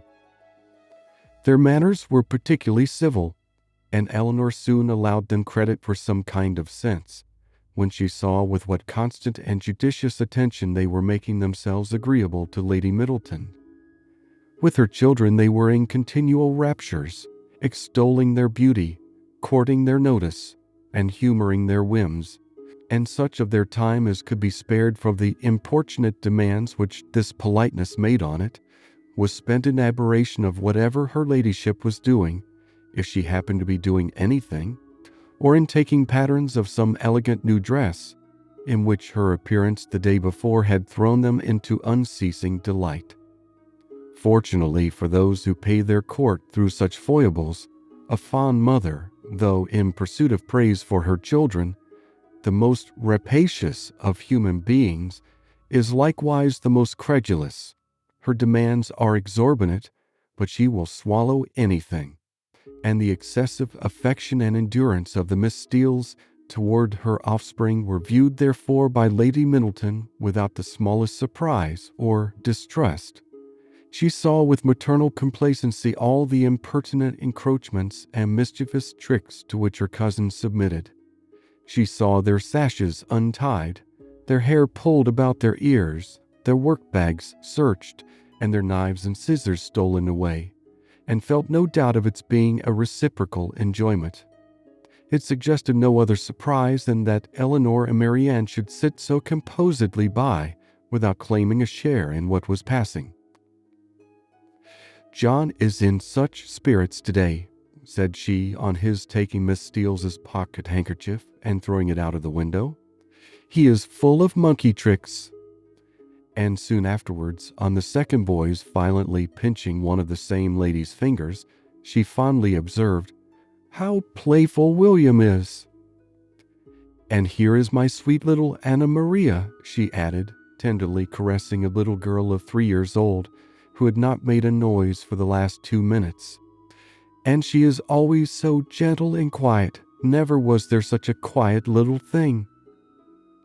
But unfortunately, in bestowing these embraces, a pin in her ladyship's headdress, slightly scratching the child's neck, produced from this pattern of gentleness such violent screams as could hardly be outdone by any creature professedly noisy.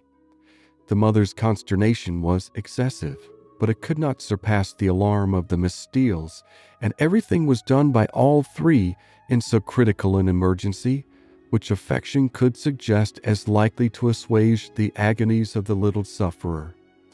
She was seated in her mother's lap, covered with kisses, her wound bathed with lavender water by one of the Miss Steeles, who was on her knees to attend her, and her mouth stuffed with sugar plums by the other. With such a reward for her tears, the child was too wise to cease crying. She still screamed and sobbed lustily, kicked her two brothers for offering to touch her, and all their united soothings were ineffectual till Lady Middleton luckily remembered that in a scene of similar distress last week, some apricot marmalade had been successfully applied for a bruised temple. The same remedy was eagerly proposed for this unfortunate scratch, and a slight intermission of screams in the young lady on hearing it gave them reason to hope that it would not be rejected. She was carried out of the room, therefore, in her mother's arms in quest of this medicine, and as the two boys chose to follow, though earnestly entreated by their mother to stay behind, the four young ladies were left in a quietness which the room had not known for many hours. "Poor little creatures," said Miss Steele as soon as they were gone.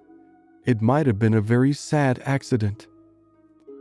"Yet I hardly know how," cried Marianne, "unless it had been under totally different circumstances. But this is the usual way of heightening alarm, when there is nothing to be alarmed at in reality." "What a sweet woman Lady Middleton is," said Lucy Steele. Marianne was silent. It was impossible for her to say what she did not feel, however trivial the occasion, and upon Eleanor, therefore, the whole task of telling lies when politeness required it always fell. She did her best when thus called upon, by speaking of Lady Middleton with more warmth than she felt, though with far less than Miss Lucy. "And Sir John, too," cried the elder sister. "What a charming man he is!" Here, too, Miss Dashwood's commendation, being only simple and just, came in without any éclat. She merely observed that he was perfectly good-humored and friendly. "And what a charming little family they have! I never saw such fine children in my life, I declare. I quite dote upon them already, and indeed, I am always distractedly fond of children." "I should guess so," said Eleanor with a smile, "from what I have witnessed this morning." "I have a notion," said Lucy. "You think the little Middletons rather too much indulged. Perhaps they may be the outside of enough, but it is so natural in Lady Middleton, and for my part, I love to see children full of life and spirits. I cannot bear them if they are tame and quiet." "I confess," replied Eleanor, "that while I am at Barton Park, I never think of tame and quiet children with any abhorrence." A short pause succeeded this speech, which was first broken by Miss Steele, who seemed very much disposed for conversation, and who now said rather abruptly, "And how do you like Devonshire, Miss Dashwood? I suppose you were very sorry to leave Sussex?" In some surprise at the familiarity of this question, or at least of the manner in which it was spoken, Eleanor replied that she was. "Norland is a prodigious beautiful place, is not it?" added Miss Steele. "We have heard of Sir John admire it excessively," said Lucy, who seemed to think some apology necessary for the freedom of her sister. "I think everyone must admire it," replied Eleanor, "who ever saw the place, though it is not to be supposed that anyone can estimate its beauties as we do." "And had you a great many smart beaux there? I suppose you have not so many in this part of the world. For my part, I think they are a vast addition always."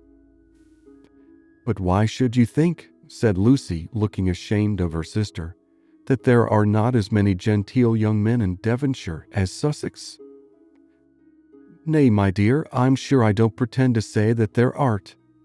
I'm sure there's a vast many smart beaux in Exeter, but you know, how could I tell what smart beaux there might be about Norland? And I was only afraid the Miss Dashwoods might find it dull at Barton, if they had not as many as they used to have. For perhaps you young ladies may not care about the beaux, and had as lief be without them as with them. For my part, I think they are vastly agreeable, provided they dress smart and behave civil. But I can't bear to see them dirty and nasty. Now there's Mr. Rose at Exeter, a prodigious smart young man, quite a beau, clerk to Mr. Simpson, you know, and yet if you do but meet him of a morning, he is not fit to be seen. I suppose your brother was quite a beau, Miss Dashwood, before he married, as he was so rich?" "Upon my word," replied Eleanor, "I cannot tell you, for I do not perfectly comprehend the meaning of the word. But this I can say, that if he ever was a beau before he married, he is one still, for there is not the smallest alteration in him." "Oh, dear, one never thinks of married men's being beaux. They have something else to do." "Lord, Anne," cried her sister, "you can talk of nothing but beaux. You will make Miss Dashwood believe you think of nothing else." And then, to turn the discourse, she began admiring the house and the furniture. This specimen of the Miss Steeles was enough. The vulgar freedom and folly of the eldest left her no recommendation, and as Eleanor was not blinded by the beauty or the shrewd look of the youngest, to her want of real elegance and artlessness, she left the house without any wish of knowing them better. Not so the Miss Steeles. They came from Exeter, well provided with admiration for the use of Sir John Middleton, his family, and all his relations, and no niggardly proportion was now dealt out to his fair cousins, whom they declared to be the most beautiful, elegant, accomplished, and agreeable girls they had ever beheld, and with whom they were particularly anxious to be better acquainted. And to be better acquainted, therefore, Eleanor soon found was their inevitable lot. For as Sir John was entirely on the side of the Miss Steeles, their party would be too strong for opposition, and that kind of intimacy must be submitted to, which consists of sitting an hour or two together in the same room almost every day. Sir John could do no more, but he did not know that any more was required. To be together was, in his opinion, to be intimate, and while his continual schemes for their meeting were effectual, he had not a doubt of their being established friends. To do him justice, he did everything in his power to promote their unreserve, by making the Miss Steeles acquainted with whatever he knew or supposed of his cousin's situations in the most delicate particulars, and Eleanor had not seen them more than twice before the eldest of them wished her joy on her sister's having been so lucky as to make a conquest of a very smart beau since she came to Barton. "'Twill be a fine thing to have her married so young, to be sure," said she, "and I hear he is quite a beau, and prodigious handsome, and I hope you have as good luck yourself soon, but perhaps you may have a friend in the corner already."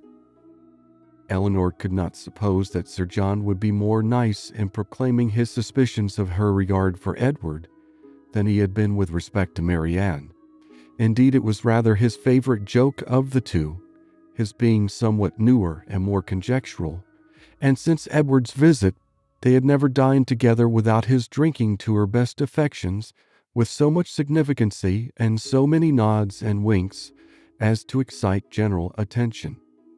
The letter F had been likewise invariably brought forward and found productive of such countless jokes that its character as the wittiest letter in the alphabet had been long established with Eleanor.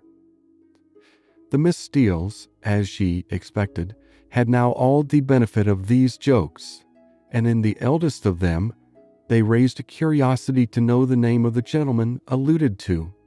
which, though often impertinently expressed, was perfectly of a piece with her general inquisitiveness into the concerns of their family. But Sir John did not sport long with the curiosity which he delighted to raise, for he had at least as much pleasure in telling the name as Miss Steele had in hearing it. "His name is Ferrars," said he in a very audible whisper, "but pray do not tell it, for it's a great secret." "Ferrars," repeated Miss Steele. "Mr. Ferrars is the happy man, is he? What, your sister-in-law's brother, Miss Dashwood? A very agreeable young man, to be sure. I know him very well." "How can you say so, Anne?" cried Lucy, who generally made an amendment to all her sister's assertions. "Though we have seen him once or twice at my uncle's, it is rather too much to pretend to know him very well." Eleanor heard all this with attention and surprise. "And who was this uncle? Where did he live? How came they acquainted?" She wished very much to have the subject continued, though she did not choose to join in it herself, but nothing more of it was said, and for the first time in her life she thought Mrs. Jennings deficient, either in curiosity after petty information, or in a disposition to communicate it. The manner in which Miss Steele had spoken of Edward increased her curiosity, for it struck her as being rather ill-natured, and suggested the suspicion of that lady's knowing, or fancying herself to know something, to his disadvantage. But her curiosity was unavailing, for no farther notice was taken of Mr. Ferrars' name by Miss Steele when alluded to, or even openly mentioned by Sir John. End of chapter. Sense and Sensibility by Jane Austen, Chapter 22. Marianne, who never had much toleration for anything like impertinence, vulgarity, inferiority of parts, or even difference of taste from herself, was at this time particularly ill-disposed, from the state of her spirits, to be pleased with the Miss Steeles, or to encourage their advances, and to the invariable coldness of her behavior towards them, which checked every endeavor at intimacy on their side, Eleanor principally attributed that preference of herself which soon became evident in the manners of both, but especially of Lucy, who missed no opportunity of engaging her in conversation, or of striving to improve their acquaintance by an easy and frank communication of her sentiments. Lucy was naturally clever. Her remarks were often just and amusing, and as a companion for half an hour, Eleanor frequently found her agreeable. But her powers had received no aid from education. She was ignorant and illiterate. At her deficiency of all mental improvement, her want of information in the most common particulars could not be concealed from Miss Dashwood, in spite of her constant endeavor to appear to advantage. Eleanor saw, and pitied her for, the neglect of abilities which education might have rendered so respectable, but she saw with less tenderness of feeling the thorough want of delicacy, of rectitude, and integrity of mind which her attentions, her assiduities, her flatteries at the park betrayed, and she could have no lasting satisfaction in the company of a person who joined in sincerity with ignorance, whose want of instruction prevented their meeting in conversation on terms of equality, and whose conduct towards others made every show of affection and deference towards herself perfectly valueless. "You will think my question an odd one, I dare say," said Lucy to her one day, as they were walking together from the park to the cottage.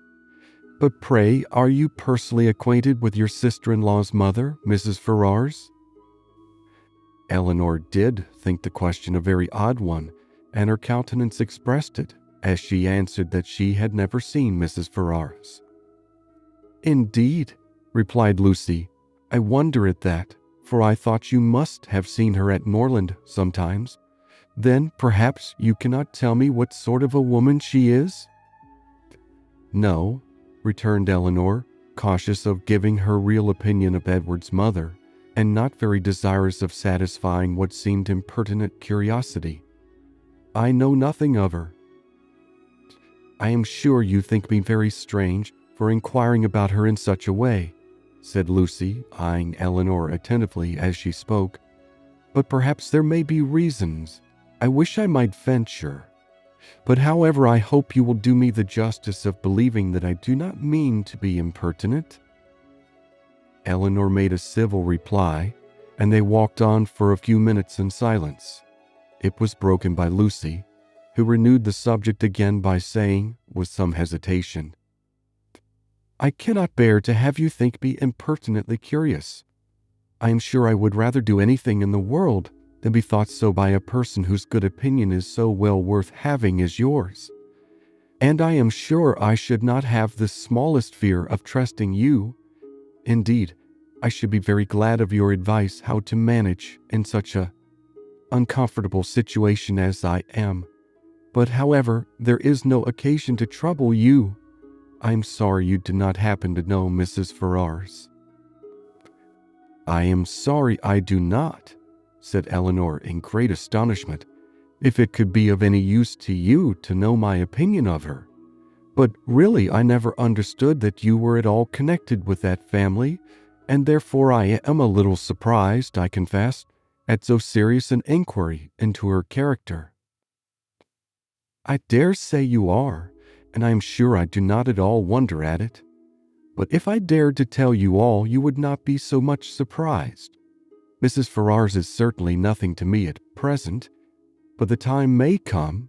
How soon it will come must depend upon herself, when we may be very intimately connected."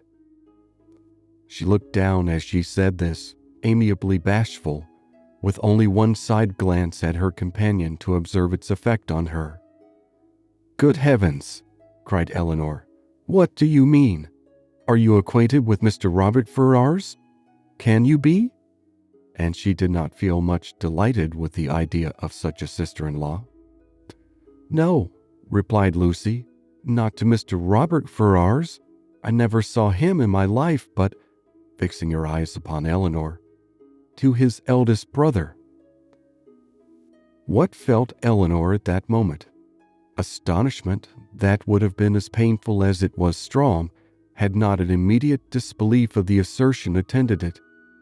She turned towards Lucy in silent amazement, unable to divine the reason or object of such a declaration, and though her complexion varied, she stood firmly in incredulity and felt in no danger of an hysterical fit or a swoon.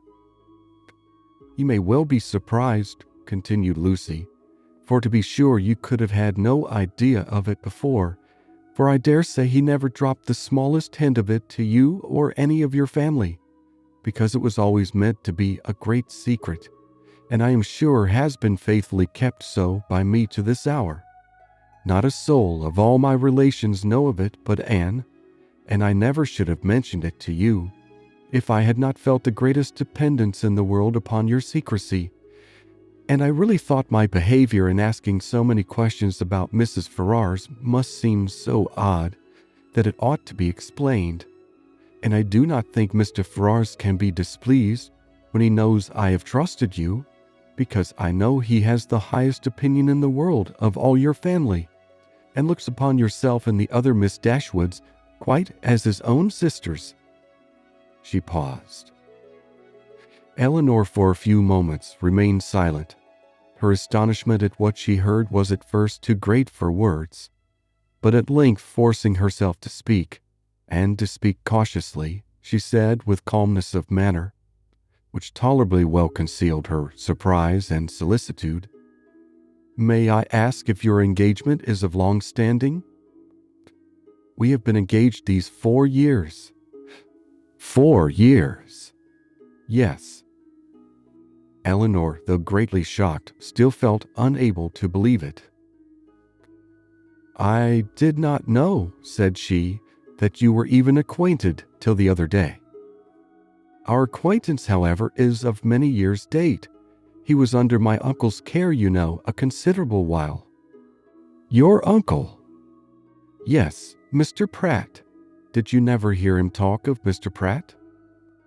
"I think I have," replied Eleanor with an exertion of spirits, which increased with her increase of emotion. "He was 4 years with my uncle, who lives at Longstable, near Plymouth. It was there our acquaintance begun, for my sister and me was often staying with my uncle, and it was there our engagement was formed, though not till a year after he had quitted as a pupil, but he was almost always with us afterwards.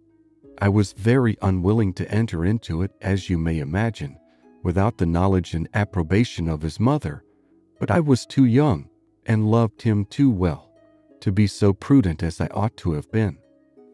Though you do not know him so well as me, Miss Dashwood, you must have seen enough of him to be sensible he is very capable of making a woman sincerely attached to him." "Certainly," answered Eleanor, without knowing what she said. But after a moment's reflection, she added, with revived security of Edward's honor and love and her companion's falsehood, "Engaged to Mr. Edward Ferrars. I confess myself so totally surprised at what you tell me that really, I beg your pardon, but surely there must be some mistake of person or name. We cannot mean the same, Mr. Ferrars." "We can mean no other," cried Lucy, smiling. "Mr. Edward Ferrars, the eldest son of Mrs. Ferrars of Park Street, and brother of your sister-in-law, Mrs. John Dashwood, is the person I mean. You must allow that I am not likely to be deceived as to the name of the man on whom all my happiness depends." "It is strange," replied Eleanor in a most painful perplexity, "that I should never have heard him even mention your name." "No, considering our situation, it was not strange. Our first care has been to keep the matter secret. You knew nothing of me or my family, and therefore there could be no occasion for ever mentioning my name to you. And as he was always particularly afraid of his sisters suspecting anything, that was reason enough for his not mentioning it." She was silent. Eleanor's security sunk, but her self-command did not sink with it. "4 years you have been engaged," said she with a firm voice. "Yes, and heaven knows how much longer we may have to wait. Poor Edward, it puts him quite out of heart." Then, taking a small miniature from her pocket, she added, "To prevent the possibility of mistake, be so good as to look at this face. It does not do him justice, to be sure, but yet I think you cannot be deceived as to the person it was drew for. I have had it above these 3 years." She put it into her hands as she spoke, and when Eleanor saw the painting, whatever other doubts her fear of a too hasty decision or her wish of detecting falsehood might suffer to linger in her mind, she could have none of its being Edward's face. She returned it almost instantly, acknowledging the likeness. "I have never been able," continued Lucy, "to give him my picture in return, which I am very much vexed at, for he has always been so anxious to get it. But I am determined to set for it the very first opportunity." "You are quite in the right," replied Eleanor calmly. They then proceeded a few paces in silence. Lucy spoke first. "I am sure," said she, "I have no doubt in the world of your faithfully keeping this secret, because you must know of what importance it is to us not to have it reach his mother, for she would never approve of it, I dare say. I shall have no fortune, and I fancy she is an exceeding proud woman." "I certainly did not seek your confidence," said Eleanor, "but you do me no more than justice in imagining that I may be depended upon. Your secret is safe with me, but pardon me if I express some surprise at so unnecessary a communication. You must at least have felt that my being acquainted with it could not add to its safety." As she said this, she looked earnestly at Lucy, hoping to discover something in her countenance, perhaps the falsehood of the greatest part of what she had been saying, but Lucy's countenance suffered no change. "I was afraid you would think I was taking a great liberty with you," said she, "in telling you all this. I have not known you long, to be sure, personally at least, but I have known you and all your family by description a great while, and as soon as I saw you, I felt almost as if you were an old acquaintance.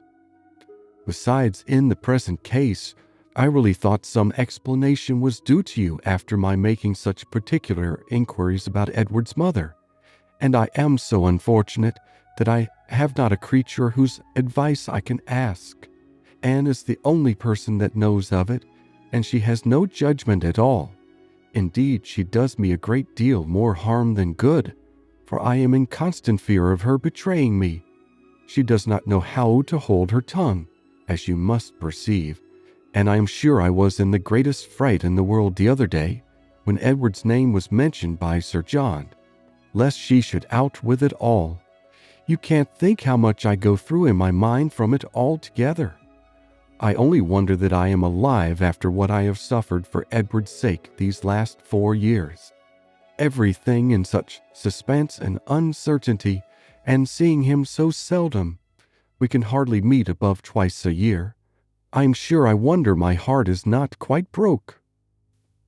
Here she took out her handkerchief, but Eleanor did not feel very compassionate. "Sometimes," continued Lucy after wiping her eyes, "I think whether it would not be better for us both to break off the matter entirely." As she said this, she looked directly at her companion. "But then, at other times, I have not resolution enough for it. I cannot bear the thoughts of making him so miserable, as I know the very mention of such a thing would do. And on my own account, too, so dear as he is to me, I don't think I could be equal to it. What would you advise me to do in such a case, Miss Dashwood? What would you do yourself?" "Pardon me," replied Eleanor, startled by the question, "but I can give you no advice under such circumstances. Your own judgment must direct you." "To be sure," continued Lucy after a few minutes' silence on both sides, "his mother must provide for him some time or other, but poor Edward is so cast down by it. Did you not think him dreadful low-spirited when he was at Barton? He was so miserable when he left us at Longstaple to go to you, that I was afraid you would think him quite ill." "Did he come from your uncle's then when he visited us?" "Oh yes, he had been staying a fortnight with us. Did you think he came directly from town?" "No," replied Eleanor, most feelingly sensible of every fresh circumstance in favor of Lucy's veracity. "I remember he told us that he had been staying a fortnight with some friends near Plymouth." She remembered, too, her own surprise at the time, at his mentioning nothing farther of those friends, at his total silence with respect even to their names. "Did you not think him sadly out of spirits?" repeated Lucy. "We did indeed, particularly so when he first arrived. I begged him to exert himself for fear you should suspect what was the matter, but it made him so melancholy, not being able to stay more than a fortnight with us, and seeing me so much affected. Poor fellow! I am afraid it is just the same with him now, for he writes in wretched spirits.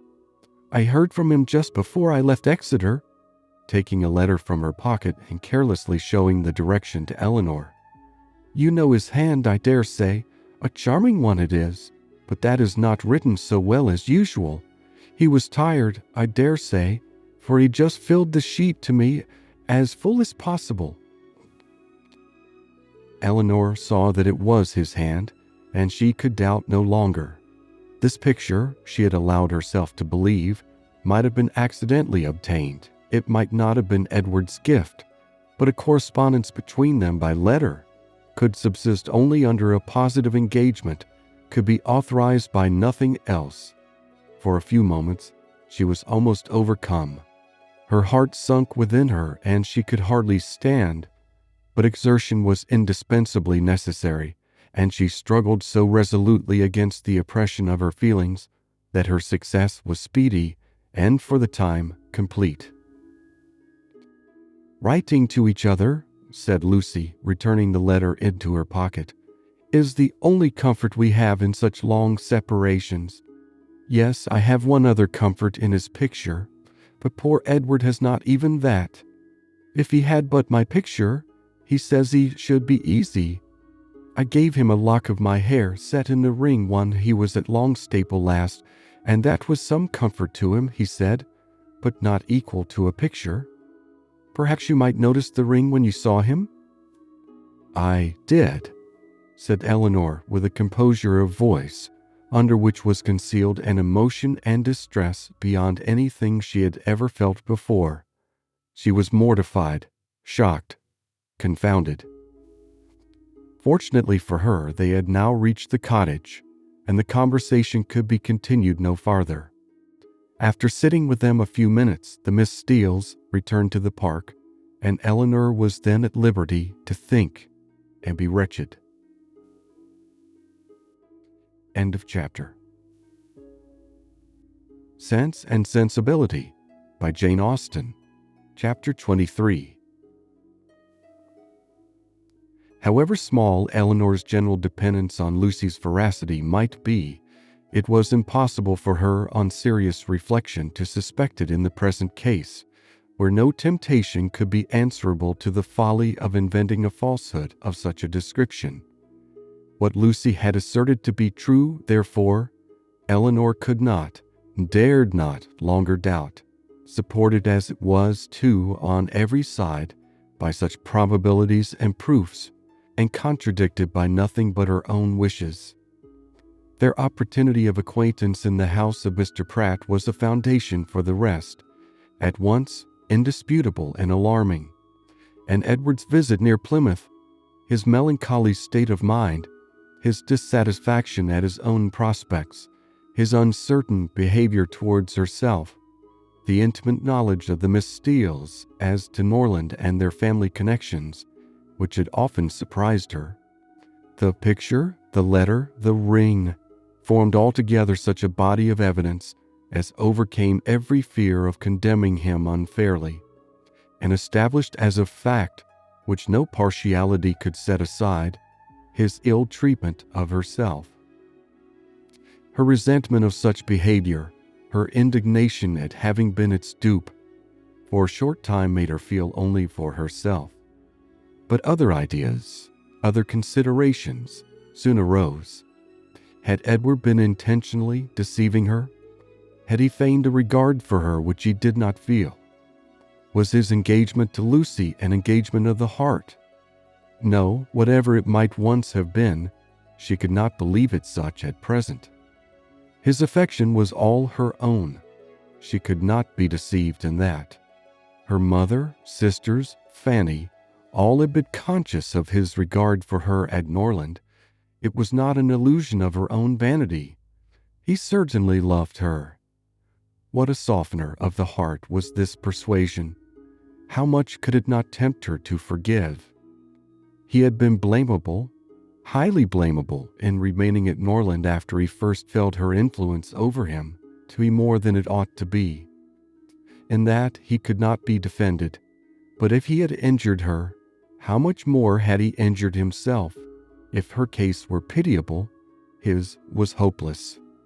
His imprudence had made her miserable for a while, but it seemed to have deprived himself of all chance of ever being otherwise.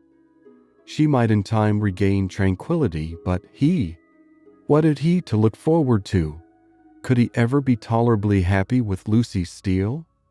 Could he, were his affection for herself out of the question, with his integrity, his delicacy and well-informed mind, be satisfied with a wife like her, illiterate, artful, and selfish? The youthful infatuation of 19 would naturally blind him to everything but her beauty and good nature. But the 4 succeeding years, years which, if rationally spent, give such improvement to the understanding, must have opened his eyes to her defects of education, while the same period of time, spent on her side in inferior society and more frivolous pursuits, had perhaps robbed her of that simplicity which might once have given an interesting character to her beauty. If in the supposition of his seeking to marry herself, his difficulties from his mother had seemed great, How much greater were they now likely to be, when the object of his engagement was undoubtedly inferior in connections and probably inferior in fortune to herself? These difficulties, indeed, with a heart so alienated from Lucy, might not press very hard upon his patience, but melancholy was the state of the person by whom the expectation of family opposition and unkindness could be felt as a relief. As these considerations occurred to her in painful succession, she wept for him more than for herself. Supported by the conviction of having done nothing to merit her present unhappiness, and consoled by the belief that Edward had done nothing to forfeit her esteem, she thought she could even now, under the first smart of the heavy blow, command herself enough to guard every suspicion of the truth from her mother and sisters. And so well was she able to answer her own expectations that when she joined them at dinner only 2 hours after she had first suffered the extinction of all her dearest hopes, no one would have supposed from the appearance of the sisters that Eleanor was mourning in secret over obstacles which must divide her forever from the object of her love, and that Marianne was internally dwelling on the perfections of a man of whose whole heart she felt thoroughly possessed, and whom she expected to see in every carriage which drove near their house.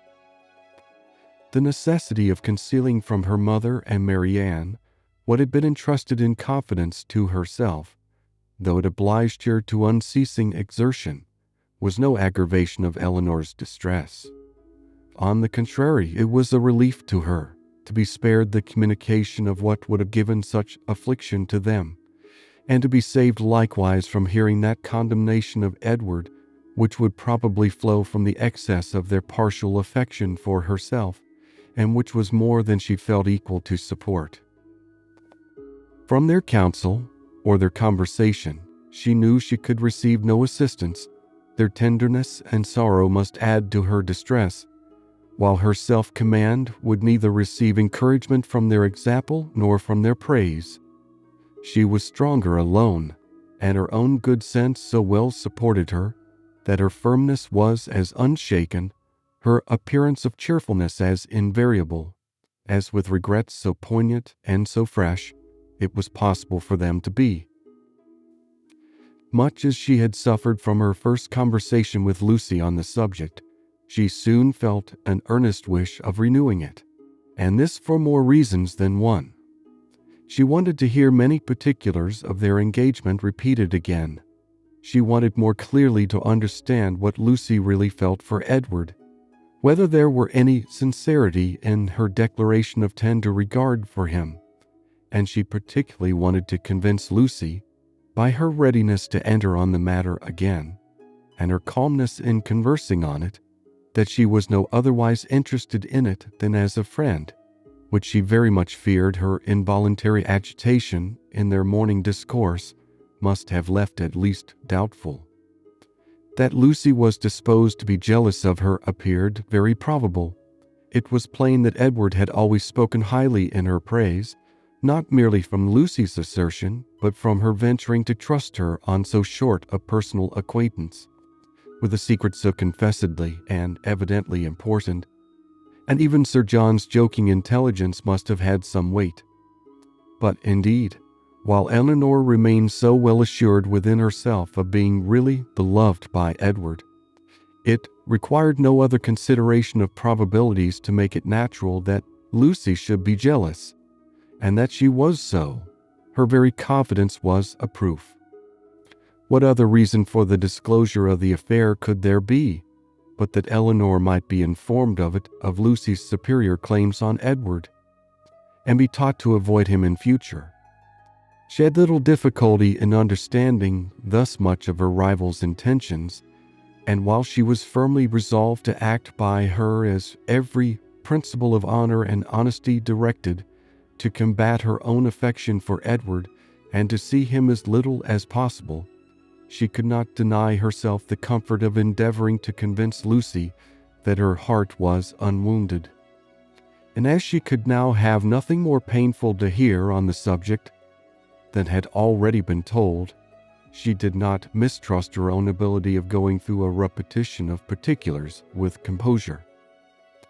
But it was not immediately that an opportunity of doing so could be commanded, though Lucy was as well disposed as herself to take advantage of any that occurred, for the weather was not often fine enough to allow of their joining in a walk, where they might most easily separate themselves from the others. And though they met at least every other evening either at the park or cottage, and chiefly at the former, they could not be supposed to meet for the sake of conversation.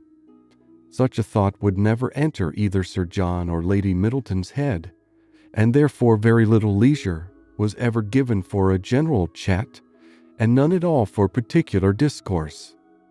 They met for the sake of eating, drinking, and laughing together, playing at cards or consequences, or any other game that was sufficiently noisy. One or two meetings of this kind had taken place, without affording Eleanor any chance of engaging Lucy in private, when Sir John called at the cottage one morning to beg, in the name of charity, that they would all dine with Lady Middleton that day, as he was obliged to attend the club at Exeter, and she would otherwise be quite alone, except her mother and the two Miss Steeles. Eleanor, who foresaw a fairer opening for the point she had in view, and such a party as this was likely to be, more at liberty among themselves under the tranquil and well-bred direction of Lady Middleton than when her husband united them together in one noisy purpose, immediately accepted the invitation. Margaret, with her mother's permission, was equally compliant, and Marianne, though always unwilling to join any of their parties, was persuaded by her mother, who could not bear to have her seclude herself from any chance of amusement, to go likewise. The young ladies went, and Lady Middleton was happily preserved from the frightful solitude which had threatened her. The insipidity of the meeting was exactly such as Eleanor had expected. It produced not one novelty of thought or expression, and nothing could be less interesting than the whole of their discourse, both in the dining parlor and drawing-room. To the latter, the children accompanied them, and while they remained there, she was too well convinced of the impossibility of engaging Lucy's attention to attempt it. They quitted it only with the removal of the tea things. The card table was then placed, and Eleanor began to wonder at herself for having ever entertained a hope of finding time for conversation at the park. They all rose up in preparation for a round game. "I am glad," said Lady Middleton to Lucy, "you are not going to finish poor little Anna Maria's basket this evening, for I am sure it must hurt your eyes to work filigree by candlelight, and we will make the dear little love some amends for her disappointment tomorrow, and then I hope she will not much mind it." This hint was enough. Lucy recollected herself instantly and replied, "Indeed, you are very much mistaken, Lady Middleton. I am only waiting to know whether you can make your party without me, or I should have been at my filigree already. I would not disappoint the little angel for all the world, and if you want me at the card table now, I am resolved to finish the basket after supper." "You are very good. I hope it won't hurt your eyes. Will you ring the bell for some working candles? My poor little girl would be sadly disappointed, I know, if the basket was not finished tomorrow, for though I told her it certainly would not, I am sure she depends upon having it done." Lucy directly drew her work table near her, and reseated herself with an alacrity and cheerfulness which seemed to infer that she could taste no greater delight than in making a filigree basket for a spoilt child. Lady Middleton proposed a rubber of Cassino to the others. No one made any objection but Marianne, who, with her usual inattention to the forms of general civility, exclaimed, "Your ladyship will have the goodness to excuse me. You know I detest cards. I shall go to the pianoforte. I have not touched it since it was tuned." And without farther ceremony, she turned away and walked to the instrument. Lady Middleton looked as if she thanked heaven that she had never made so rude a speech. "Marianne can never keep long from that instrument, you know, ma'am," said Eleanor, endeavoring to smooth away the offense. "And I do not much wonder at it, for it is the very best toned pianoforte I have ever heard."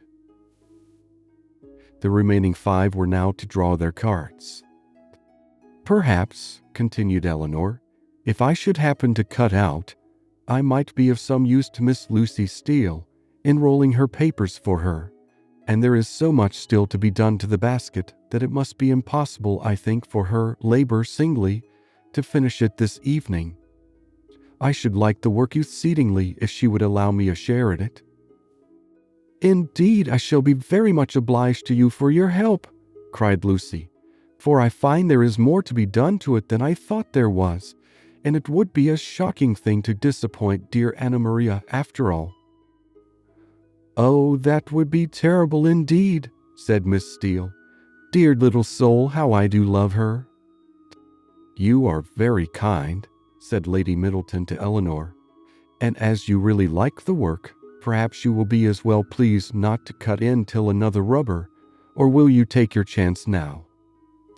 Eleanor joyfully profited by the first of these proposals, and thus by a little of that address which Marianne could never condescend to practice, gained her own end, and pleased Lady Middleton at the same time. Lucy made room for her with ready attention, and the 2 fair rivals were thus seated side by side at the same table, and with the utmost harmony, engaged in forwarding the same work. The pianoforte at which Marianne, wrapped up in her own music and her own thoughts, had by this time forgotten that anybody was in the room besides herself, was luckily so near them that Miss Dashwood now judged she might safely, under the shelter of its noise, introduce the interesting subject without any risk of being heard at the card table. End of chapter. Sense and Sensibility by Jane Austen, Chapter 24. In a firm though cautious tone, Eleanor thus began. "I should be undeserving of the confidence you have honored me with if I felt no desire for its continuance, or no farther curiosity on its subject. I will not apologize, therefore, for bringing it forward again." "Thank you," cried Lucy warmly, "for breaking the ice. You have set my heart at ease by it, for I was somehow or other afraid I had offended you by what I told you that Monday." "Offended me? How could you suppose so? Believe me," and Eleanor spoke it with the truest sincerity, "nothing could be farther from my intention than to give you such an idea. Could you have a motive for the trust that was not honorable and flattering to me?" "And yet I do assure you," replied Lucy, her little sharp eyes full of meaning, "there seemed to me to be a coldness and displeasure in your manner that made me quite uncomfortable. I felt sure that you were angry with me, and have been quarreling with myself ever since, for having took such a liberty as to trouble you with my affairs. But I am very glad to find it was only my own fancy, and that you really do not blame me. If you knew what a consolation it was to me to relieve my heart speaking to you of what I am always thinking of every moment of my life, your compassion would make you overlook everything else, I'm sure." "Indeed, I can easily believe that it was a very great relief to you to acknowledge your situation to me, and be assured that you shall never have reason to repent it. Your case is a very unfortunate one. You seem to me to be surrounded with difficulties, and you will have need of all your mutual affection to support you under them. Mr. Ferrars, I believe, is entirely dependent on his mother. He has only £2,000 of his own. It would be madness to marry upon that, though for my own part, I could give up every prospect of more without a sigh. I have been always used to a very small income, and could struggle with any poverty for him, but I love him too well to be the selfish means of robbing him, perhaps, of all that his mother might give him if he married to please her. We must wait, it may be for many years. With almost every other man in the world, it would be an alarming prospect, but Edward's affection and constancy nothing can deprive me of, I know. That conviction must be everything to you, and he is undoubtedly supported by the same trust in yours. If the strength of your reciprocal attachment had failed, as between many people, and under many circumstances, it naturally would during a 4 years engagement, and your situation would have been pitiable indeed." Lucy here looked up, but Eleanor was careful in guarding her countenance from every expression that could give her words a suspicious tendency. "Edward's love for me," said Lucy, "has been pretty well put to the test by our long, very long absence since we were first engaged, and it has stood the trial so well that I should be unpardonable to doubt it now. I can safely say that he has never gave me one moment's alarm on that account from the first." Eleanor hardly knew whether to smile or sigh at this assertion. Lucy went on.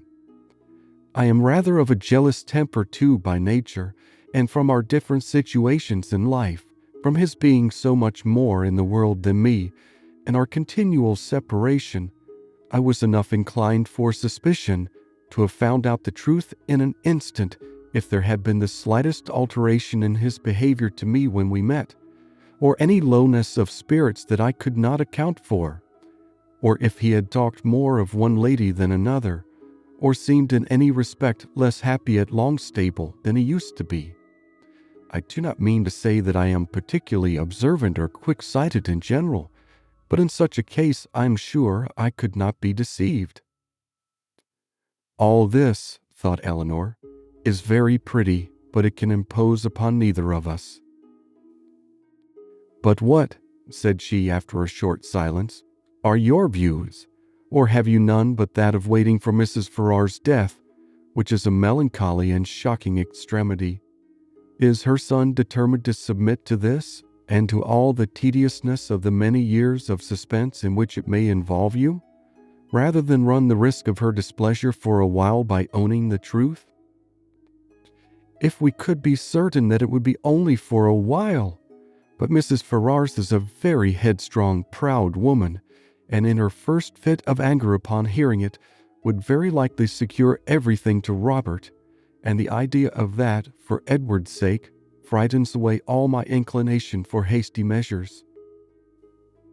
"And for your own sake, too? Or are you carrying your disinterestedness beyond reason?" Lucy looked at Eleanor again and was silent. "Do you know Mr. Robert Ferrars?" asked Eleanor. "Not at all. I never saw him, but I fancy he is very unlike his brother, silly and a great coxcomb." "A great coxcomb," repeated Miss Steele, whose ear had caught those words by a sudden pause in Marianne's music. "Oh, they are talking of their favorite beaux, I dare say." "No, sister," cried Lucy, "you're mistaken there. Our favorite beaux are not great coxcombs." "I can answer for it that Miss Dashwood's is not," said Mrs. Jennings, laughing heartily, "for he is one of the modestest, prettiest behaved young men I ever saw. But as for Lucy, she is such a sly little creature, there is no finding out who she likes." "Oh," cried Miss Steele, looking significantly round at them, "I dare say Lucy's beau is quite as modest and pretty behaved as Miss Dashwood's." Eleanor blushed in spite of herself. Lucy bit her lip and looked angrily at her sister. A mutual silence took place for some time. Lucy first put an end to it by saying in a lower tone, though Marianne was then giving them the powerful protection of a very magnificent concerto, "I will honestly tell you of one scheme which has lately come into my head for bringing matters to bear.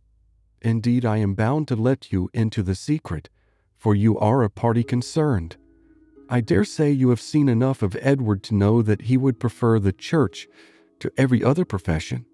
Now my plan is that he should take orders as soon as he can, and then through your interest, which I am sure you would be kind enough to use out of friendship for him, and I hope out of some regard to me, your brother might be persuaded to give him Norland living, which I understand is a very good one, and the present incumbent not likely to live a great while.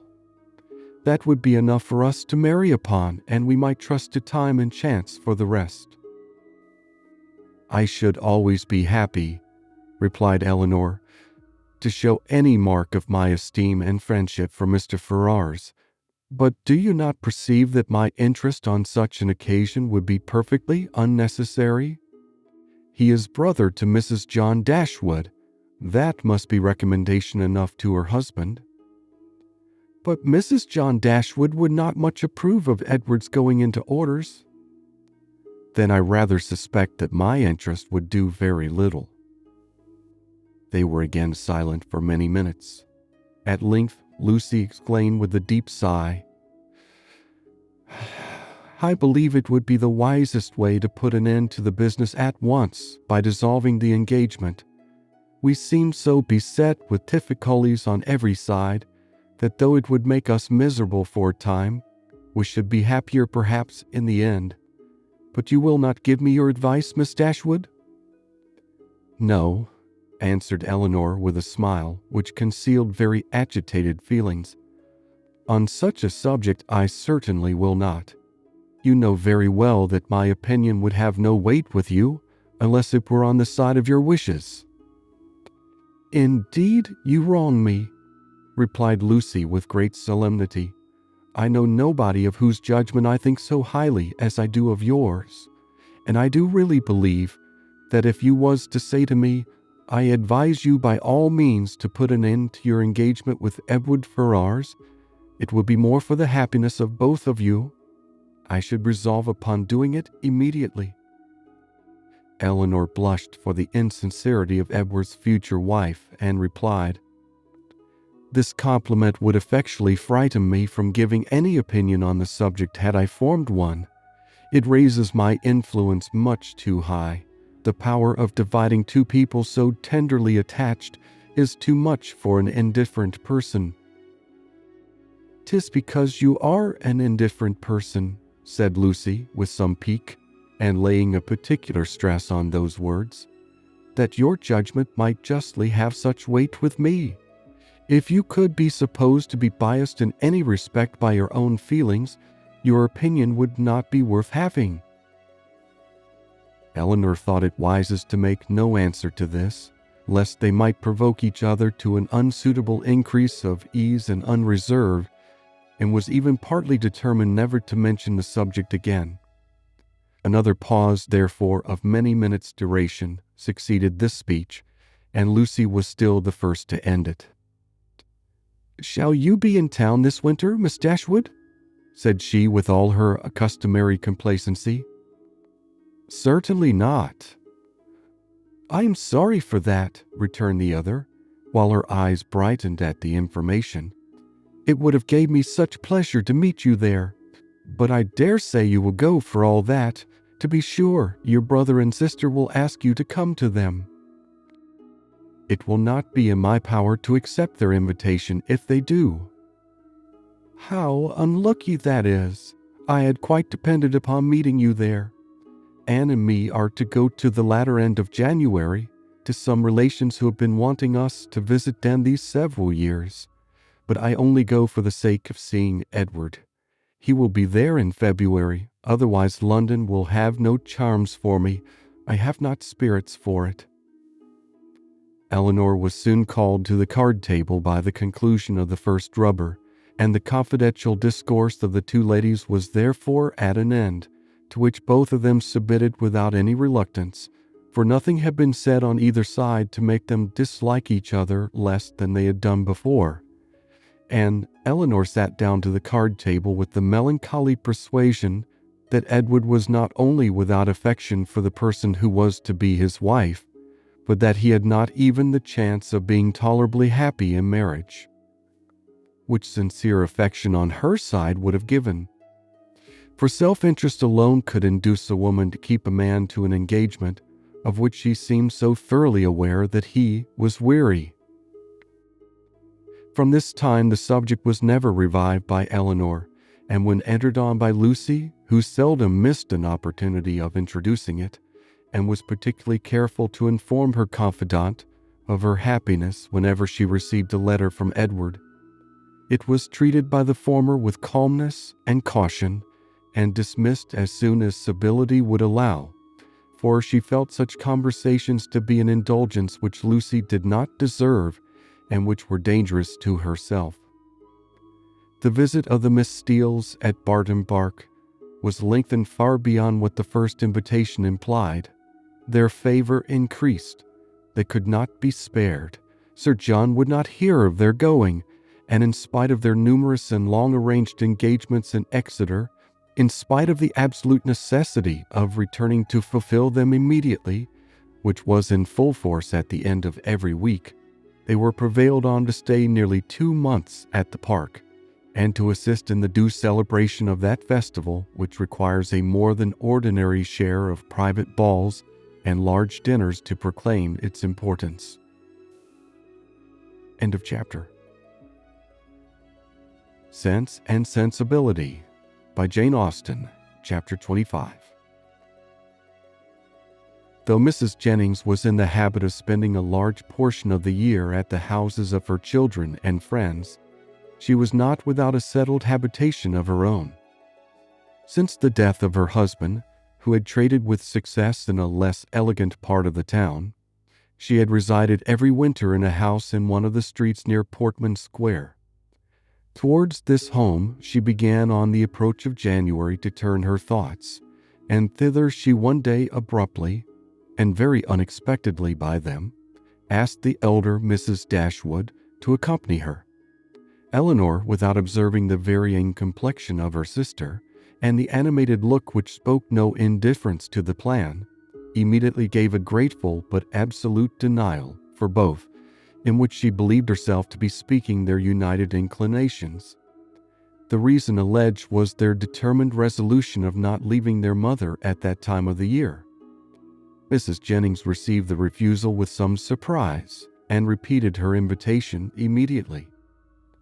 "Oh, Lord, I am sure your mother can spare you very well, and I do beg you will favor me with your company, for I've quite set my heart upon it. Don't fancy that you will be any inconvenience to me, for I shan't put myself at all out of my way for you.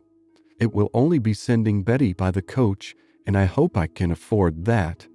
We 3 shall be able to go very well in my chaise, and when we are in town, if you do not like to go wherever I do, well and good, you may always go with one of my daughters. I am sure your mother will not object to it, for I have such good luck in getting my own children off my hands that she will think me a very fit person to have the charge of you. And if I don't get one of you at least well married before I have done with you, it shall not be my fault. I shall speak a good word for you to all the young men, you may depend upon it." "I have a notion," said Sir John, "that Miss Marianne would not object to such a scheme if her elder sister would come into it.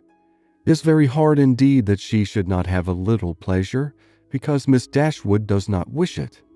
So I would advise you, too, to set off for town when you are tired of Barton, without saying a word to Miss Dashwood about it." "Nay," cried Mrs. Jennings, "I am sure I shall be monstrous glad of Miss Marianne's company, whether Miss Dashwood will go or not. Only the more the merrier, say I, and I thought it would be more comfortable for them to be together, because if they got tired of me, they might talk to one another and laugh at my old ways behind my back. But one or the other, if not both of them, I must have. Lord bless me, how do you think I can live poking by myself, I who have been always used till this winter to have Charlotte with me? Come, Miss Marianne, let us strike hands upon the bargain, and if Miss Dashwood will change her mind by and by, why, so much the better." "I thank you, ma'am, sincerely thank you," said Marianne with warmth. "Your invitation has ensured my gratitude forever, and it would give me such happiness. Yes, almost the greatest happiness I am capable of, to be able to accept it. But my mother, my dearest, kindest mother, I feel the justice of what Eleanor has urged, and if she were to be made less happy, less comfortable by our absence, oh, no, nothing should tempt me to leave her. It should not, must not, be a struggle." Mrs. Jennings repeated her assurance that Mrs. Dashwood could spare them perfectly well, and Eleanor, who now understood her sister and saw to what indifference to almost everything else she was carried by her eagerness to be with Willoughby again, made no farther direct opposition to the plan, and merely referred it to her mother's decision, from whom, however, she scarcely expected to receive any support in her endeavor to prevent a visit, which she could not approve of from Marianne, and which on her own account she had particular reasons to avoid.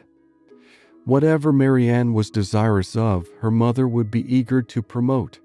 She could not expect to influence the latter to cautiousness of conduct in an affair respecting which she had never been able to inspire her with distrust, and she dared not explain the motive of her own disinclination for going to London. That Marianne, fastidious as she was, thoroughly acquainted with Mrs. Jennings' manners, and invariably disgusted by them, should overlook every inconvenience of that kind, should disregard whatever must be most wounding to her irritable feelings, in her pursuit of one object, was such a proof, so strong, so full, of the importance of that object to her, as Eleanor, in spite of all that had passed, was not prepared to witness.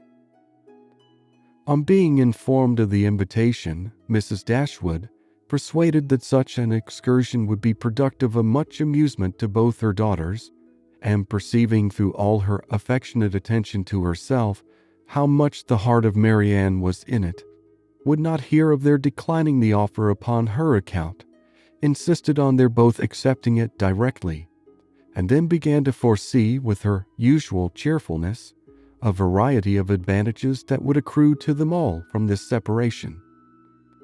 "I am delighted with the plan," she cried. "It is exactly what I could wish. Margaret and I shall be as much benefited by it as yourselves. When you and the Middletons are gone, we shall go on so quietly and happily together with our books and our music. You will find Margaret so improved when you come back again. I have a little plan of alteration for your bedrooms, too, which may now be performed without any inconvenience to anyone. It is very right that you should go to town.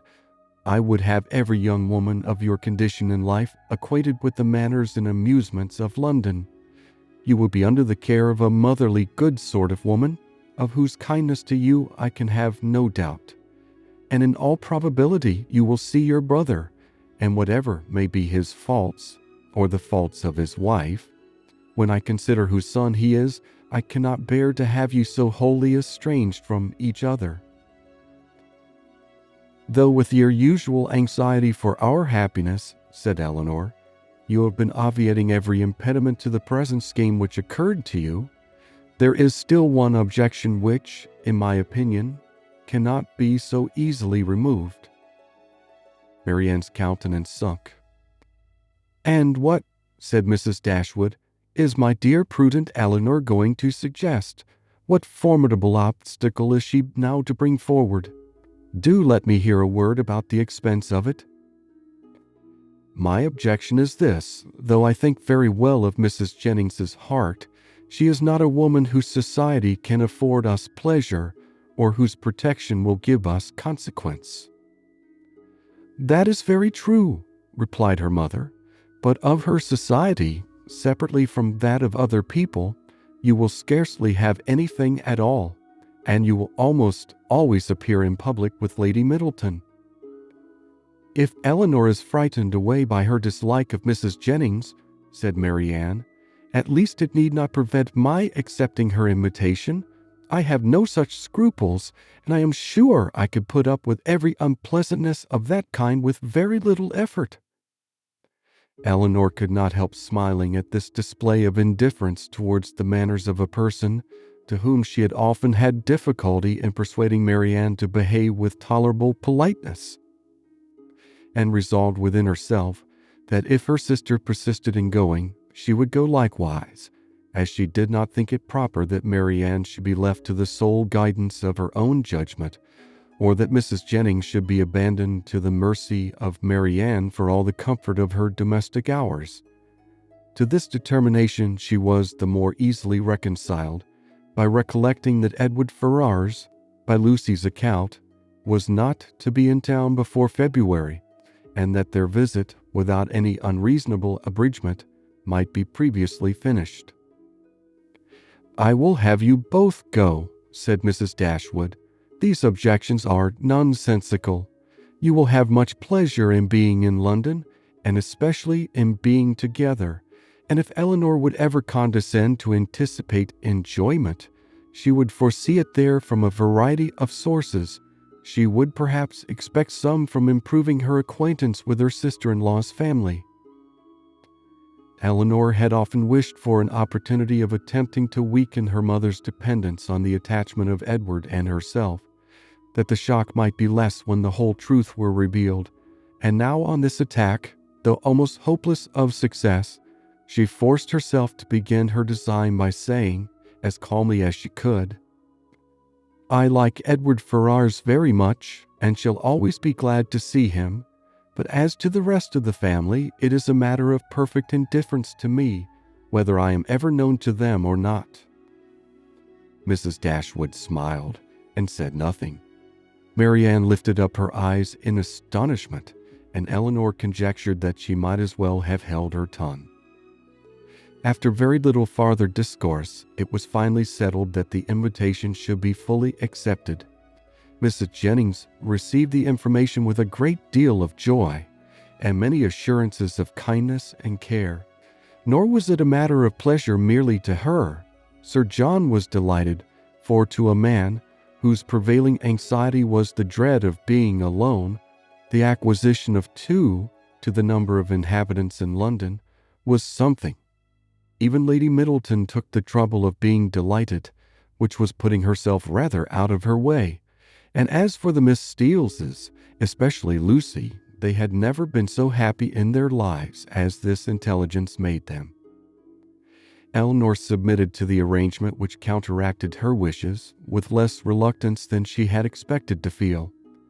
With regard to herself, it was now a matter of unconcern whether she went to town or not.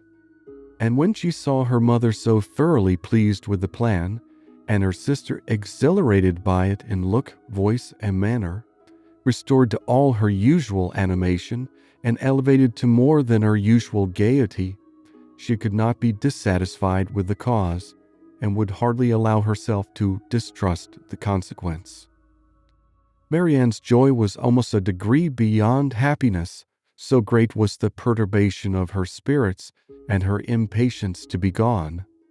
Her unwillingness to quit her mother was her only restorative to calmness, and at the moment of parting, her grief on that score was excessive. Her mother's affliction was hardly less, and Eleanor was the only one of the 3 who seemed to consider the separation as anything short of eternal. Their departure took place in the first week of January. The Middletons were to follow in about a week. The Miss Steeles kept their station at the park and were to quit it only with the rest of the family. End of chapter. Sense and Sensibility by Jane Austen, Chapter 26.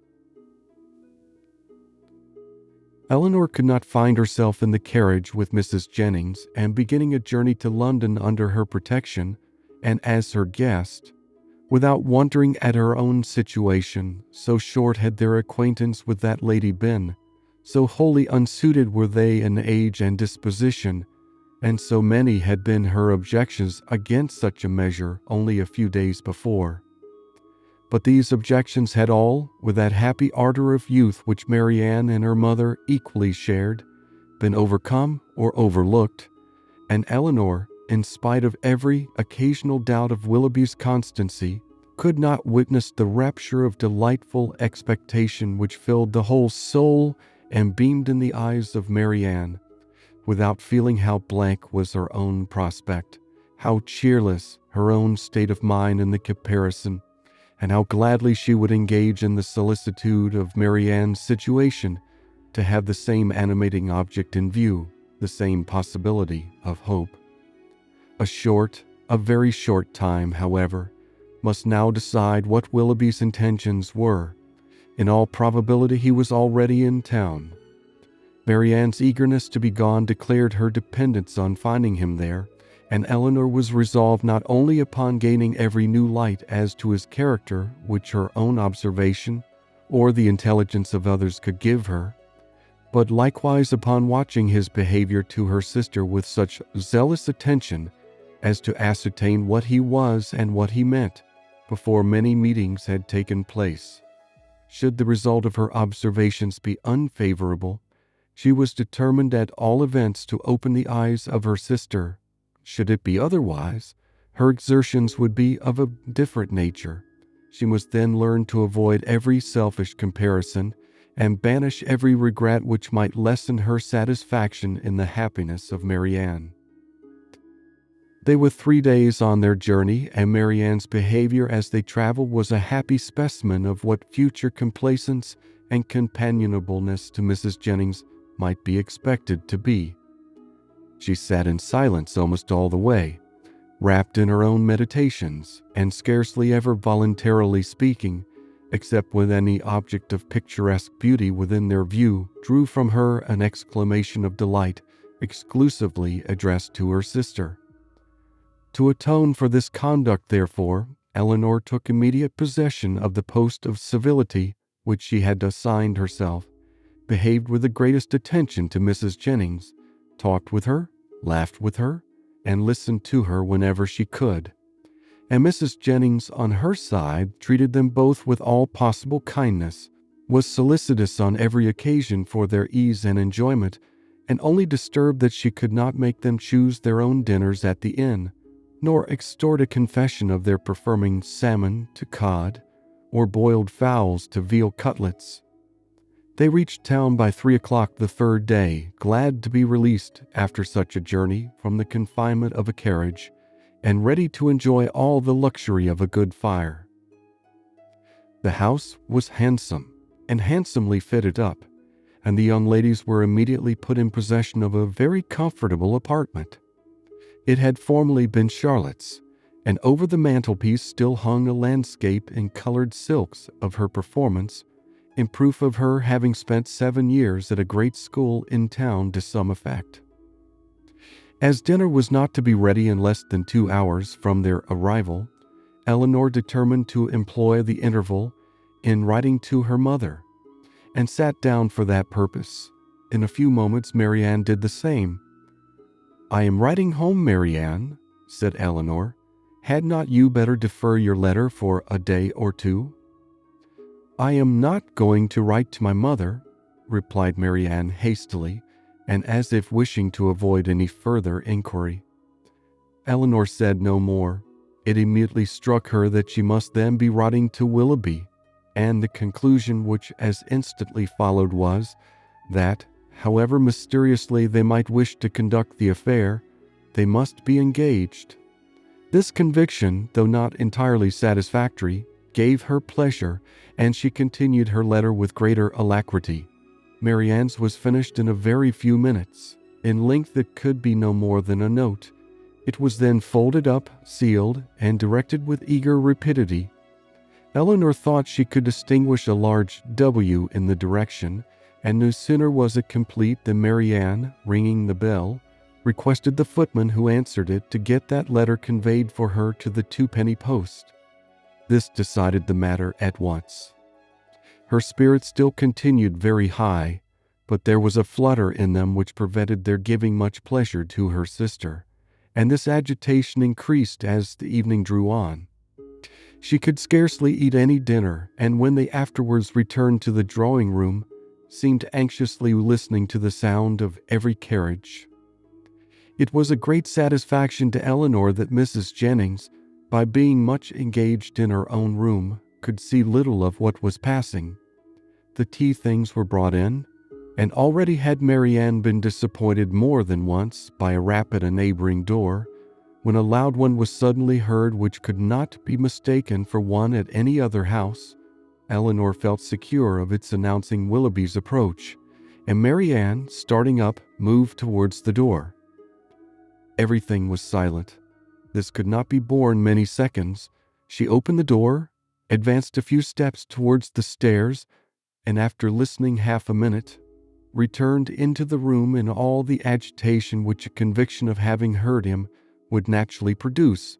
In the ecstasy of her feelings at that instant, she could not help exclaiming, "Oh, Eleanor, it is Willoughby, indeed it is," and seemed almost ready to throw herself into his arms when Colonel Brandon appeared.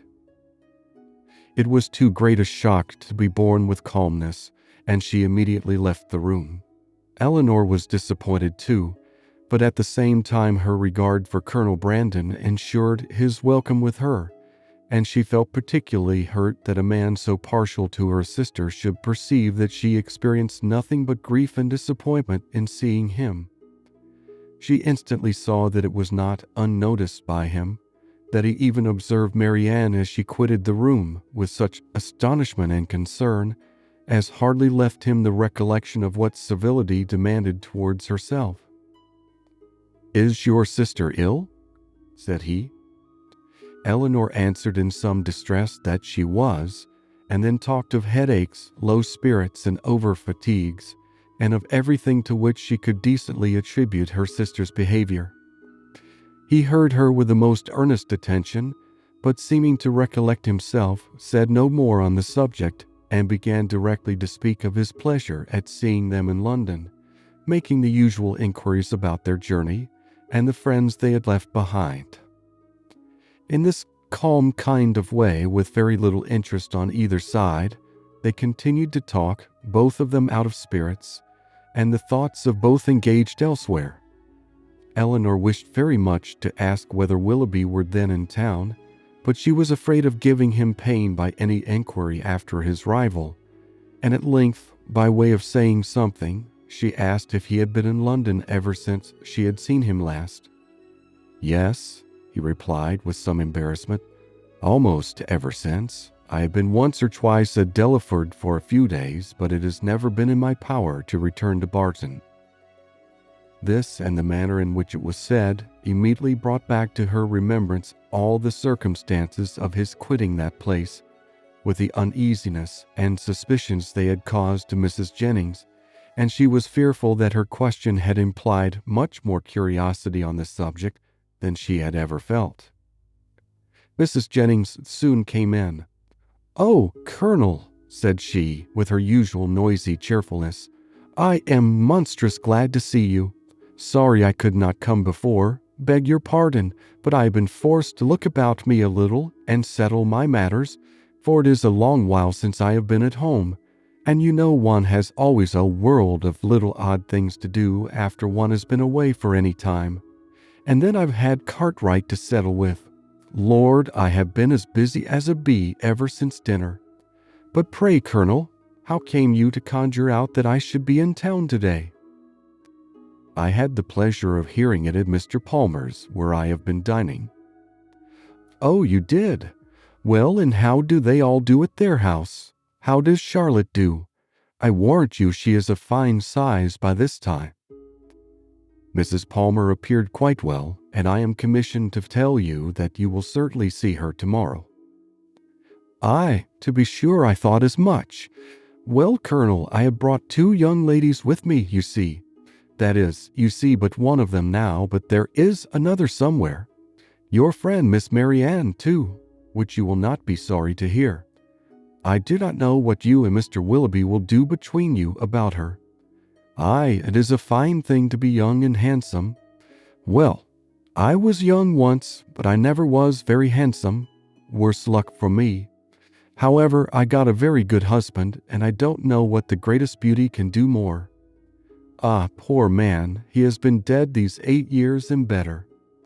But, Colonel, where have you been to since we parted, and how does your business go on? Come, let's have no secrets among friends." He replied with his customary mildness to all her inquiries, without satisfying her in any. Eleanor now began to make the tea, and Marianne was obliged to appear again. After her entrance, Colonel Brandon became more thoughtful and silent than he had been before, and Mrs. Jennings could not prevail on him to stay long. No other visitor appeared that evening, and the ladies were unanimous in agreeing to go early to bed. Marianne rose the next morning with recovered spirits and happy looks. The disappointment of the evening before seemed forgotten in the expectation of what was to happen that day. They had not long finished their breakfast before Mrs. Palmer's barouche stopped at the door, and in a few minutes she came laughing into the room, so delighted to see them all that it was hard to say whether she received most pleasure from meeting her mother or the Miss Dashwoods again. So surprised at their coming to town, though it was what she had rather expected all along, so angry at their accepting her mother's invitation after having declined her own, though at the same time she would never have forgiven them if they had not come. "Mr. Palmer will be so happy to see you," said she. "What do you think he said when he heard of your coming with Mamma? I forget what it was now, but it was something so droll." After an hour or two spent in what her mother called comfortable chat, or in other words, in every variety of inquiry concerning all their acquaintance on Mrs. Jennings's side, and in laughter without cause on Mrs. Palmer's, it was proposed by the latter that they should all accompany her to some shops where she had business that morning, to which Mrs. Jennings and Eleanor readily consented, as having likewise some purchases to make themselves, and Marianne, though declining it at first, was induced to go likewise. Wherever they went, she was evidently always on the watch. In Bond Street especially, where much of their business lay, her eyes were in constant inquiry, and in whatever shop the party were engaged, her mind was equally abstracted from everything actually before them, from all that interested and occupied the others. Restless and dissatisfied everywhere, her sister could never obtain her opinion on any article of purchase, however it might equally concern them both. She received no pleasure from anything, was only impatient to be at home again, and could with difficulty govern her vexation at the tediousness of Mrs. Palmer, whose eye was caught by everything pretty, expensive, or new, who was wild to buy all, could determine on none, and dawdled away her time in rapture and indecision. It was late in the morning before they returned home, and no sooner had they entered the house than Marianne flew eagerly upstairs, and when Eleanor followed, she found her turning from the table with a sorrowful countenance, which declared that no Willoughby had been there. "Has no letter been left here for me since we went out?" said she to the footman, who then entered with the parcels. She was answered in the negative. "Are you quite sure of it?" she replied. "Are you certain that no servant, no porter has left any letter or note?" The man replied that none had. "How very odd," said she in a low and disappointed voice, as she turned away to the window. "How odd indeed," repeated Eleanor within herself, regarding her sister with uneasiness. If she had not known him to be in town, she would not have written to him. As she did, she could have written to Combe Magna, and if he is in town, how odd that he should neither come nor write. Oh, my dear mother, you must be wrong in permitting an engagement between a daughter so young, a man so little known, to be carried on in so doubtful, so mysterious a manner. I long to inquire, and how will my interference be borne? She determined, after some consideration, that if appearances continued many days longer as unpleasant as they now were, she would represent in the strongest manner to her mother the necessity of some serious inquiry into the affair. Mrs. Palmer and two elderly ladies of Mrs. Jennings's intimate acquaintance, whom she had met and invited in the morning, dined with them. The former left them soon after tea to fulfill her evening engagements, and Eleanor was obliged to assist in making a whist table for the others. Marianne was of no use on these occasions, as she would never learn the game, but though her time was therefore at her own disposal, the evening was by no means more productive of pleasure to her than to Eleanor, for it was spent in all the anxiety of expectation and the pain of disappointment.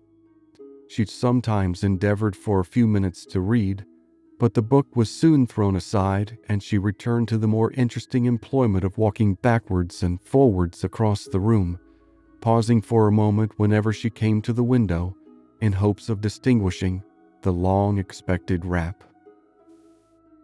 End of chapter. Sense and Sensibility by Jane Austen, Chapter 27. "If this open weather holds much longer," said Mrs. Jennings when they met at breakfast the following morning, "Sir John will not like leaving Barton next week. 'Tis a sad thing for sportsmen to lose a day's pleasure. Poor souls! I always pity them when they do. They seem to take it so much to heart." "That is true," cried Marianne in a cheerful voice, and walking to the window as she spoke to examine the day. "I had not thought of that. This weather will keep many sportsmen in the country." It was a lucky recollection. All her good spirits were restored by it. "It is charming weather for them indeed," she continued, as she sat down to the breakfast table with a happy countenance. "How much they must enjoy it! But," with a little return of anxiety, "it cannot be expected to last long. At this time of the year, and after such a series of rain, we so certainly have very little more of it. Frost will soon set in, and in all probability with severity. In another day or two, perhaps, this extreme mildness can hardly last longer. Nay, perhaps it may freeze tonight." "At any rate," said Eleanor, wishing to prevent Mrs. Jennings from seeing her sister's thoughts as clearly as she did, "I dare say we shall have Sir John and Lady Middleton in town by the end of next week." "Aye, my dear, I'll warrant you we do. Mary always has her own way." "And now," silently conjectured Eleanor, "she will write to Combe by this day's post." But if she did, the letter was written and sent away with a privacy which eluded all her watchfulness to ascertain the fact. Whatever the truth of it might be, and far as Eleanor was from feeling thorough contentment about it, yet while she saw Marianne in spirits, she could not be very uncomfortable herself. And Marianne was in spirits, happy in the mildness of the weather, and still happier in her expectation of a frost. The morning was chiefly spent in leaving cards at the houses of Mrs. Jennings's acquaintance, to inform them of her being in town, and Marianne was all the time busy in observing the direction of the wind, watching the variations of the sky, and imagining an alteration in the air. "Don't you find it colder than it was in the morning, Eleanor? There seems to me a very decided difference. I can hardly keep my hands warm even in my muff. It was not so yesterday, I think. The clouds seem parting too. The sun will be out in a moment, and we shall have a clear afternoon." Eleanor was alternately diverted and pained, but Marianne persevered, and saw every night in the brightness of the fire, and every morning in the appearance of the atmosphere, the certain symptoms of approaching frost. The Miss Dashwoods had no greater reason to be dissatisfied with Mrs. Jennings's style of living and set of acquaintance than with her behavior to themselves, which was invariably kind. Everything in her household arrangements was conducted on the most liberal plan, and excepting a few old city friends, whom, to Lady Middleton's regret, she had never dropped, she visited no one to whom an introduction could at all discompose the feelings of her young companions. Pleased to find herself more comfortably situated in that particular than she had expected, Eleanor was very willing to compound for the want of much real enjoyment from any of their evening parties, which, whether at home or abroad, formed only for cards, could have little to amuse her. Colonel Brandon, who had a general invitation to the house, was with them almost every day. He came to look at Marianne and talk to Eleanor, who often derived more satisfaction from conversing with him than from any other daily occurrence, but who saw at the same time with much concern his continued regard for her sister. She feared it was a strengthening regard. It grieved her to see the earnestness with which he often watched Marianne, and his spirits were certainly worse than when at Barton. About a week after their arrival, it became certain that Willoughby was also arrived. His card was on the table when they came in from the morning's drive. "Good God!" cried Marianne. "He has been here while we were out." Eleanor, rejoiced to be assured of his being in London, now ventured to say, "Depend upon it, he will call again tomorrow." But Marianne seemed hardly to hear her, and on Mrs. Jennings' entrance, escaped with the precious card. This event, while it raised the spirits of Eleanor, restored to those of her sister all, and more than all, their former agitation. From this moment her mind was never quiet. The expectation of seeing him every hour of the day made her unfit for anything. She insisted on being left behind the next morning when the others went out. Eleanor's thoughts were full of what might be passing in Berkeley Street during their absence, but a moment's glance at her sister when they returned was enough to inform her that Willoughby had paid no second visit there. A note was just then brought in and laid on the table. "For me?" cried Marianne, stepping hastily forward. "No, ma'am, for my mistress." But Marianne, not convinced, took it instantly up. "It is indeed for Mrs. Jennings. How provoking!" "You are expecting a letter, then?" said Eleanor, unable to be longer silent. "Yes, a little, not much." After a short pause, "You have no confidence in me, Marianne?" "Nay, Eleanor, this reproach from you who have confidence in no one." "Me?" returned Eleanor in some confusion. "Indeed, Marianne, I have nothing to tell." "Nor I," answered Marianne with energy. "Our situations then are alike. We have neither of us anything to tell, you because you do not communicate, and I because I conceal nothing." Eleanor, distressed by this charge of reserve in herself, which she was not at liberty to do away, knew not how, under such circumstances, to press for greater openness in Marianne. Mrs. Jennings soon appeared, and the note being given her, she read it aloud. It was from Lady Middleton, announcing their arrival in Conduit Street the night before, and requesting the company of her mother and cousins the following evening. Business on Sir John's part and a violent cold on her own prevented their calling in Berkeley Street. The invitation was accepted, but when the hour of appointment drew near, necessary as it was in common civility to Mrs. Jennings that they should both attend her on such a visit, Eleanor had some difficulty in persuading her sister to go, for still she had seen nothing of Willoughby, and therefore was not more indisposed for amusement abroad than unwilling to run the risk of his calling again in her absence. Eleanor found when the evening was over that disposition is not materially altered by a change of abode, for although scarcely settled in town, Sir John had contrived to collect around him nearly 20 young people and to amuse them with a ball. This was an affair, however, of which Lady Middleton did not approve. In the country, an unpremeditated dance was very allowable, but in London, where the reputation of elegance was more important and less easily attained, it was risking too much for the gratification of a few girls to have it known that Lady Middleton had given a small dance of 8 or 9 couples with 2 violins and a mere sideboard collation. Mr. and Mrs. Palmer were of the party. From the former, whom they had not seen before since their arrival in town, as he was careful to avoid the appearance of any attention to his mother-in-law and therefore never came near her, they received no mark of recognition on their entrance. He looked at them slightly, without seeming to know who they were, and merely nodded to Mrs. Jennings from the other side of the room.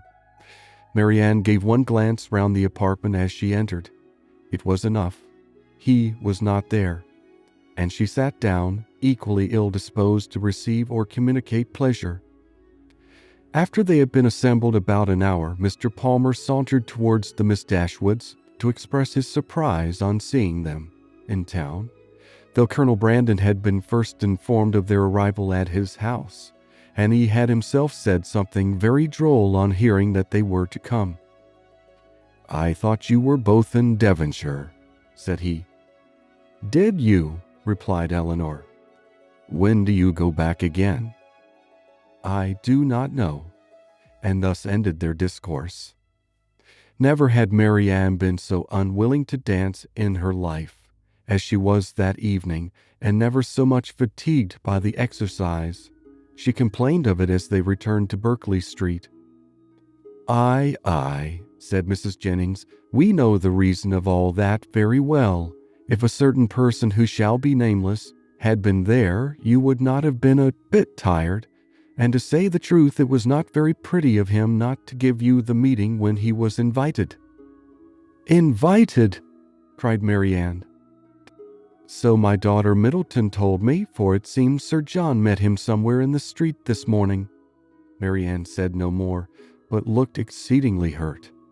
Impatient in this situation to be doing something that might lead to her sister's relief, Eleanor resolved to write the next morning to her mother, and hoped by awakening her fears for the health of Marianne to procure those inquiries which had been so long delayed. And she was still more eagerly bent on his measure by perceiving after breakfast on the morrow that Marianne was again writing to Willoughby, for she could not suppose it to be to any other person.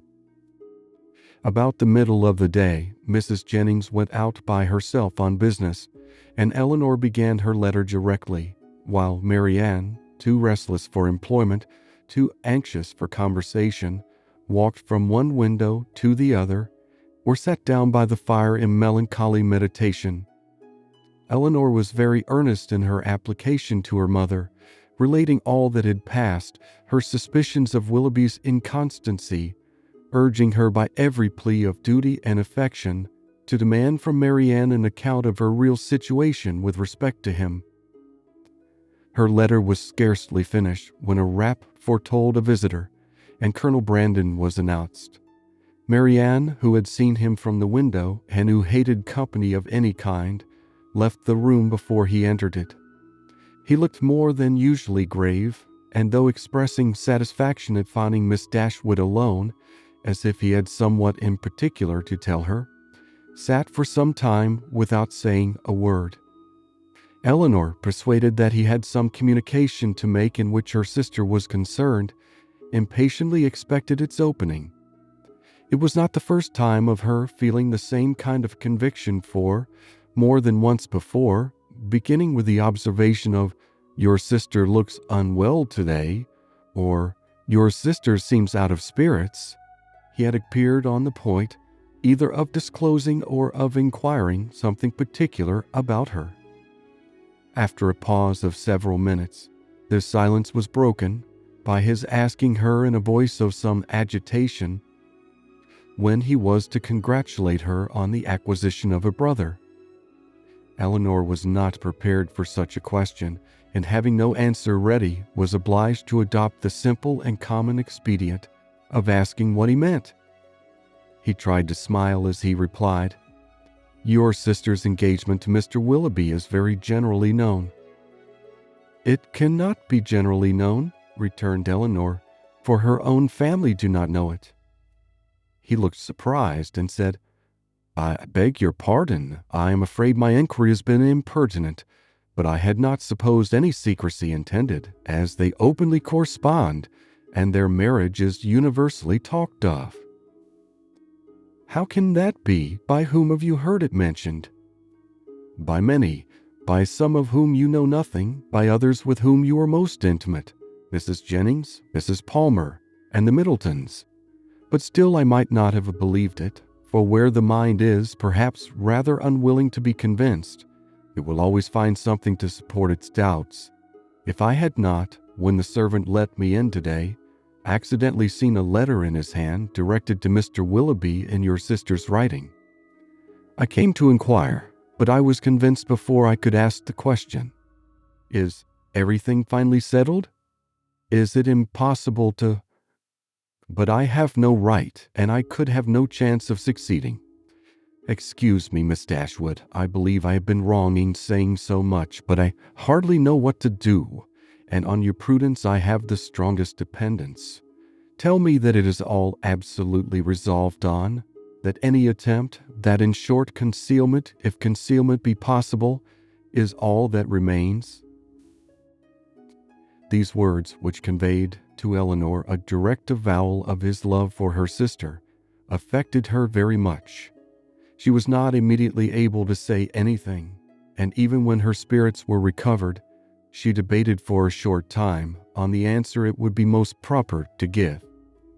The real state of things between Willoughby and her sister was so little known to herself that endeavoring to explain it, she might be as liable to say too much as too little. Yet, as she was convinced that Marianne's affection for Willoughby could leave no hope of Colonel Brandon's success, whatever the event of that affection might be, and at the same time wished to shield her conduct from censure, she thought it most prudent and kind, after some consideration, to say more than she really knew or believed. She acknowledged, therefore, that though she had never been informed by themselves of the terms on which they stood with each other, of their mutual affection she had no doubt, and of their correspondence she was not astonished to hear. He listened to her with silent attention, and on her ceasing to speak, rose directly from his seat, and after saying in a voice of emotion, "To your sister I wish all imaginable happiness, to Willoughby, that he may endeavor to deserve her," took leave and went away. Eleanor derived no comfortable feelings from this conversation. To lessen the uneasiness of her mind on other points, she was left on the contrary with a melancholy impression of Colonel Brandon's unhappiness, and was prevented even from wishing it removed by her anxiety for the very event that must confirm it. End of chapter. Sense and Sensibility by Jane Austen, Chapter 28. Nothing occurred during the next 3 or 4 days to make Eleanor regret what she had done in applying to her mother, for Willoughby neither came nor wrote. They were engaged about the end of that time to attend Lady Middleton to a party, from which Mrs. Jennings was kept away by the indisposition of her youngest daughter, and for this party Marianne, wholly dispirited, careless of her appearance, and seeming equally indifferent whether she went or stayed, prepared, without one look of hope or one expression of pleasure. She sat by the drawing-room fire after tea till the moment of Lady Middleton's arrival, without once stirring from her seat or altering her attitude, lost in her own thoughts, and insensible of her sister's presence. And when at last they were told that Lady Middleton waited for them at the door, she started as if she had forgotten that anyone was expected.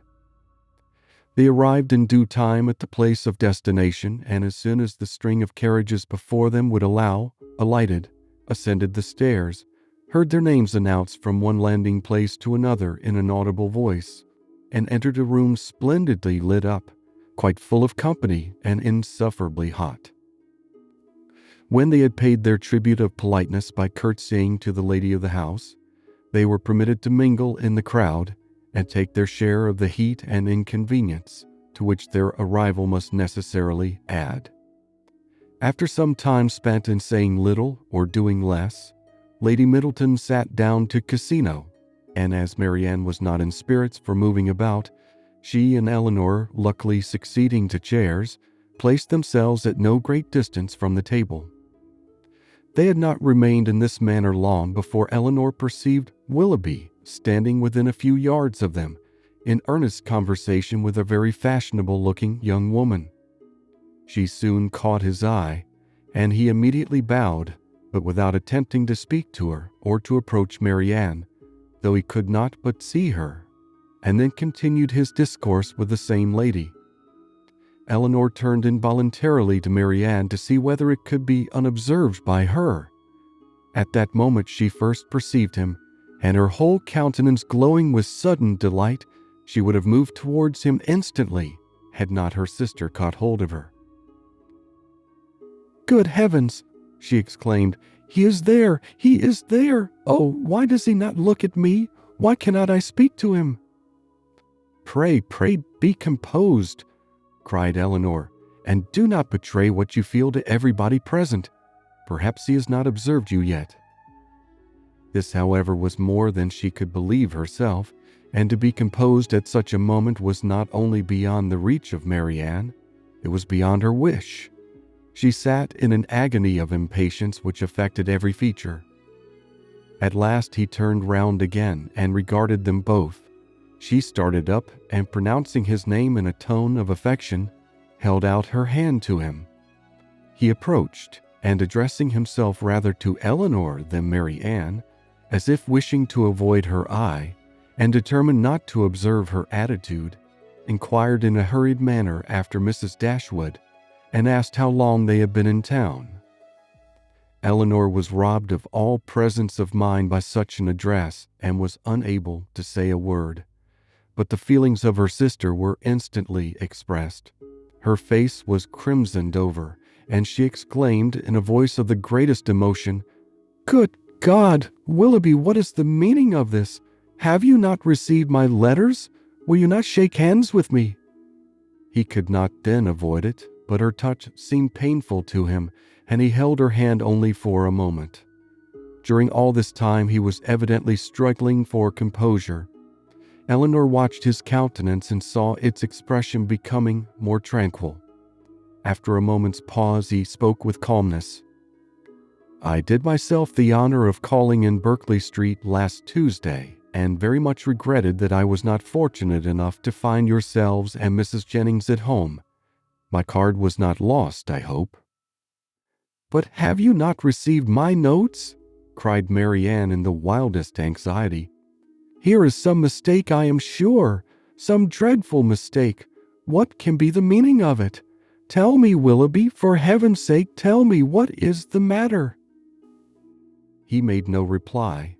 His complexion changed and all his embarrassment returned, but as if, on catching the eye of the young lady with whom he had been previously talking, he felt the necessity of instant exertion, he recovered himself again, and after saying, "Yes, I had the pleasure of receiving the information of your arrival in town, which you were so good as to send me," turned hastily away with a slight bow and joined his friend.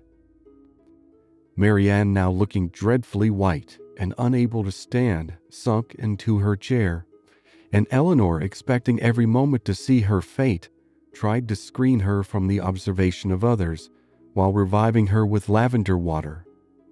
"Go to him, Eleanor," she cried as soon as she could speak, "and force him to come to me. Tell him I must see him again, must speak to him instantly. I cannot rest. I shall not have a moment's peace till this is explained. Some dreadful misapprehension or other. Oh, go to him this moment." "How can that be done? No, my dearest Marianne, you must wait. This is not the place for explanations. Wait only till tomorrow." With difficulty, however, could she prevent her from following him herself, and to persuade her to check her agitation, to wait at least with the appearance of composure, till she might speak to him with more privacy and more effect, was impossible, for Marianne continued incessantly to give way in a low voice to the misery of her feelings, by exclamations of wretchedness.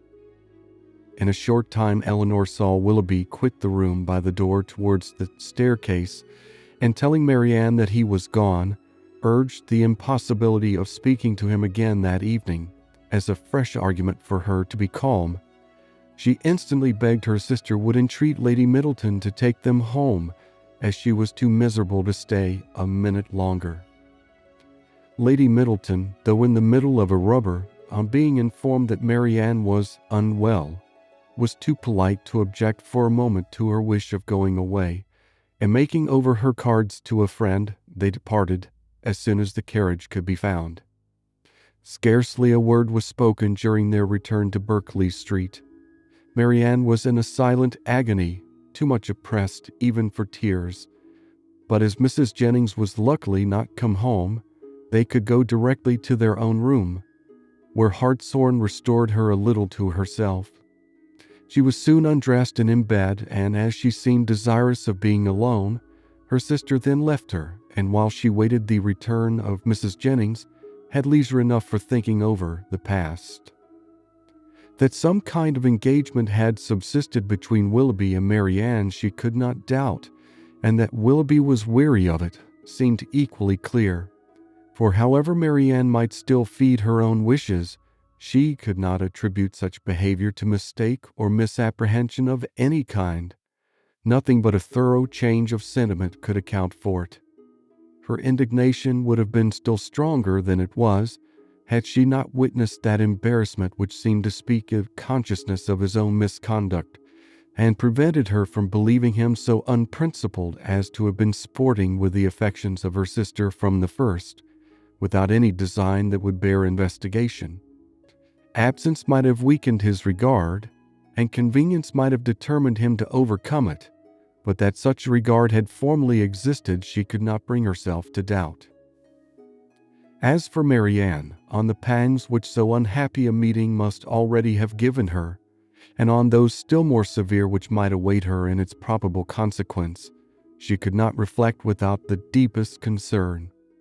Her own situation gained in the comparison, for while she could esteem Edward as much as ever, however they might be divided in future, her mind might be always supported, but every circumstance that could embitter such an evil seemed uniting to heighten the misery of Marianne in a final separation from Willoughby, in an immediate and irreconcilable rupture with him.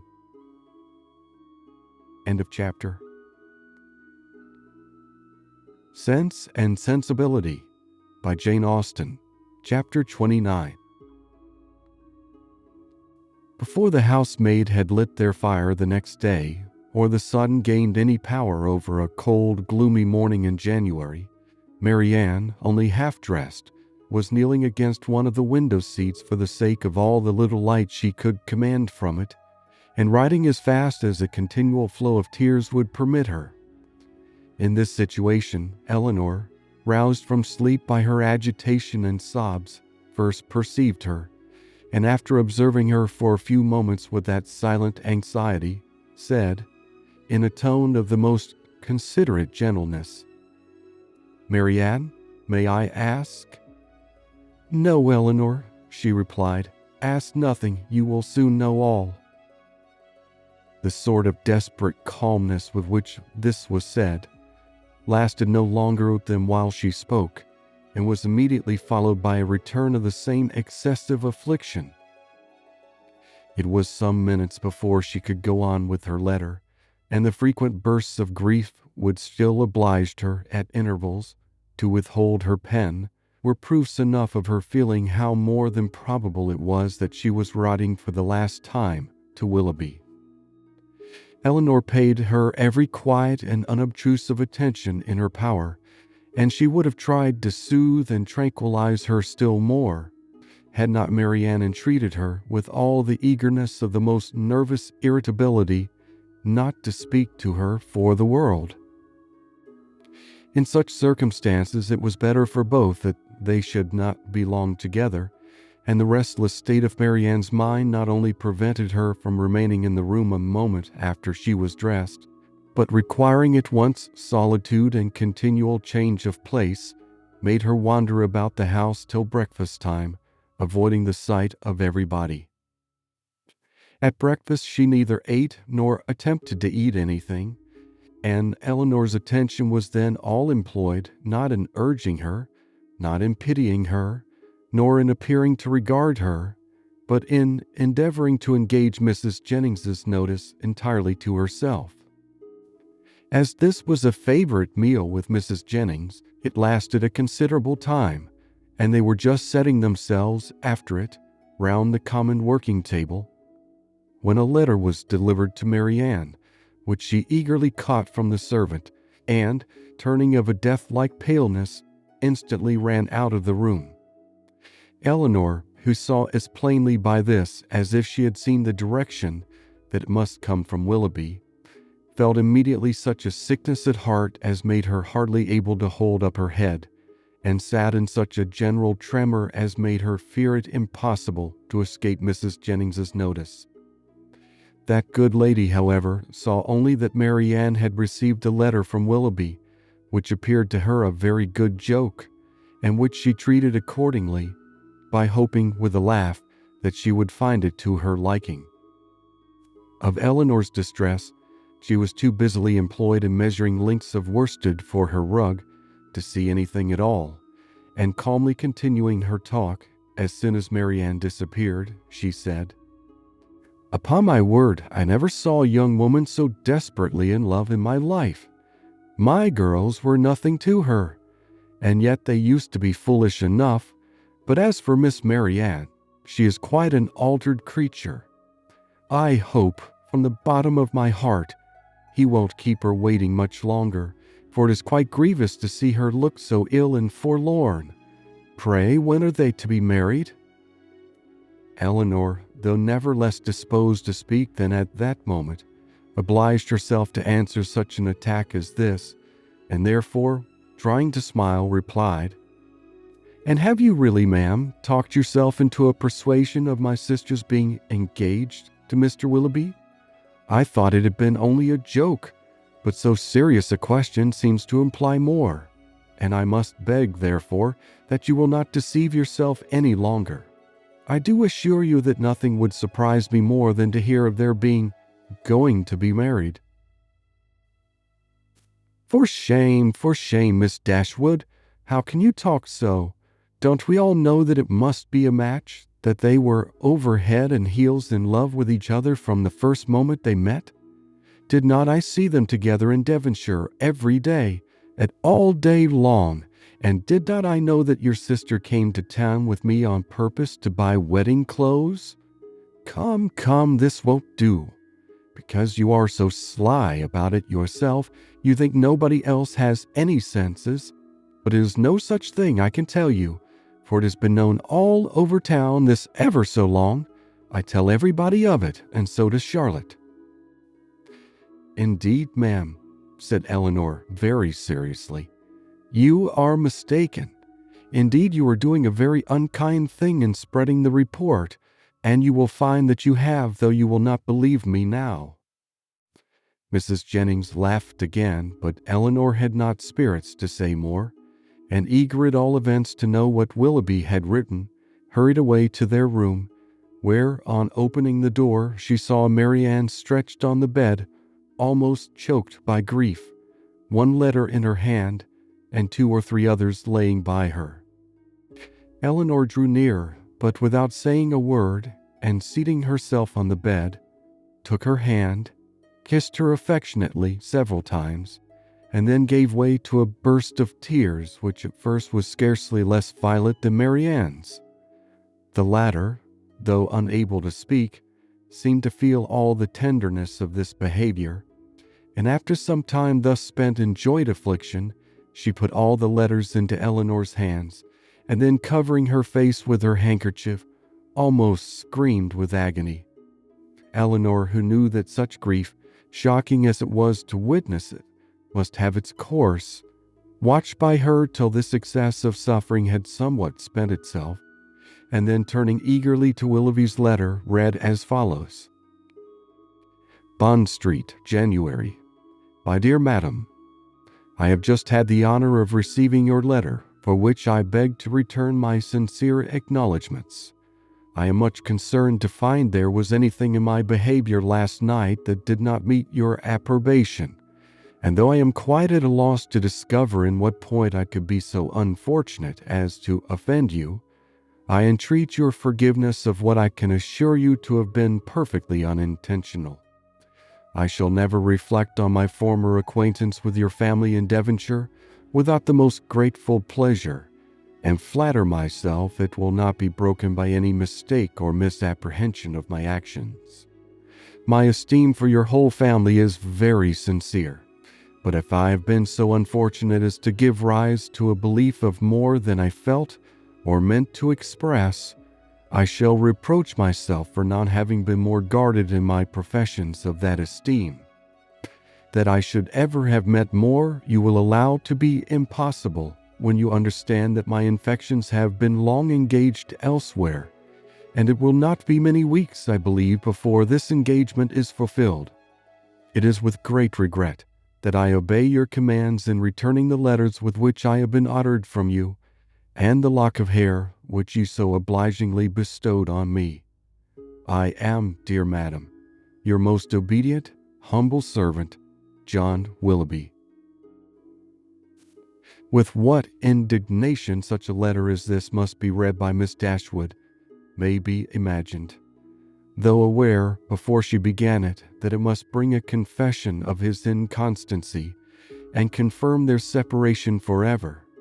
She was not aware that such language could be suffered to announce it, nor could she have supposed Willoughby capable of departing so far from the appearance of every honorable and delicate feeling, so far from the common decorum of a gentleman, as to send a letter so impudently cruel, a letter which, instead of bringing with his desire of a release any professions of regret, acknowledged no breach of faith, denied all peculiar affection whatever, a letter of which every line was an insult, and which proclaimed its writer to be deep and hardened villainy.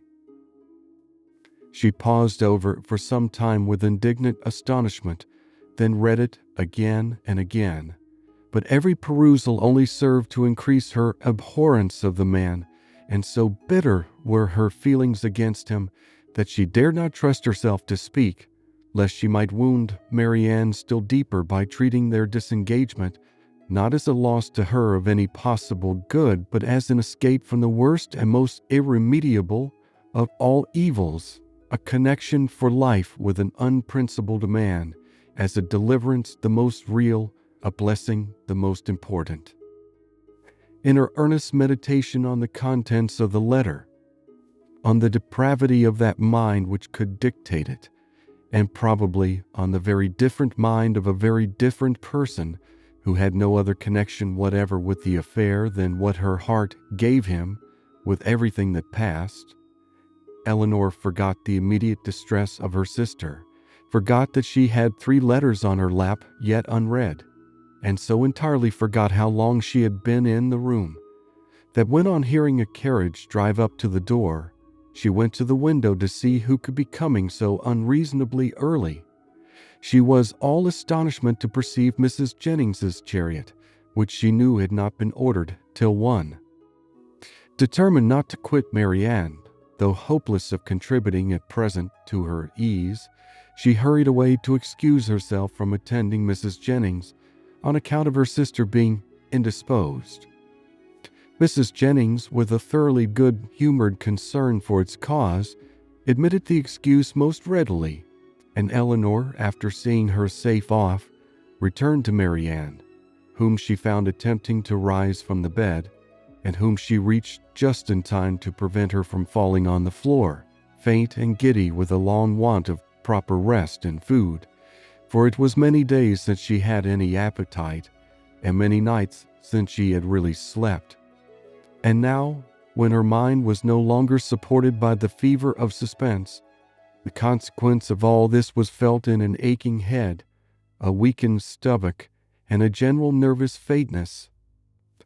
A glass of wine, which Eleanor procured for her directly, made her more comfortable, and she was at last able to express some sense of her kindness by saying,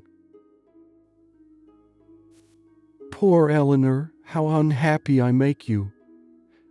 "I only wish," replied her sister, "there were anything I could do which might be of comfort to you." This, as everything else would have been, was too much for Marianne, who could only exclaim in the anguish of her heart, "Oh, Eleanor, I am miserable indeed," before her voice was entirely lost in sobs. Eleanor could no longer witness this torrent of unresisted grief in silence. "Exert yourself, dear Marianne," she cried. "If you would not kill yourself and all who love you, think of your mother, think of her misery while you suffer. For her sake you must exert yourself." I cannot, cried Marianne. Leave me if I distress you. Leave me, hate me, forget me, but do not torture me so. Oh, how easy for those who have no sorrow of their own to talk of exertion. Happy, happy Eleanor, you cannot have an idea of what I suffer. And do you call me happy, Marianne? Ah, if you knew, And can you believe me to be so, while I see you so wretched?" Forgive me," throwing her arms round her sister's neck. "I know you feel for me, I know what a heart you have, but yet you must be happy. Edward loves you. What can do away such happiness as that?" Many circumstances," said Eleanor solemnly. No, no, no," cried Marianne wildly. "He loves you, and only you. You can have no grief." "I can have no pleasure while I see you in this state." "And you will never see me otherwise. Mine is a misery which nothing can do away." "You must not talk so, Marianne. Have you no comforts, no friends? Is your loss such as leaves no opening for consolation? Much as you suffer now, think of what you would have suffered if the discovery of his character had been delayed to a later period. If your engagement had been carried on for months and months, as it might have been, before he chose to put an end to it. Every additional day of unhappy confidence on your side would have made the blow more dreadful." "Engagement?" cried Marianne. "There has been no engagement." "No engagement?" "No, he is not so unworthy as you believe him. He has broken no faith with me." "But he told you that he loved you." "Yes. No. Never absolutely. It was every day implied, but never professedly declared. Sometimes I thought it had been, but it never was." "Yet you wrote to him?" "Yes. Could that be wrong after all that had passed? But I cannot talk." Eleanor said no more, and turning again to the 3 letters which now raised a much stronger curiosity than before, directly ran over the contents of all. The first, which was what her sister had sent him on their arrival in town, was to this effect: "Berkeley Street, January. How surprised you will be, Willoughby, on receiving this, and I think you will feel something more than surprise when you know that I am in town. An opportunity of coming hither, though with Mrs. Jennings, was a temptation we could not resist. I wish you may receive this in time to come here tonight, but I will not depend on it. At any rate, I shall expect you tomorrow. For the present, adieu, M.D." Her second note, which had been written on the morning after the dance at the Middletons, was in these words: "I cannot express my disappointment in having missed you the day before yesterday, nor my astonishment at not having received any answer to a note which I sent you above a week ago. I have been expecting to hear from you, and still more to see you every hour of the day. Pray call again as soon as possible, and explain the reason of my having expected this in vain. You had better come earlier another time, because we are generally out by 1. We were last night at Lady Middleton's, where there was a dance. I have been told that you were asked to be of the party. But could it be so? You must be very much altered indeed since we parted, if that could be the case, and you not there. But I will not suppose this possible, and I hope very soon to receive your personal assurance of its being otherwise. M.D."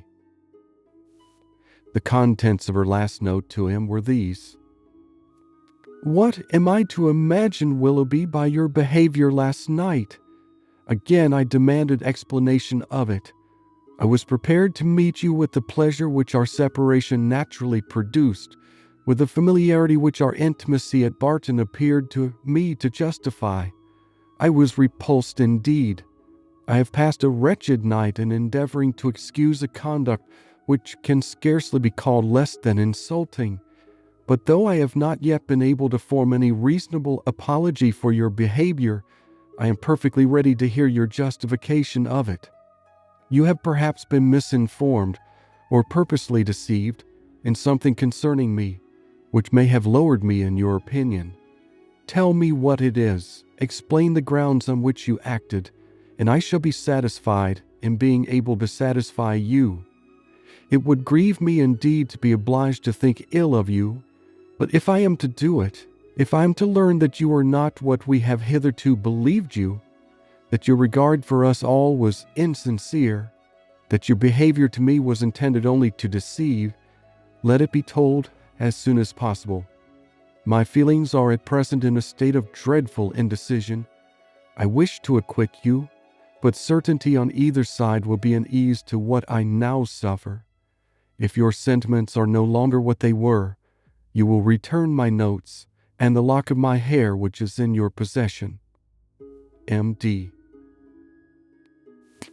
That such letters, so full of affection and confidence, could have been so answered, Eleanor, for Willoughby's sake, would have been unwilling to believe, but her condemnation of him did not blind her to the impropriety of their having been written at all, and she was silently grieving over the imprudence which had hazarded such unsolicited proofs of tenderness, not warranted by anything preceding, and most severely condemned by the event, when Marianne, perceiving that she had finished the letters, observed to her that they contained nothing but what anyone would have written in the same situation. I felt myself, she added, to be as solemnly engaged to him as if the strictest legal covenant had bound us to each other. I can believe it, said Eleanor, but unfortunately he did not feel the same. He did feel the same, Eleanor. For weeks and weeks he felt it. I know he did. Whatever may have changed him now, and nothing but the blackest art employed against me can have done it. I was once as dear to him as my own soul could wish. This lock of hair, which now he can so readily give up, was begged of me with the most earnest supplication. Had you seen his look, his manner? Had you heard his voice at that moment?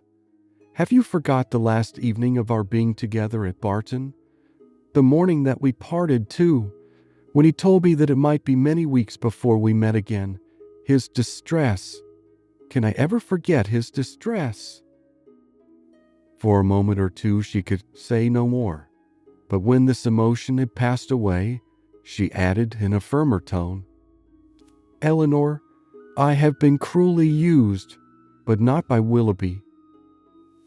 Dearest Marianne, who but himself? By whom can he have been instigated? By all the world, rather than by his own heart. I could rather believe every creature of my acquaintance leagued together to ruin me and his opinion, than believe his nature capable of such cruelty. This woman of whom he writes, whoever she be, or any one in short but your own dear self, Mamma and Edward, may have been so barbarous to belie me. Beyond you three, is there a creature in the world whom I would not rather suspect of evil than Willoughby, whose heart I know so well?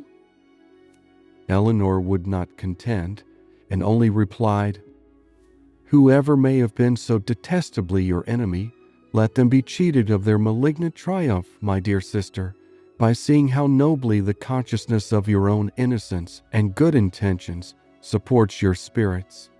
It is a reasonable and laudable pride which resists such malevolence. No, no, cried Marianne. Misery such as mine has no pride. I care not who knows that I am wretched. The triumph of seeing me so may be open to all the world. Eleanor, Eleanor, they who suffer little may be proud and independent as they like, may resist insult or return mortification, but I cannot. I must feel. I must be wretched, and they are welcome to enjoy the consciousness of it that can. But for my mother's sake and mine, I would do no more than for my own, but to appear happy when I am so miserable. Oh, who can require it? Again they were both silent. Eleanor was employed in walking thoughtfully from the fire to the window, from the window to the fire, without knowing that she received warmth from one, or discerning objects through the other, and Marianne, seated at the foot of the bed, with her head leaning against one of its posts, again took up Willoughby's letter, and after shuddering over every sentence, exclaimed, It is too much. Oh, Willoughby, Willoughby, could this be yours? Cruel, cruel. Nothing can acquit you. Eleanor, nothing can. Whatever he might have heard against me, ought he not to have suspended his belief? Ought he not to have told me of it, to have given me the power of clearing myself? The lock of hair, repeating it from the letter, which you so obligingly bestowed on me, that is unpardonable. Willoughby, where was your heart when you wrote those words? Oh, barbarously insolent. Eleanor, can he be justified? No, Marianne, in no possible way. And yet this woman, who knows what her art may have been, how long it may have been premeditated, and how deeply contrived by her. Who is she? Who can she be? Whom did I ever hear him talk of as young and attractive among his female acquaintance? Oh, no one, no one. He talked to me only of myself. Another pause ensued. Marianne was greatly agitated, and it ended thus. Eleanor, I must go home. I must go and comfort Mamma. Can we not be gone tomorrow? Tomorrow, Marianne? Yes, why should I stay here? I came only for Willoughby's sake, and now who cares for me? Who regards me? It would be impossible to go tomorrow. We owe Mrs. Jennings much more than civility, and civility of the commonest kind must prevent such a hasty removal as that. Well then, another day or two, perhaps, but I cannot stay here long.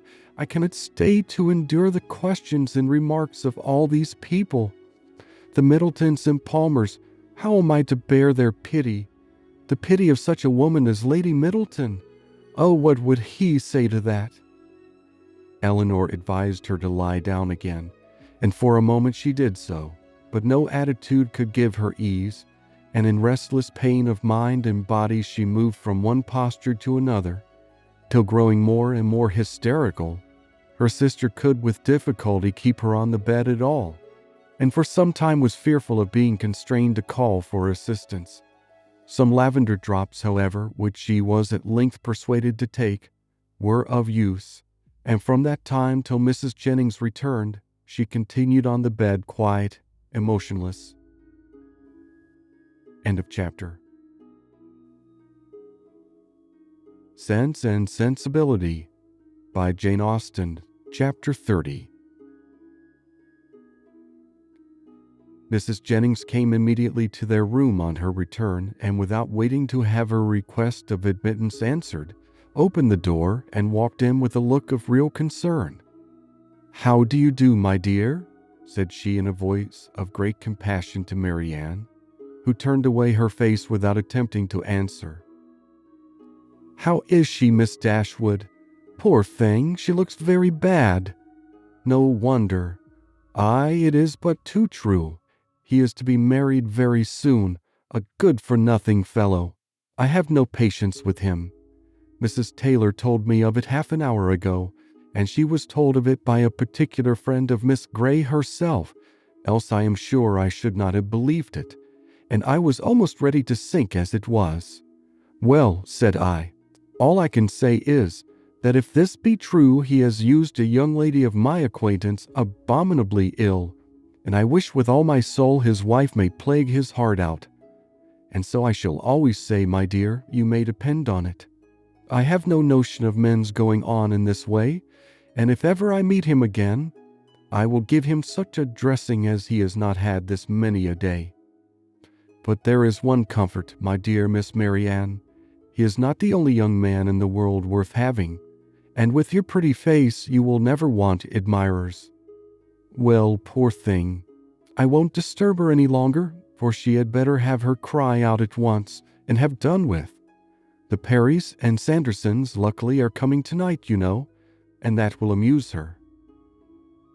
She then went away, walking on tiptoe out of the room, as if she supposed her young friend's affliction could be increased by noise. Marianne, to the surprise of her sister, determined on dining with them. Eleanor even advised her against it, but No, she would go down, she could bear it very well, and the bustle about her would be the less. Eleanor, pleased to have her governed for a moment by such a motive, though believing it hardly possible that she could sit out the dinner, said no more, and adjusting her dress for her as well as she could, while Marianne still remained on the bed, was ready to assist her into the dining room as soon as they were summoned to it.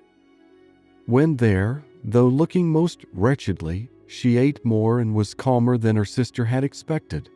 Had she tried to speak, or had she been conscious of half Mrs. Jennings's well-meant but ill-judged attentions to her, this calmness could not have been maintained, but not a syllable escaped her lips, and the abstraction of her thoughts preserved her in ignorance of everything that was passing before her.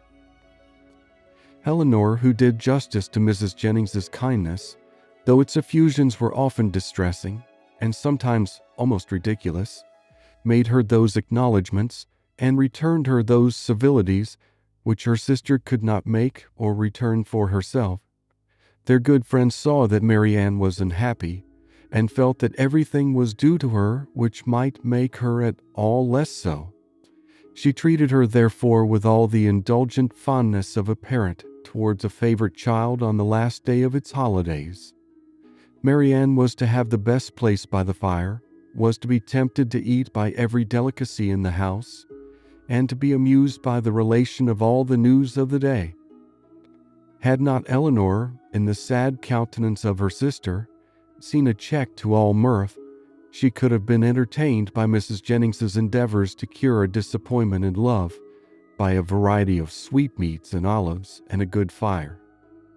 As soon, however, as the consciousness of all this was forced by continual repetition on Marianne, she could stay no longer. With a hasty exclamation of misery and a sign to her sister not to follow her, she directly got up and hurried out of the room. "Poor soul!" cried Mrs. Jennings as soon as she was gone. "How it grieves me to see her! And I declare if she is not gone away without finishing her wine! And the dried cherries, too! Lord, nothing seems to do her any good. I am sure if I knew of anything she would like, I would send all over the town for it. Well, it is the oddest thing to me that a man should use such a pretty girl so ill.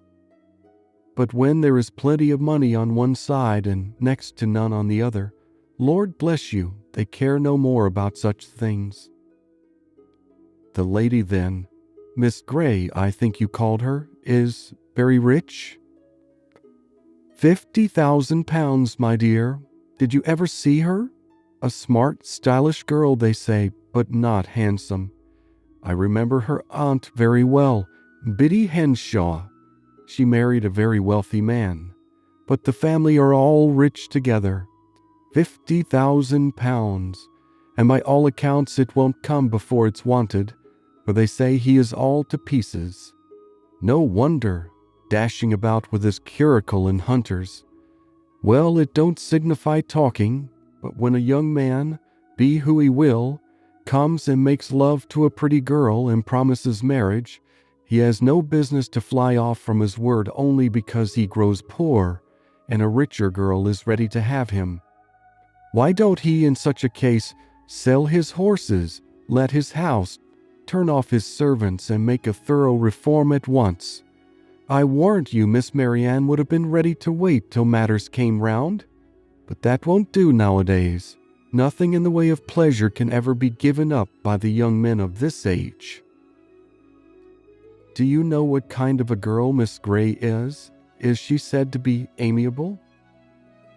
"I never heard any harm of her. Indeed, I hardly ever heard her mentioned, except that Mrs. Taylor did say this morning that one day Miss Walker hinted to her that she believed Mr. and Mrs. Ellison would not be sorry to have Miss Grey married, for she and Mrs. Ellison could never agree." "And who were the Ellisons?" "Her guardians, my dear. But now she is of age and may choose for herself, and a pretty choice she has made. What now?" After pausing a moment, "Your poor sister is gone to her own room, I suppose, to moan by herself. is there nothing one can get to comfort her? Poor dear, it seems quite cruel to let her be alone. Well, by and by we shall have a few friends, and that will amuse her a little. What shall we play at? She hates whist, I know, but is there no round game she cares for? Dear ma'am, this kindness is quite unnecessary. Marianne, I dare say, will not leave her room again this evening. I shall persuade her, if I can, to go early to bed, for I am sure she wants rest. I believe that will be best for her. Let her name her own supper and go to bed. Lord, no wonder she has been looking so bad and so cast down this last week or two, for this matter, I suppose, has been hanging over her head as long as that. And so the letter that came today finished it. Poor soul! I am sure if I had had a notion of it, I would not have joked her about it for all my money. But then, you know, how should I guess such a thing?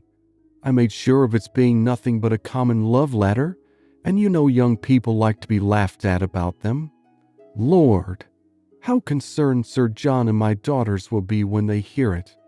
If I had my senses about me, I might have called in Conduit Street in my way home and told them of it. But I shall see them tomorrow. It would be unnecessary, I'm sure, for you to caution Mrs. Palmer and Sir John against ever naming Mr. Willoughby, or making the slightest allusion to what is past, before my sister. Their own good nature must point out to them the real cruelty of appearing to know anything about it when she is present, and the less that may ever be said to myself on the subject, the more my feelings will be spared, as you, my dear madam, will easily believe. Oh, Lord, yes, that I do indeed. It must be terrible for you to hear it talked of, and as for your sister, I am sure I would not mention a word about it to her for all the world. You saw I did not all dinner time. No more would Sir John, nor my daughters, for they are all very thoughtful and considerate, especially if I give them a hint, as I certainly will. For my part, I think the less that is said about such things, the better. The sooner 'tis blown over and forgot. And what does talking ever do, you know? In this affair, it can only do harm, more so perhaps than in many cases of a similar kind, for it is but attended by circumstances which, for the sake of everyone concerned in it, make it unfit to become the public conversation. I must do this justice to Mr. Willoughby. He has broken no positive engagement with my sister. Law, my dear, don't pretend to defend him. No positive engagement, indeed. After taking her all over Allenham House and fixing on the very rooms they were to live in hereafter? Eleanor, for her sister's sake, could not press the subject farther, and she hoped it was not required of her for Willoughby's, since, though Marianne might lose much, he could gain very little by the enforcement of the real truth. After a short silence on both sides, Mrs. Jennings, with all her natural hilarity, burst forth again. Well, my dear, 'tis a true saying about an ill wind, for it will be all the better for Colonel Brandon. He will have her at last. Aye, that he will. Mind me now, if they ain't married by midsummer. Lord, how he'll chuckle over this news. I hope he will come tonight. It would be all to one a better match for your sister. 2,000 a year without debt or drawback, except the little love child. Indeed, I had forgot her. But she may be prenticed out at a small cost, and then what does it signify? Delaford is a nice place, I can tell you. Exactly what I call a nice, old-fashioned place, full of comforts and conveniences, quite shut in with great garden walls that are covered with the best fruit trees in the country, and such a mulberry tree in one corner. Lord, how Charlotte and I did stuff the only time we were there. Then there is a dovecote, some delightful stew ponds, and a very pretty canal, and everything, in short, that one could wish for, and moreover, it is close to the church, and only a quarter of a mile from the turnpike road, so 'tis never dull, for if you only go and sit up in an old yew arbor behind the house, You may see all the carriages that pass along. Oh, 'tis a nice place. A butcher hard by in the village, and the parsonage house within a stone's throw.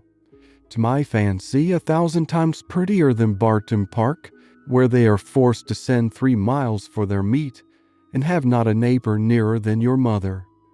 Well, I shall spirit up the Colonel as soon as I can. One shoulder of mutton, you know, drives another down, if we can but put Willoughby out of her head." "Aye, if we can do that, ma'am," said Eleanor. "We shall do very well with or without Colonel Brandon." And then rising, she went away to join Marianne, whom she found as she expected in her own room, leaning in silent misery over the small remains of a fire, which, till Eleanor's entrance, had been her only light. "You had better leave me," was all the notice that her sister received from her. "I will leave you," said Eleanor, "if you will go to bed." But this, from the momentary perverseness of impatient suffering, she at first refused to do. Her sister's earnest though gentle persuasion, however, soon softened her to compliance, and Eleanor saw her lay her aching head on the pillow, and, as she hoped, in a way to get some quiet rest before she left her. In the drawing-room, whither she then repaired, she was soon joined by Mrs. Jennings, with a wine-glass full of something in her hand. "My dear," said she, entering, "I have just recollected that I have some of the finest old Constantia wine in the house that ever was tasted, so I have brought a glass of it for your sister. My poor husband, how fond he was of it! Whenever he had a touch of his old colicky gout, he said it did him more good than anything else in the world. Do take it to your sister." "Dear ma'am," replied Eleanor, smiling at the difference of the complaints for which it was recommended, "how good you are! But I have just left Marianne in bed, and I hope almost asleep, and as I think nothing will be of so much service to her as rest, if you will give me leave, I will drink the wine myself." Mrs. Jennings, though regretting that she had not been 5 minutes earlier, was satisfied with the compromise, and Eleanor, as she swallowed the chief of it, reflected that though its effects on a colicky gout were at present of little importance to her, its healing powers on a disappointed heart might be as reasonably tried on herself as on her sister. Colonel Brandon came in while the party were at tea, and by his manner of looking round the room for Marianne, Eleanor immediately fancied that he neither expected nor wished to see her there, and in short that he was already aware of what occasioned her absence. Mrs. Jennings was not struck by the same thought, for soon after his entrance she walked across the room to the tea table where Eleanor presided and whispered, "The Colonel looks as grave as ever, you see. He knows nothing of it. Do tell him, my dear." He surely afterwards drew a chair close to hers, and, with a look which perfectly assured her of his good information, inquired after her sister. "Marianne is not well," said she. "She has been indisposed all day, and we have persuaded her to go to bed." "Perhaps, then," he hesitatingly replied, "what I have heard this morning there may be more truth in it than I could believe possible at first." "What did you hear?" "That a gentleman whom I had reason to think, in short, that a man whom I knew to be engaged, but how shall I tell you? If you know it already, as surely you must, I may be spared." "You mean," answered Eleanor with forced calmness, "Mr. Willoughby's marriage with Miss Grey.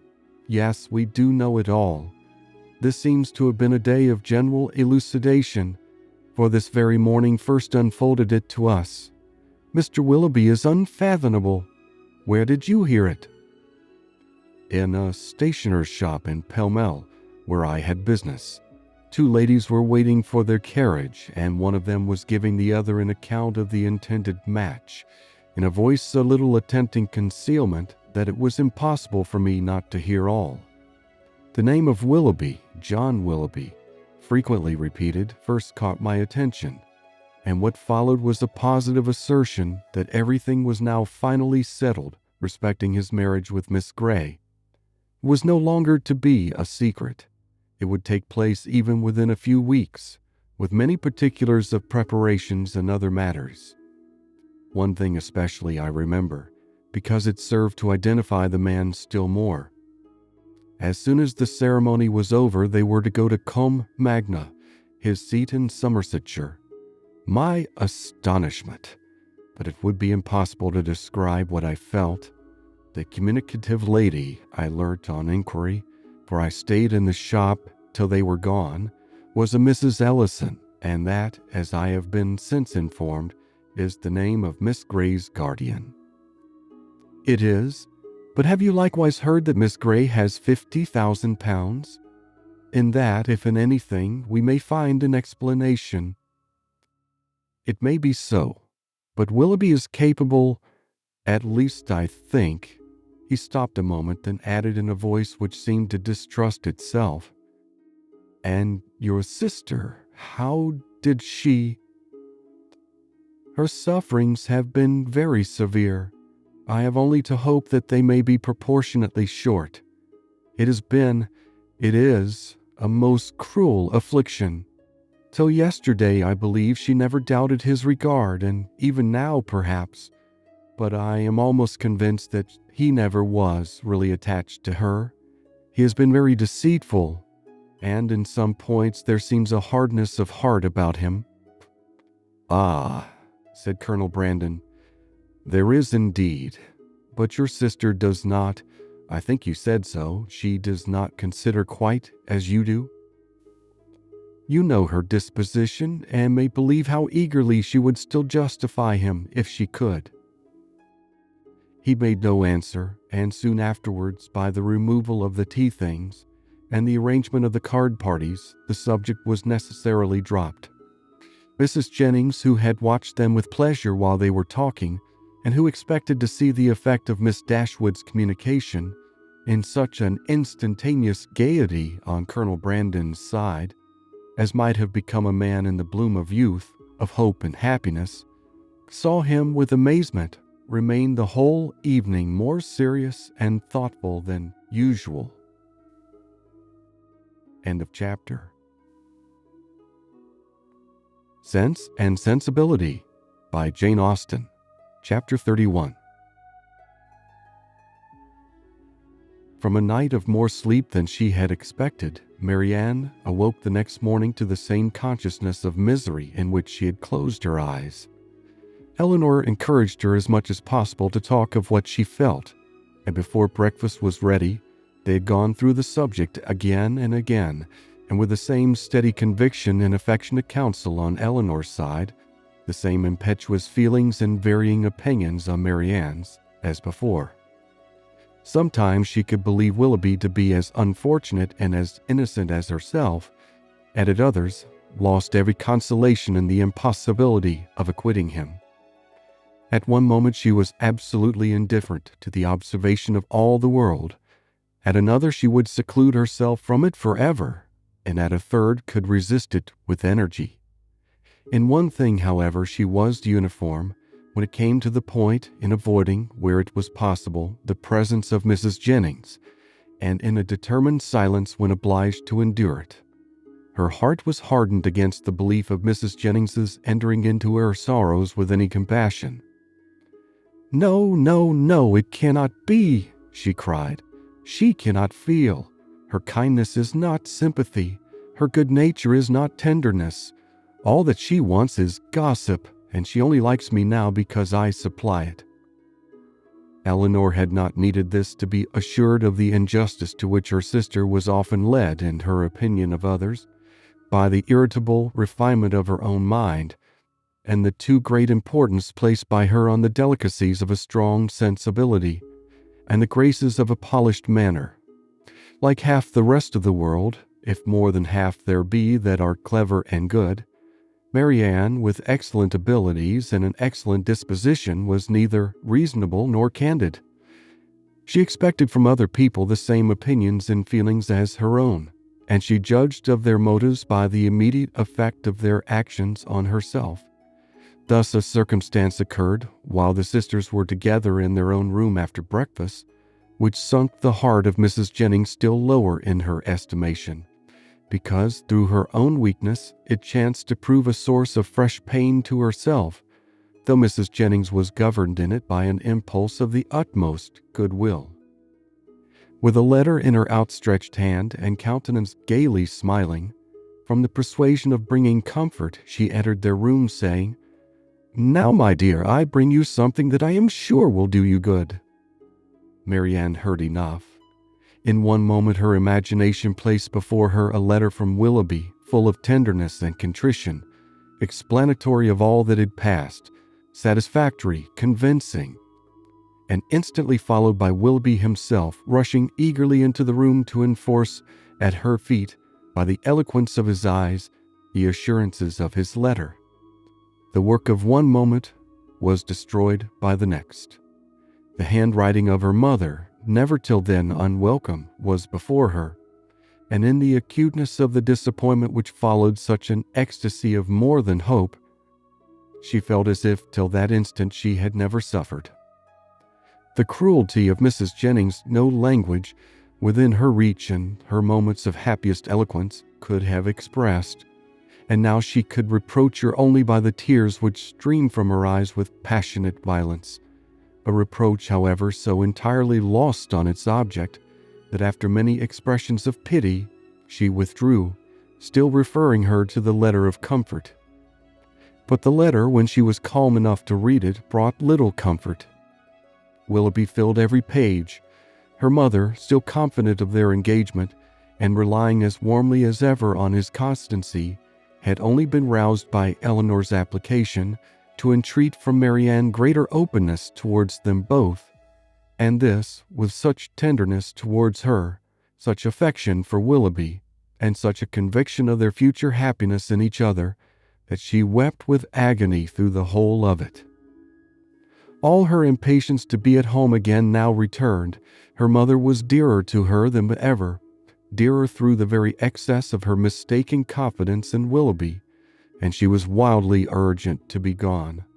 Eleanor, unable herself to determine whether it were better for Marianne to be in London or at Barton, offered no counsel of her own except of patience till their mother's wishes could be known, and at length she obtained her sister's consent to wait for that knowledge.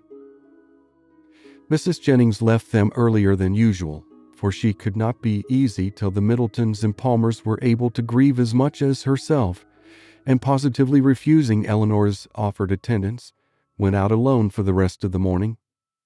Eleanor, with a very heavy heart, aware of the pain she was going to communicate, and perceiving by Marianne's letter how ill she had succeeded in laying any foundation for it, then sat down to write her mother an account of what had passed, and entreat her directions for the future, while Marianne, who came into the drawing-room on Mrs. Jennings's going away, remained fixed at the table where Eleanor wrote, watching the advancement of her pen, grieving over her for the hardship of such a task, and grieving still more fondly over its effect on her mother. In this manner they had continued about a quarter of an hour, when Marianne, whose nerves could not then bear any sudden noise, was startled by a rap at the door. "Who can this be?" cried Eleanor. "So early, too. I thought we had been safe." Marianne moved to the window. "It's Colonel Brandon," said she with vexation. "We are never safe from him." "He will not come in as Mrs. Jennings is from home." "I will not trust to that," retreating to her own room. "A man who has nothing to do with his own time has no conscience in his intrusion on that of others." The event proved her conjecture right, though it was founded on injustice and error, for Colonel Brandon did come in, and Eleanor, who was convinced that solicitude for Marianne brought him thither, and he saw that solicitude in his disturbed and melancholy look, and in his anxious though brief inquiry after her, could not forgive her sister for esteeming him so lightly. "I met Mrs. Jennings in Bond Street," said he after the first salutation, "and she encouraged me to come on. And I was the more easily encouraged because I thought it probable that I might find you alone, which I was very desirous of doing. My object, my wish, my sole wish in desiring it, I believe it is to be a means of giving comfort. No, I must not say comfort, not present comfort, but conviction, lasting conviction to your sister's mind, by regard for her, for yourself, for your mother. Will you allow me to prove it? By relating some circumstances which nothing but a very sincere regard, nothing but an earnest desire of being useful, I think I am justified, though where so many hours have been spent in convincing myself that I am right, is there not some reason to fear I may be wrong?" He stopped. "I understand you," said Eleanor. "You have something to tell me of Mr. Willoughby that will open his character farther. Your telling it will be the greatest act of friendship that can be shown Marianne. My gratitude would be ensured immediately by any information tending to that end, and hers must be gained by it in time. Pray let me hear it." "You shall, and to be brief, when I quitted Barton last October. But this will give you no idea. I must go farther back. You will find me a very awkward narrator, Miss Dashwood. I hardly know where to begin. A short account of myself, I believe, will be necessary, and it shall be a short one. On such a subject," sighing heavily, "can I have little temptation to be diffuse?" He stopped a moment for recollection, and then, with another sigh, went on. "You have probably entirely forgotten a conversation. It is not to be supposed that it could make any impression on you. A conversation between us one evening at Norland Park. It was the evening of a dance, in which I alluded to a lady I had once known as resembling in some measure your sister Marianne." "Indeed," answered Eleanor, "I have not forgotten it." He looked pleased by this remembrance, and added, "If I am not deceived by the uncertainty, the partiality of tender recollection, there is a very strong resemblance between them, as well in mind as person. The same warmth of heart, the same eagerness of fancy and spirits. This lady was one of my nearest relations, an orphan from her infancy, and under the guardianship of my father. Our ages were nearly the same, and from our earliest years we were playfellows and friends.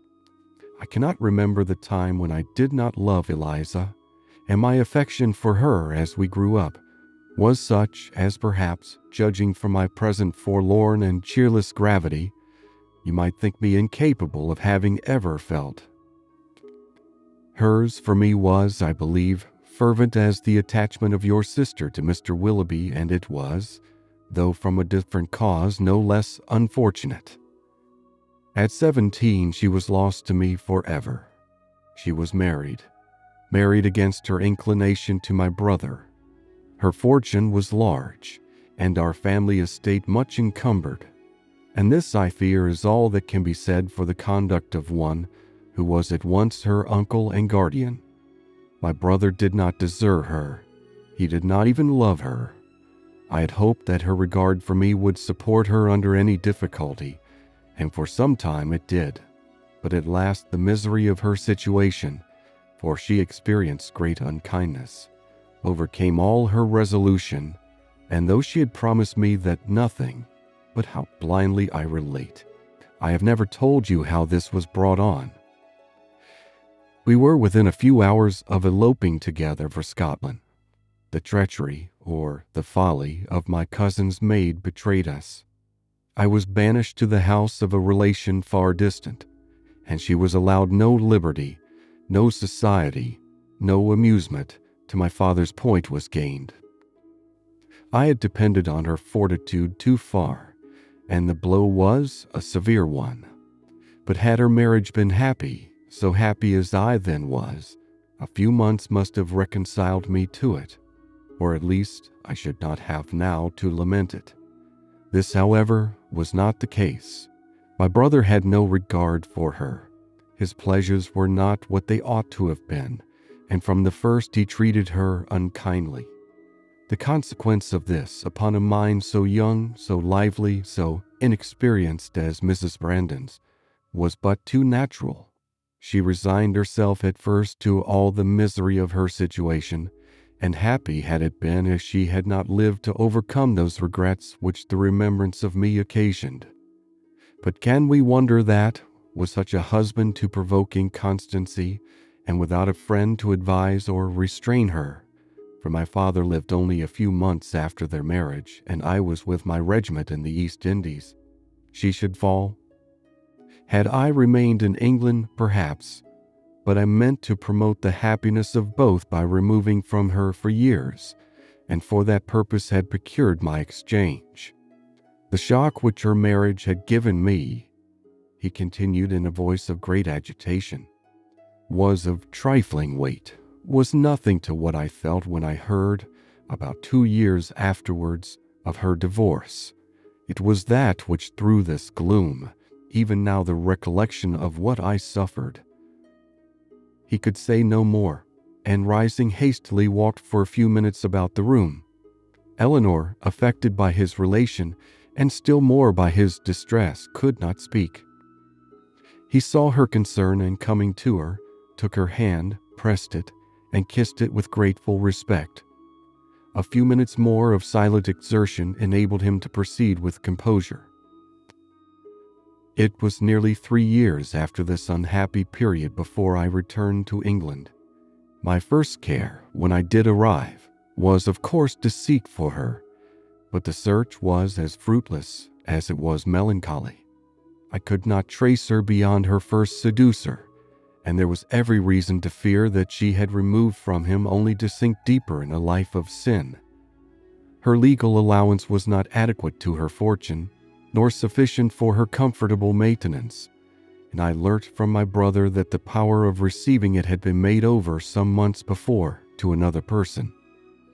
He imagined, and calmly could he imagine it, that her extravagance and consequent distress had obliged her to dispose of it for some immediate relief.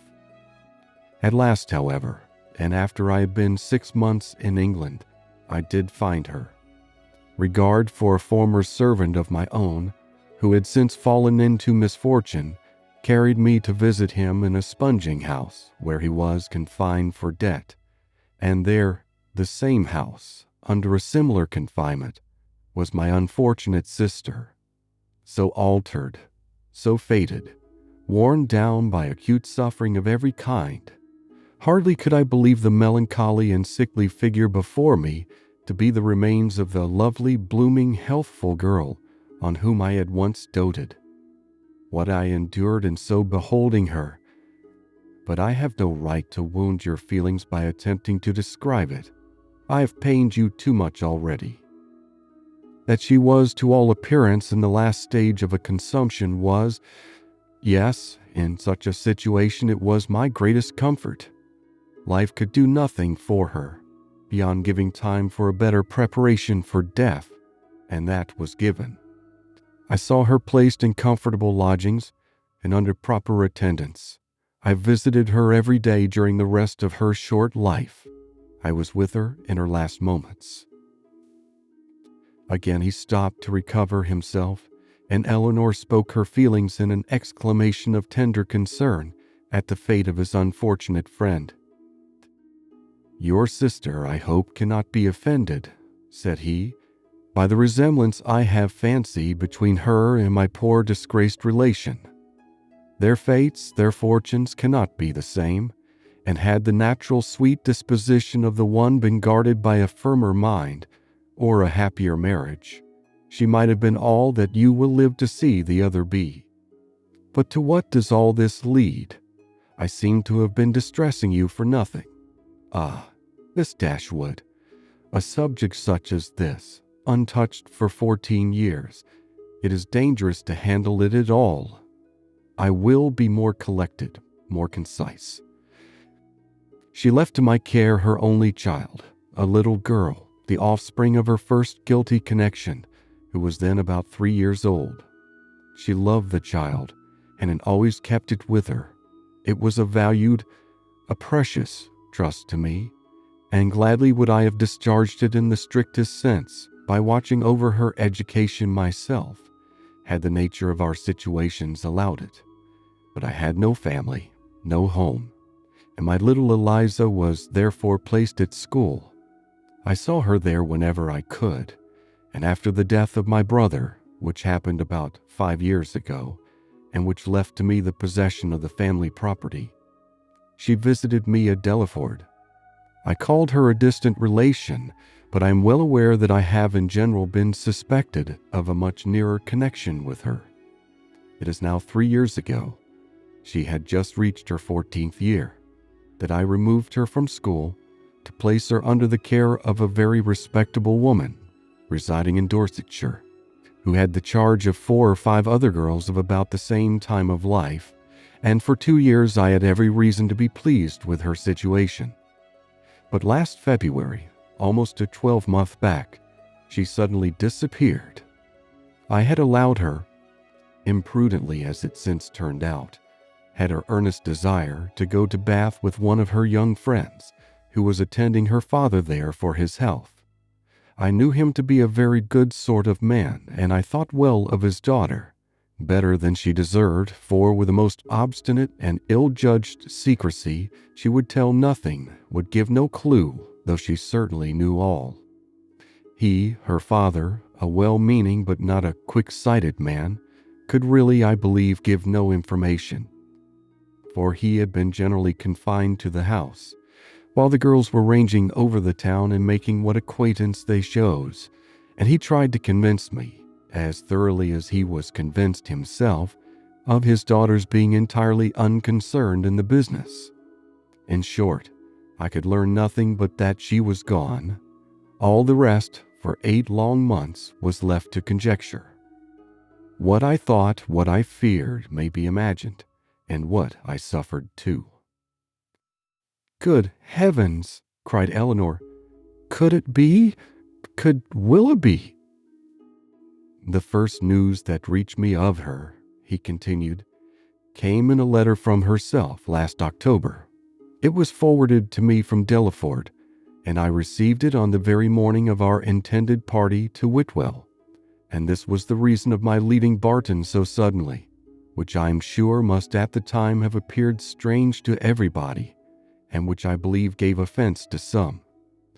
Little did Mr. Willoughby imagine, I suppose, when his looks censured me for incivility in breaking up the party, that I was called away to the relief of one whom he had made poor and miserable. But had he known it, what would it have availed? Would he have been less gay or less happy in the smiles of your sister? No, he had already done that which no man who can feel for another would do. He had left the girl whose youth and innocence he had seduced in a situation of the utmost distress, with no creditable home, no help, no friends, ignorant of his address. He had left her promising to return. He neither returned, nor wrote, nor relieved her. "This is beyond everything!" exclaimed Eleanor. "His character is now before you, expensive, dissipated, and worse than both. Knowing all this, as I have now known it many weeks, guess what I must have felt on seeing your sister as fond of him as ever, and on being assured that she was to marry him. Guess what I must have felt for all your sakes. When I came to you last week and found you alone, I came determined to know the truth, though irresolute what to do when it was known. My behavior must have seemed strange to you then, but now you will comprehend it. To suffer you all to be so deceived, to see your sister. But what could I do?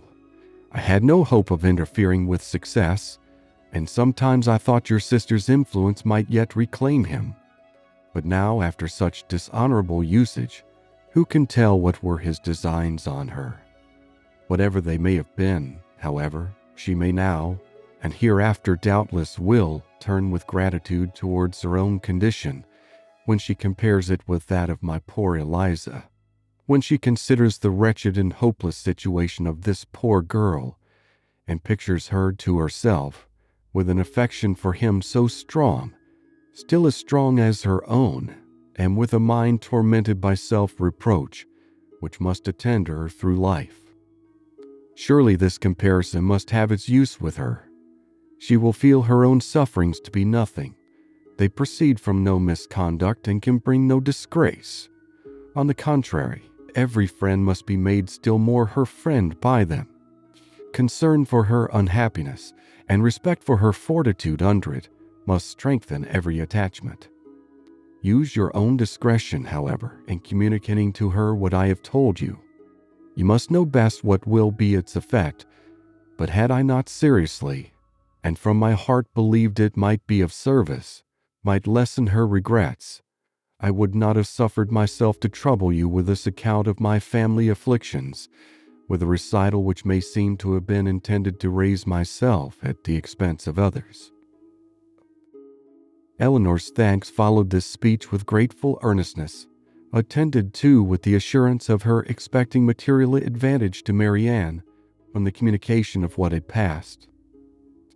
"I have been more pained," said she, "by her endeavors to acquit him than by all the rest, for it irritates her mind more than the most perfect conviction of his unworthiness can do.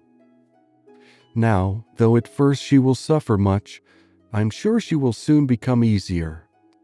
Have you," she continued after a short silence, "ever seen Mr. Willoughby since you left him at Barton?" "Yes," he replied gravely. "Once I have. One meeting was unavoidable."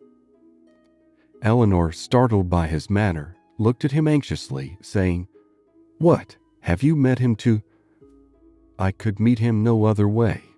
Eliza had confessed to me, though most reluctantly, the name of her lover, and when he returned to town, which was within a fortnight after myself, we met by appointment, he to defend, I to punish his conduct. We returned unwounded, and the meeting therefore never got abroad." Eleanor sighed over the fancied necessity of this, but to a man and a soldier she presumed not to censure it.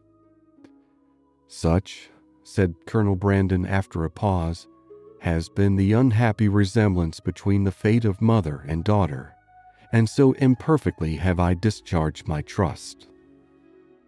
"Is she still in town?" "No. As soon as she recovered from her lying in, for I found her near her delivery, I removed her and her child into the country, and there she remains." Recollecting soon afterwards that he was probably dividing Eleanor from her sister, he put an end to his visit, receiving from her again the same grateful acknowledgments, and leaving her full of compassion and esteem for him. End of chapter. Thank you for being cozy and listening to Southern Cadence. Remember to subscribe to get notified and listen to our other stories.